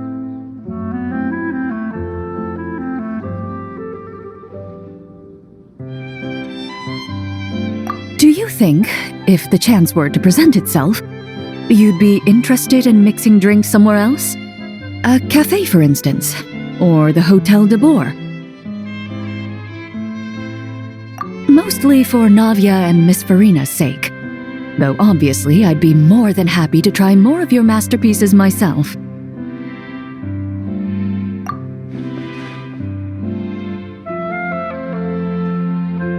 I understand. I won't try to strong-arm you. In any case, I truly appreciate your hospitality. Thanks to you, whether I'm facing the powerful captain of the reconnaissance company or discussing strategy with the Knights of Favonius, I'll be in my best condition.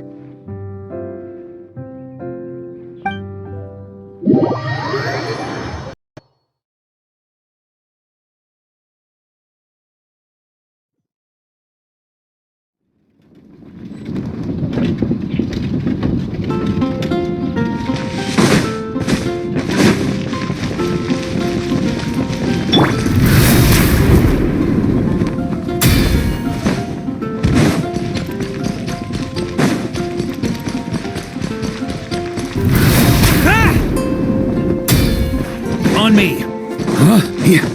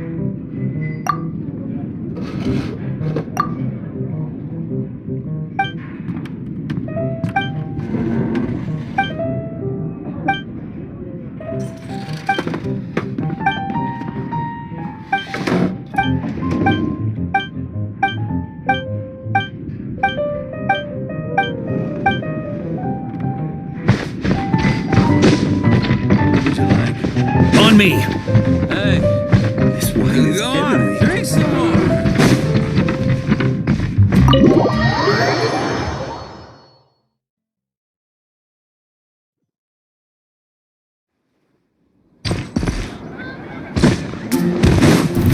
Try to keep up!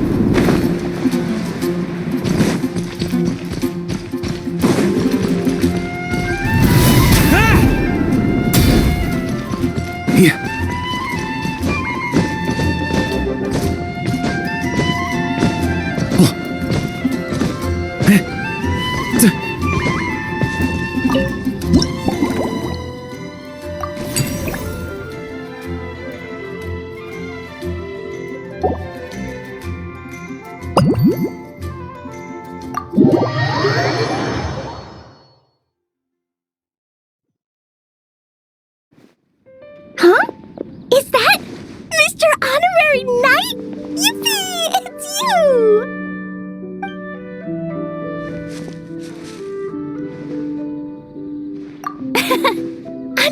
had told Klee that Miss Hertha had found someone amazing to help out.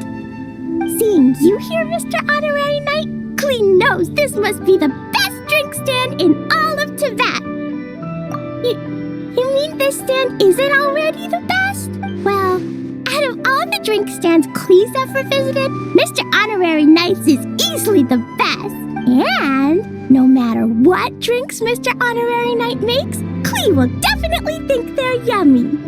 Oh, you want me to be mean? But Klee could never be mean to you. Let me think. I know! I'll pretend to be Albedo! Whenever Albedo reviews Timaeus' work, his face goes super serious, and Klee can hear every word he says. Get ready for Klee's super amazing order! I'm going fish blasting with Mom soon. Don't tell Master Jean, though!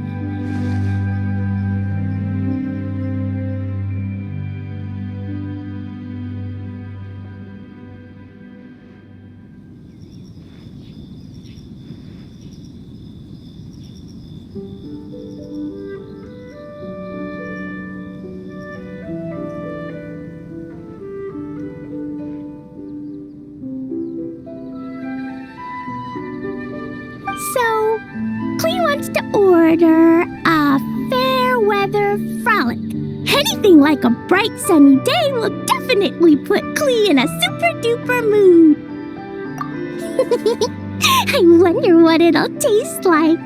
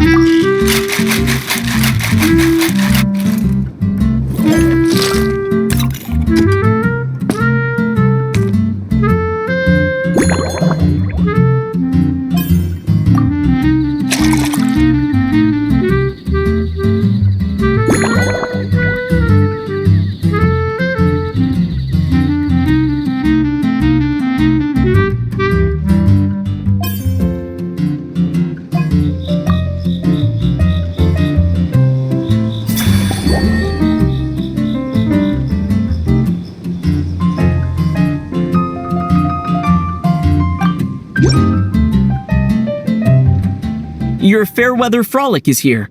Go on, give it a try.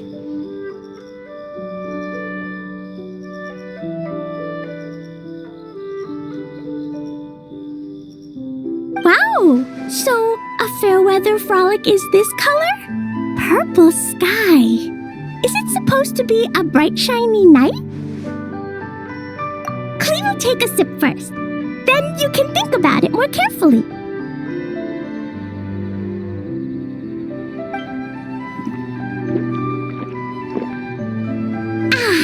Finished. Yummy! Both sweet and sour. If Klee drank this while eating grilled fish, I could definitely gobble down 2, or 3, or 4, or even 5!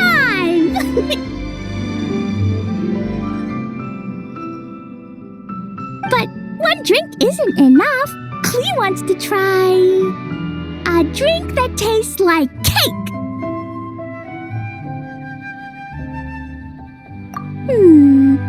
Klee doesn't know what drink to choose. Why don't we decide together, Mr. Honorary Knight?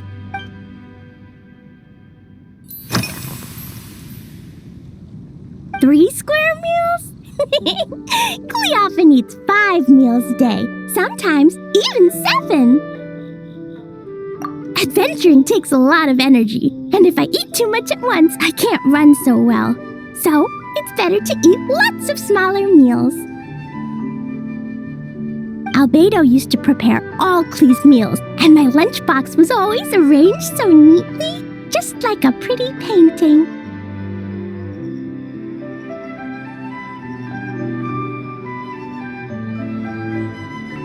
When Albedo's busy at Dragonspine, Klee goes to eat with the other Knights of Favonius.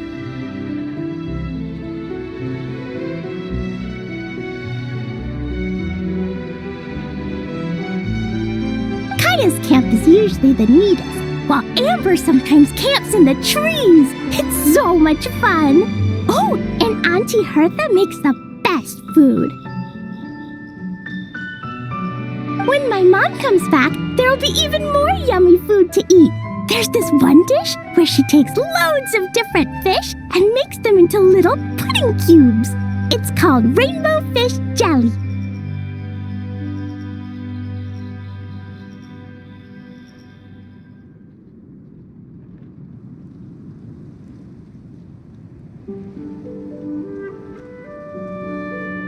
Her Chocogo Crunchy Slices are fantastic too. It's her newest creation made with chocolate and cookies. They're a little bitter, but they're crunchy. They smell scrumptious, and they have a really sweet aftertaste. Whenever I eat them, I feel so full of energy. Next time, Klee will have to bring some for you to try.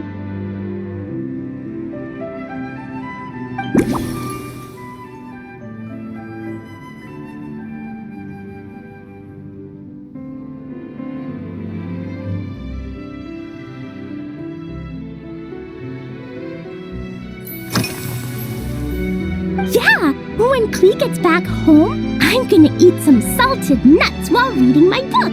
Klee used to eat cake after dinner, but Master Jean said it's too sugary, and it's not good to eat sugary things before bed. Apparently, it makes you chubby and gives you toothache. So, Mom got some advice from Auntie Barbie, and now she gives me nuts instead. She says they help my brain remember things better. Nuts don't have much flavor. It's like chewing on grass, but they're okay if you add a little salt.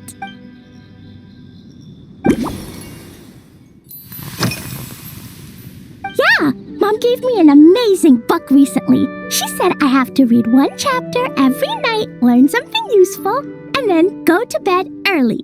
That book taught Klee how to make something called propellant. Now Jumpy Dumpty can go and bounce even higher.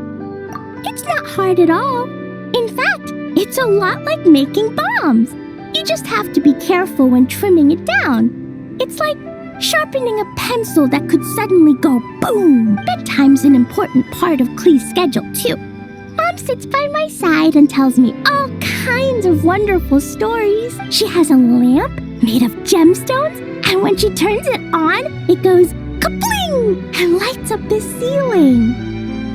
Yeah, when something happens in the story, the lights on the ceiling make pretty pictures. Sometimes Mom falls asleep before the story ends, so Klee has to tuck her in instead.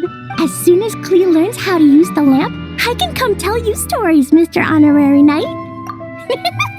Klee has memorized so many wonderful stories, enough to make everyone happy every day.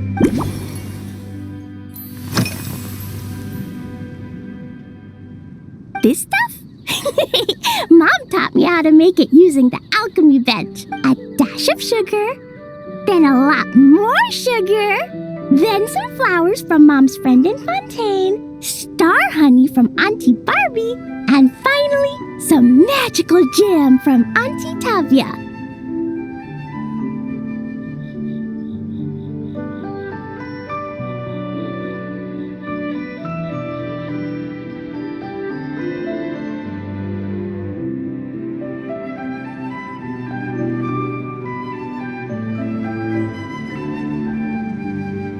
Put everything together on the alchemy table, wish for the shape you want, Then recite Mom's incantation and poof! Dodoko-shaped candy! Klee can give you some Dodoko candy too if you want. And if you really like them, I can even teach you my mom's incantation.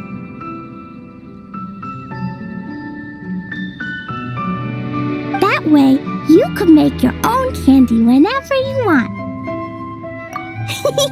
If you get stuck, remember to come ask Klee. When it comes to magical candy, I'm an expert.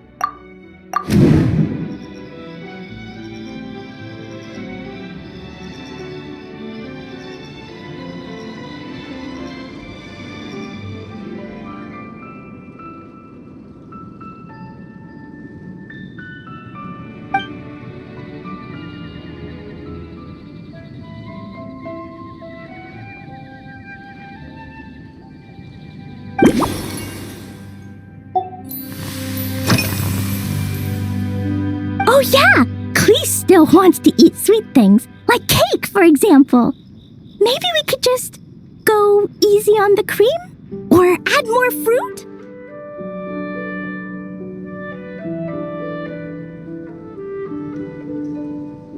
Oh, right! That friend of Mom's who's always wearing glasses gave her a big bag of Fontanian Buell fruit. They're so round and rolly.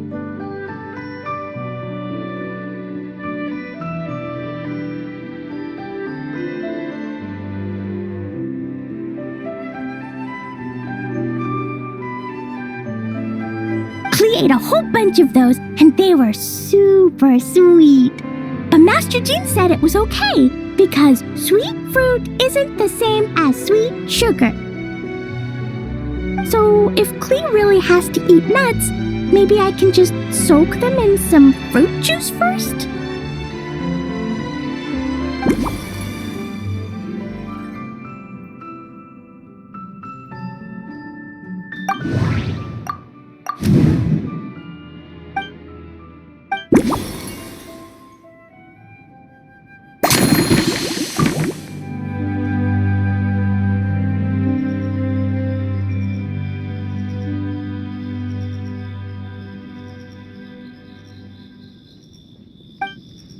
Yeah, that Klee's looking forward to finding out how tasty your next concoction is.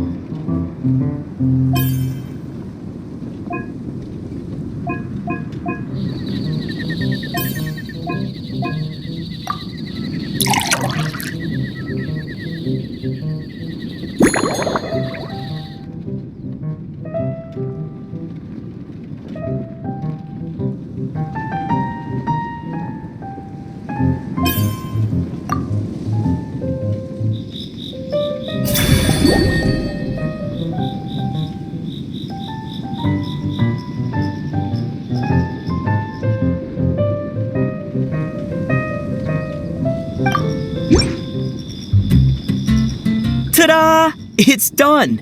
I just know you're going to love this new creation. Wow! There's Dodoko candy on top!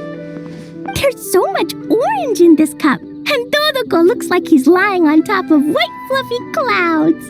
And the weather inside looks much better, too. Yummy! It's so delicious!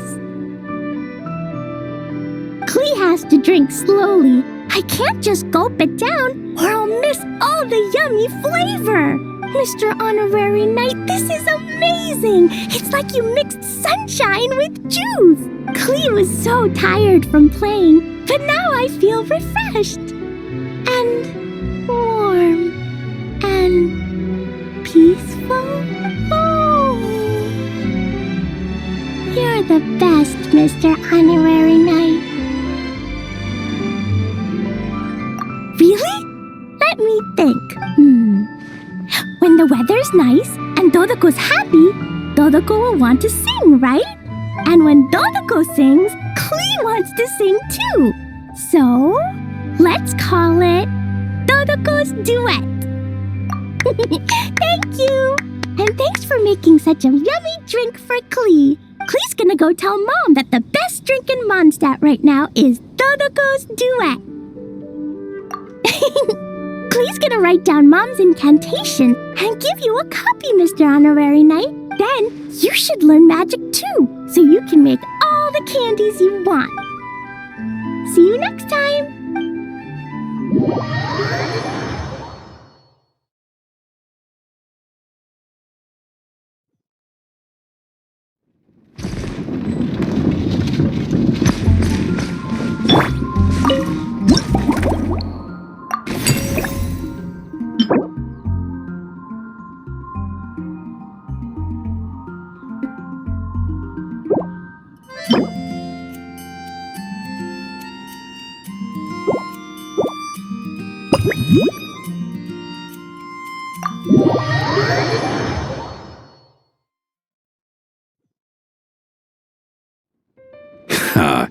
So Hertha's even roped our honorary knight into helping with this little venture.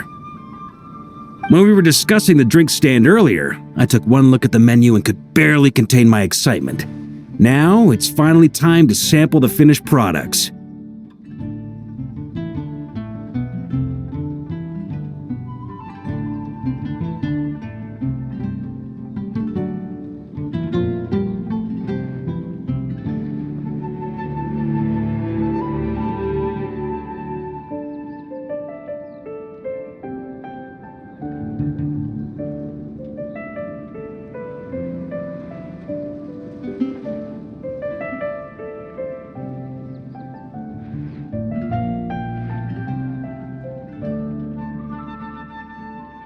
Can't wait to see your skills in action. Give me something that goes well with casual conversation, but still packs a punch.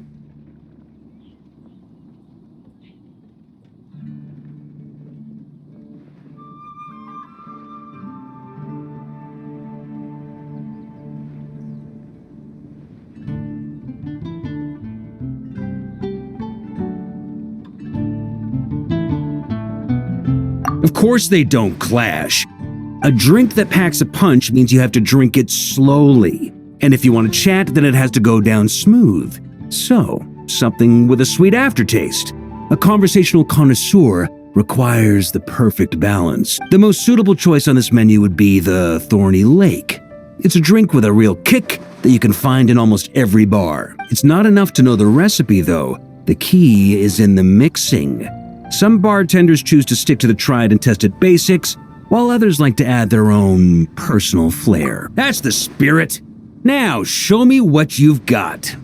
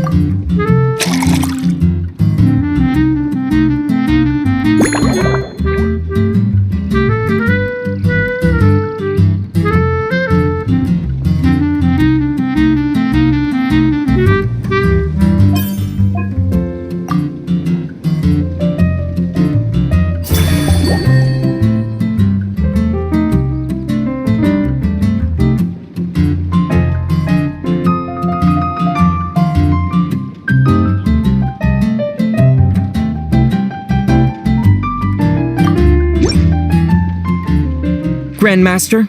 I hereby present you with this thorny lake for your enjoyment and assessment. Well, the color and aroma are certainly on point. But as for the balance of flavors, I'll just have to taste it and find out.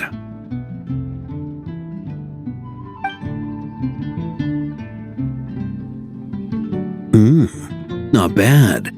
You haven't overdone or skimped on any single ingredient. Though, unfortunately, it's a little too, polite for my tastes. Perhaps I should have said modest. You followed the formula to a T, but if anything, you've played it a little too safe. Were you worried that deviating just a little might disappoint me? Hey, we fought side by side and dealt with things that even gods were loath to meddle with. Ours is a friendship forged in the margins between life and death. That said, if you ask me, you can ditch the nerves and work your mixologist magic. I'm looking for something that shocks the senses. Mull it over, there's no rush.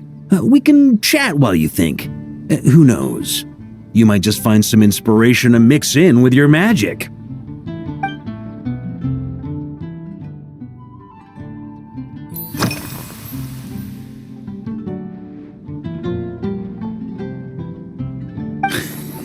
I like your style.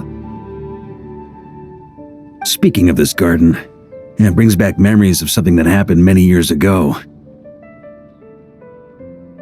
When I was young, I liked to find ruined guards to test my fighting skills, both armed and unarmed. Once, I failed to take down a stray missile, and it ended up destroying a watchtower on the city walls.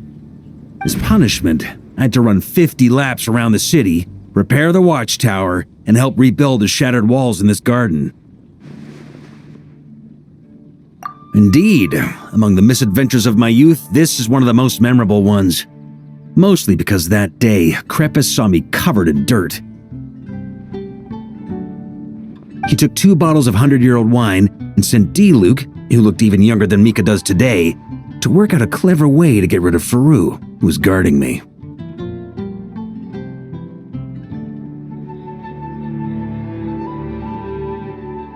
It was so hot that day, I could swear I was about to pass out. On a whim, I picked some mint leaves, put them in one of the wine bottles, and the result turned out to be surprisingly tasty. After Krepus tried it too, he was full of praise. He even wrote up an official recipe for my spontaneous creation. His customers loved it. Several summers passed, and Krepus kept writing letters about giving me a share of the profits, as though I could possibly accept. Yes, good old Krepus. Faru retired years ago, but he still gives me a stern stare every time we meet. He's a stubborn one. D-Luke, who replaced him, and then Kaya, who took over later, both performed impeccably. Changing times will always belong to the youth. He should have admitted defeat long ago. When I get the chance, I'll have Kaya show him the amazing progress the Cavalry Company has made.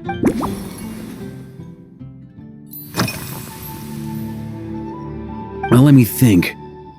I guess you could say it lacks impact.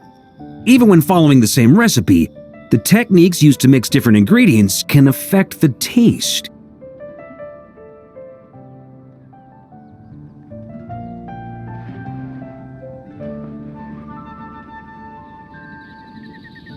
Sometimes, deliberately creating layers between spirits can bring out the different, waves as each one hits the taste buds in sequence. In this regard, too, you've taken quite a tentative approach. Why not be a little bolder? Ha ha ha, you catch on quickly. No need to explain further.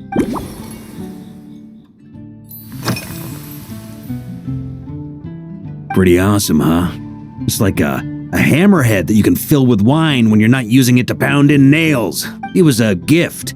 Huffman came up with the idea, Charles supplied the design, Wagner helped cast it. And about 10 or so knights chipped in to pay for the materials. They've been waiting to have a good drink with me. And this is my crucial weapon to aid me in a fair duel with them all. I'm the Grand Master, after all. I've been drinking a lot longer than them. I've practiced more assiduously, and I have a bit more, meat to absorb the blows. So it's only fair to my subordinates that I drink a teensy bit more per round. Wouldn't you agree? Of course, some of them have been training as long as I have, and those ones won't be getting any special treatment. Take Hazelnut 3 and Hazelnut 5, for example. Both were skilled warriors who helped me deal with Eric back in the day. Nowadays, I have them helping Jean with miscellaneous duties. At today's after-work cooldown, they insisted on trying to keep pace. In the end, they lost our game of darts and ended up passed out on the floor. I've already told Jean that I won't be approving their leave request for tomorrow, no matter what.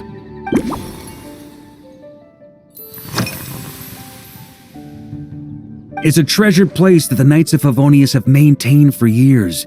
So it makes sense that it's become the go-to location for organizing such things. I heard that while the expedition was underway, you were a great help in giving those left behind the opportunity to put their energy to good use. Sometimes, I look through the photos I've been given from those events. Though unfortunately, there aren't enough to include everybody. My conclusion is that Mondstadt needs to do more to popularize the camera.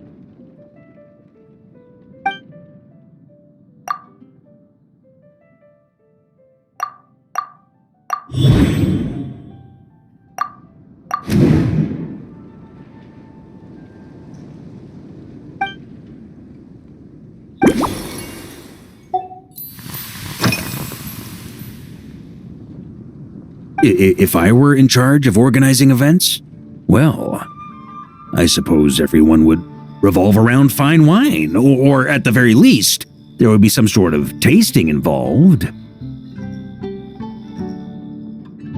For example, we could go all in on this drink stand and open it to the whole city, with every company of the Knights selecting one or more mixologists to compete against each other. It's only a thought. Can't let things get too out of hand.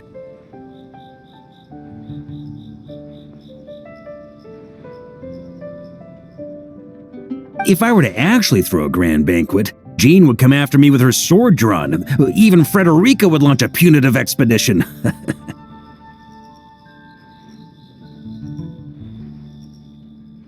While in Notcry, we had a rule that knights must never get drunk while at their posts. Otherwise, it could lead to dereliction of duty with serious consequences.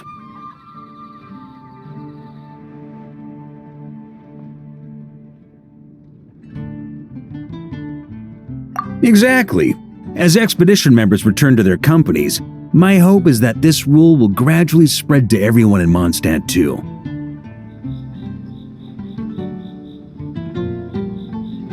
Just like firewater and Smedina, these Notcry delicacies have made their way into Mondstadt's households and become part of people's daily lives.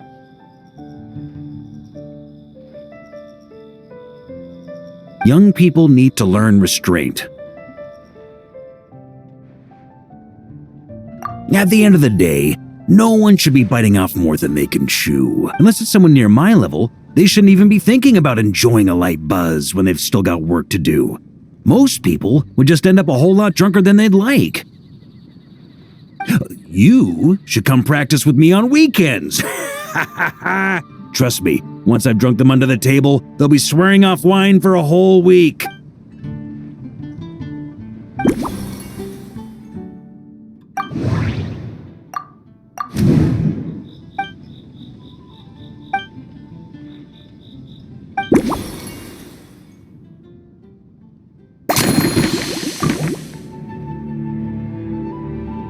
Huh? Whatever you're about to do, I've got a feeling I've hit the jackpot.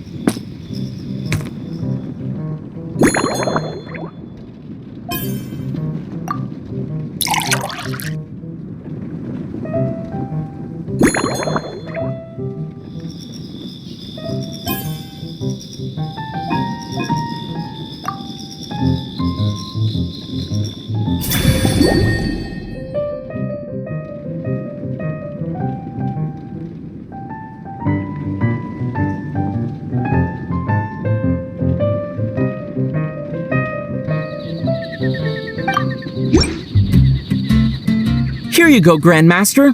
A cocktail just for you. I guarantee you won't find this one too polite.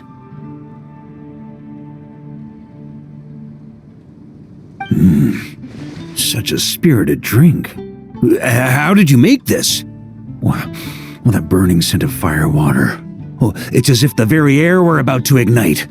This is more like it.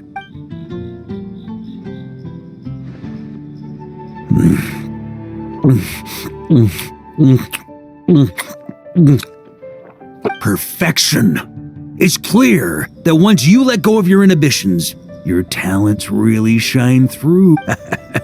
That first hint of mint is like a cooling feint that masks the firewater underneath. By the time the sweetness dissipates, the firewater is already slipped in behind your guard, ready to deliver a powerful strike of intense flavor. Oh, it's exactly the impact I was hoping for. That's the most ingenious part. Firewater's greatest flaw is a lack of aftertaste, but the Smetana perfectly maintains the flavor at the peak of its intensity. It's hard to imagine something this good was created by a mixologist who doesn't even drink firewater. I think it has the potential to become a firm favorite in Mondstadt and Nodcry. Iron Wolf. Oh, perfect. It's elegant, yet wild. Only you could come up with such a fitting name. Oh, I have an idea. Why don't we name our Knights of Favonius' drink stand after you? Let's call it the Honorary Knights Cocktail Shack. No time to waste. I'll go have a word with Glenfiddia right away.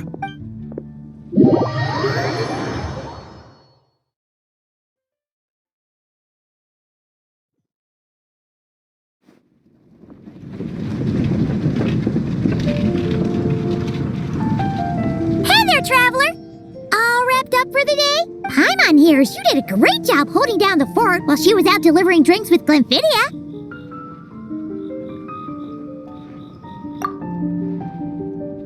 Whatever the reason, the Honorary Knight is clearly one of the most talented mixologists in Mondstadt.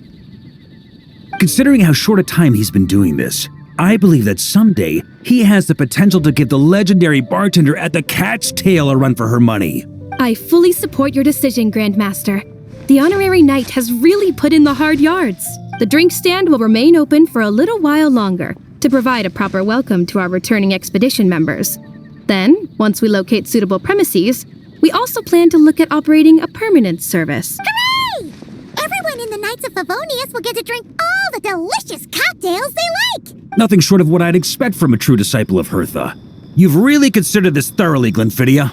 Also, if I may, Honorary Knight, regarding the special cocktails you've developed, would you mind leaving the recipes with us? We'd like to add them to the official menu. Paimon feels like there's something you still want to say. Let Paimon have a guess. Based on your personality, you probably want to introduce the origin of each different cocktail. That way, customers will know who inspired you to create these amazing drinks. No problem at all. If you need, I can even have someone draft the paperwork on your behalf to secure you the rights to these new recipes. I hope when we recruit some new bartenders, they'll be able to learn from your incredible skills. Even if they can't quite match your work, if they could be 2/3 as good, that would still make them industry leaders.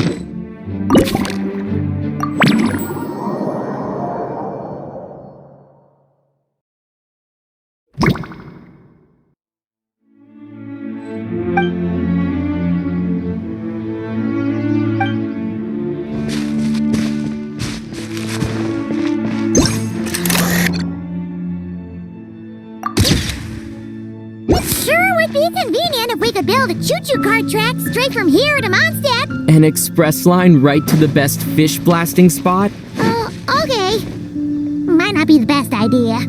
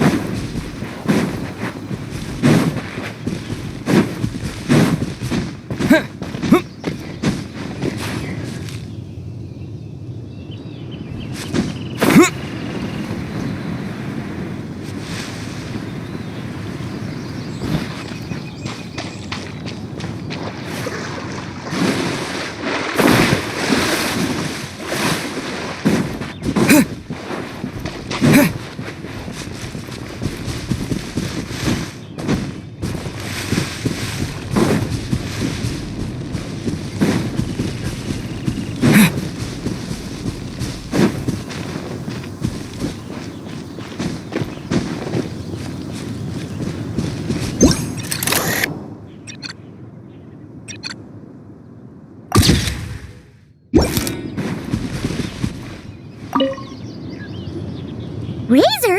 What are you doing here? And shouldn't this thing be in Wolvenden? Fiery woman came to take Lupical. I said no. She backed down, but then said I would do just as well. This sword is here, for now. I am here to protect it. Hold on, let Paimon get this straight. Alice was planning to bring Boreas here, but you stopped her. So, she took the illusion of the sword and left you to guard it instead. That would make the trial of Boreas the trial of Razor now, wouldn't it? We fight.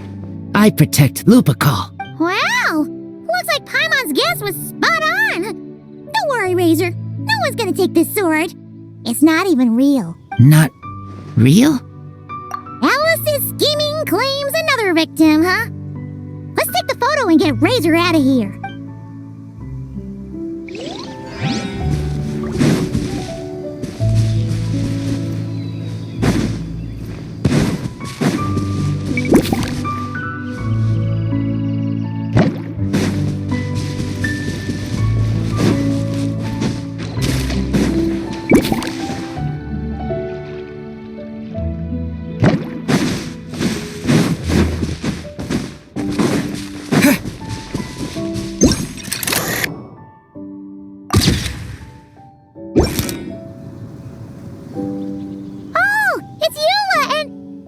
Rand?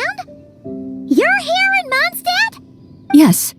I received an invitation to exchange swordsmanship techniques. I'd heard of the single-handed sword form of Favonius blade work, but after crossing swords with Miss Eula, it turns out the Knights of Favonius are quite accomplished with the greatsword as well.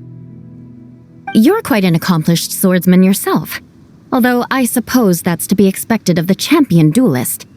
Even over a few short rounds, I feel like we've learned a lot from each other. For sure! You don't have to worry about breaking stuff or accidentally hurting anyone nearby. That's right. There also appear to be automatic harpasta launchers in the area. Ah, that's one of your local traditions, isn't it? Shall we have ourselves a game then? Why not? You should know, though, I'm not easy to beat at this game. Hold on. No muskets allowed. Oh, why not? Doesn't it still count as hitting the harpastum?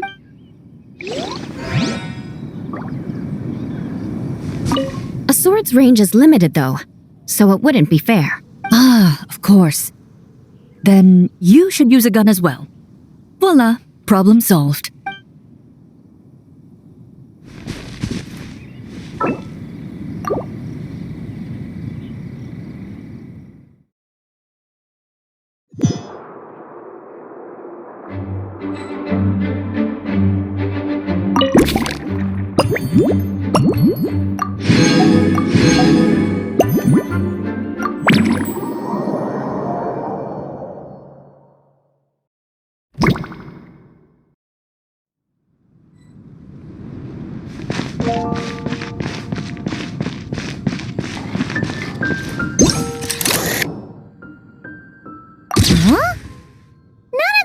stores look local to Mondstadt.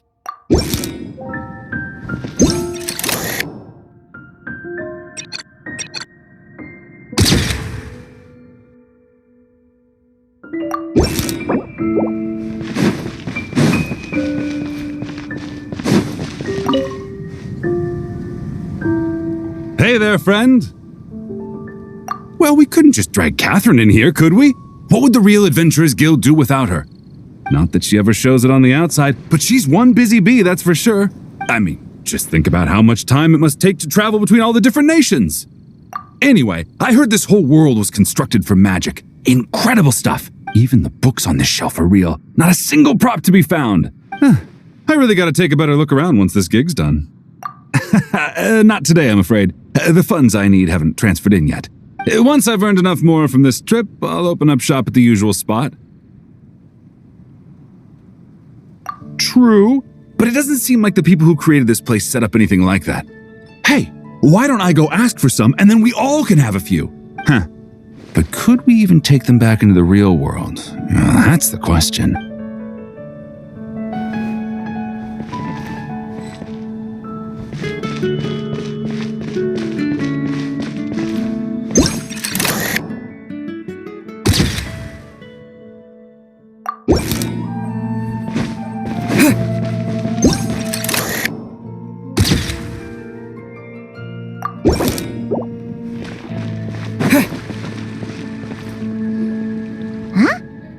Weird. Did Mondstadters always raise boars around here? Found it! Barbara, over here! Coming! Oh, how did this happen? Barbara and I were just grabbing some food at Good Hunter. But then, how do I even put this? The sweet madame and sticky honey roast we ordered came to life. Sorry, what?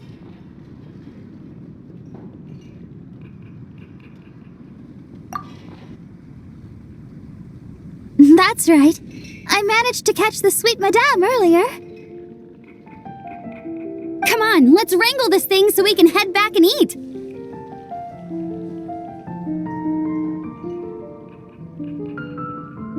Wait, what? Uh-oh. What is it?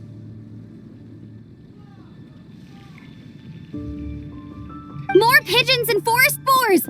The rest of our lunch is making a break for it!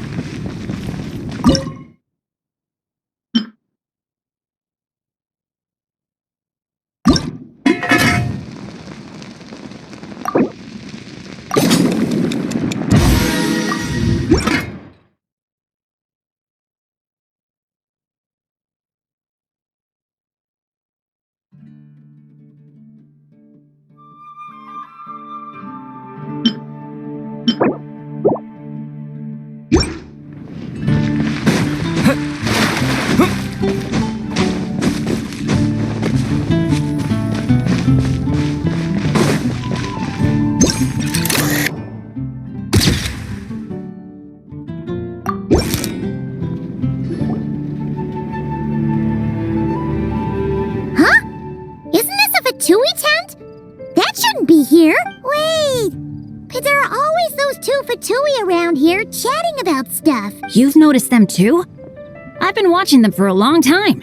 Not that I've overheard anything useful. Guess it's just my luck. Well, actually, they seem to get information a bit slower than the Knights of Favonius. So they usually end up discussing stuff that hasn't been secret in a long time. Have you guys ever wondered why they don't just go home?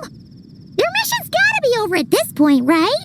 Maybe their names got skipped over on the mission roster, so they never got new orders. That's happened to me before. I suppose, but your experiences tend to be quite unique. It's possible the Fatui stationed them here long-term to keep an eye on things. Or maybe they volunteered for this position because they don't want to go back. Either way, we should have Nicole take this tent down.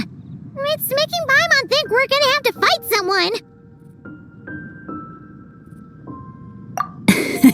I guess you're right.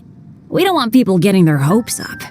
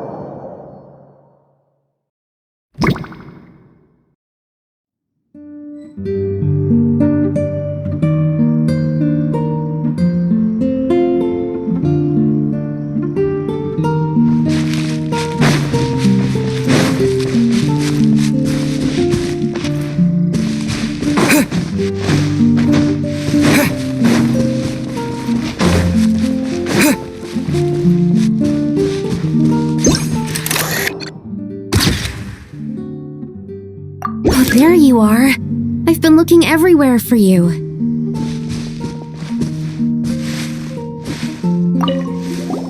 Something wrong, Sucrose?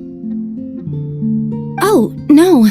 I was just looking for a piece of alchemy equipment we needed for the event. Master Albedo has always been careful with our costs. We maximize the use of every piece of lab equipment we have. So if something hasn't been used in a while, it's usually pretty old. Take this, for example. We've used it a few times before, but we found the effectiveness and ease of use somewhat lacking, so it was sidelined quite quickly.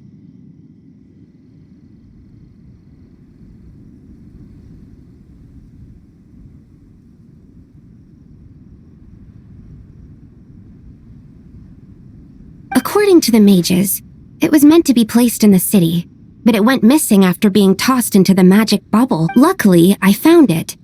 I just don't know why it ended up here of all places. Well, all that matters is that you found it in the end, right? We'll contact Nicole and get her to send it back to the right spot. Great. Thank you so much. A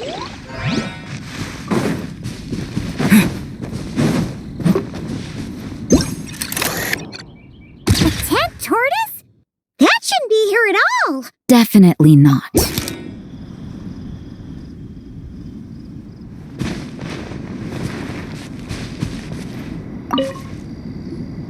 Wow!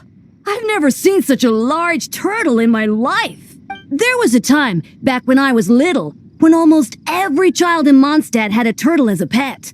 It was quite the trend. Oh, yeah! Jean and Diluc mentioned that a long time ago. I had one too, of course. Quite the hassle to take care of. Small pets like that always are. Wait, you had one too? Is that so strange? No, of course not. I could bring it back to the church and raise it. It can stay behind the cathedral. I'll even build it a pool. Can't be too hard to raise, right? It looks like a tough cookie. Not happening. The next thing you know, you'll have an invasive species on your hands. Just tell that mage to put it back where she found it. Guess that's for the best. Can't be too hard to raise. Not happening.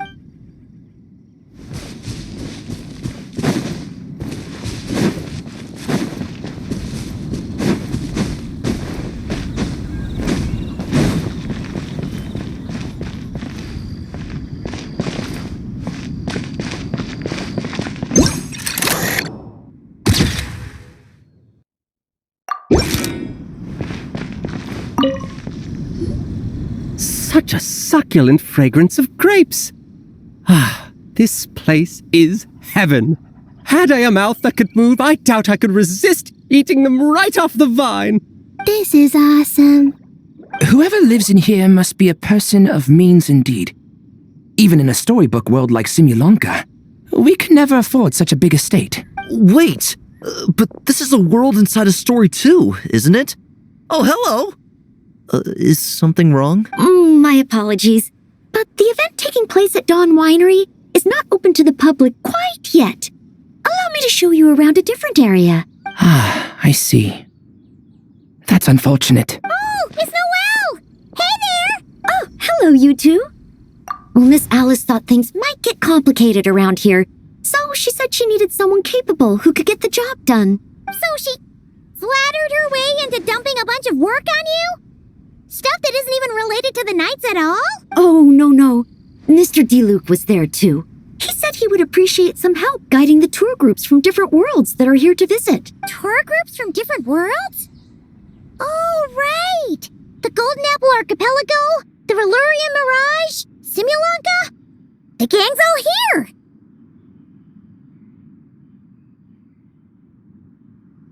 Oh, it's all right. I'm happy to help. Please head this way, everyone, and we'll get the tour started. Greetings. My name is Ask Me for Directions Arnold, and I am searching for the whereabouts of a certain lovely lady.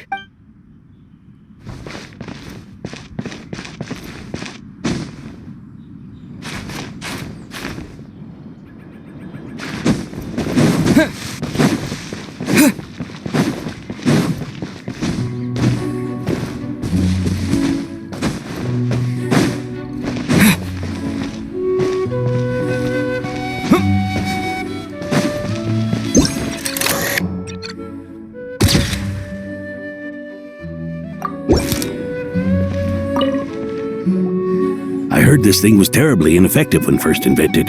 You could only catch 10 in a week.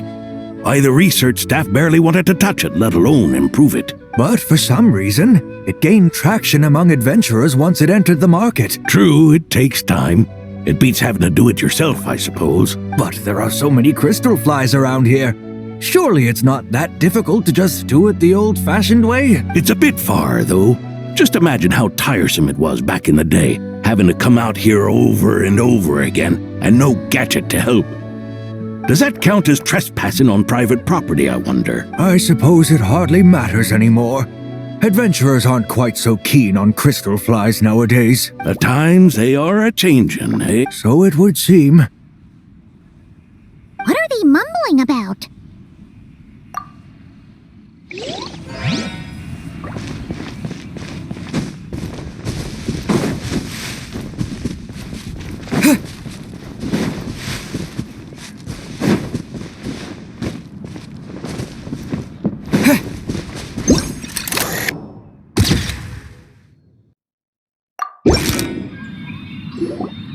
Another tent? Huh. This one's kinda nostalgic too. It's here because I refused to let that mage use my house as her playground, but we still needed an additional rest area for the guests, so we set up this tent instead. Looks like we can use this device to keep in touch with the mages or get some hints. Kinda like we were able to do back then, remember? Now that you mention it, the arrangement is almost identical. Nights on vacation, summer, the sea, and a small little wave rider. It's all taking me back. However, you're forgetting about the part where we were stranded on a deserted island and couldn't even make it across the water. That's what stuck with me the most. Oh, I remember. At least I wasn't dead weight in that situation. Fun times, huh? So, the mages prepared this stuff then. Guess we should take a picture and go check in with them.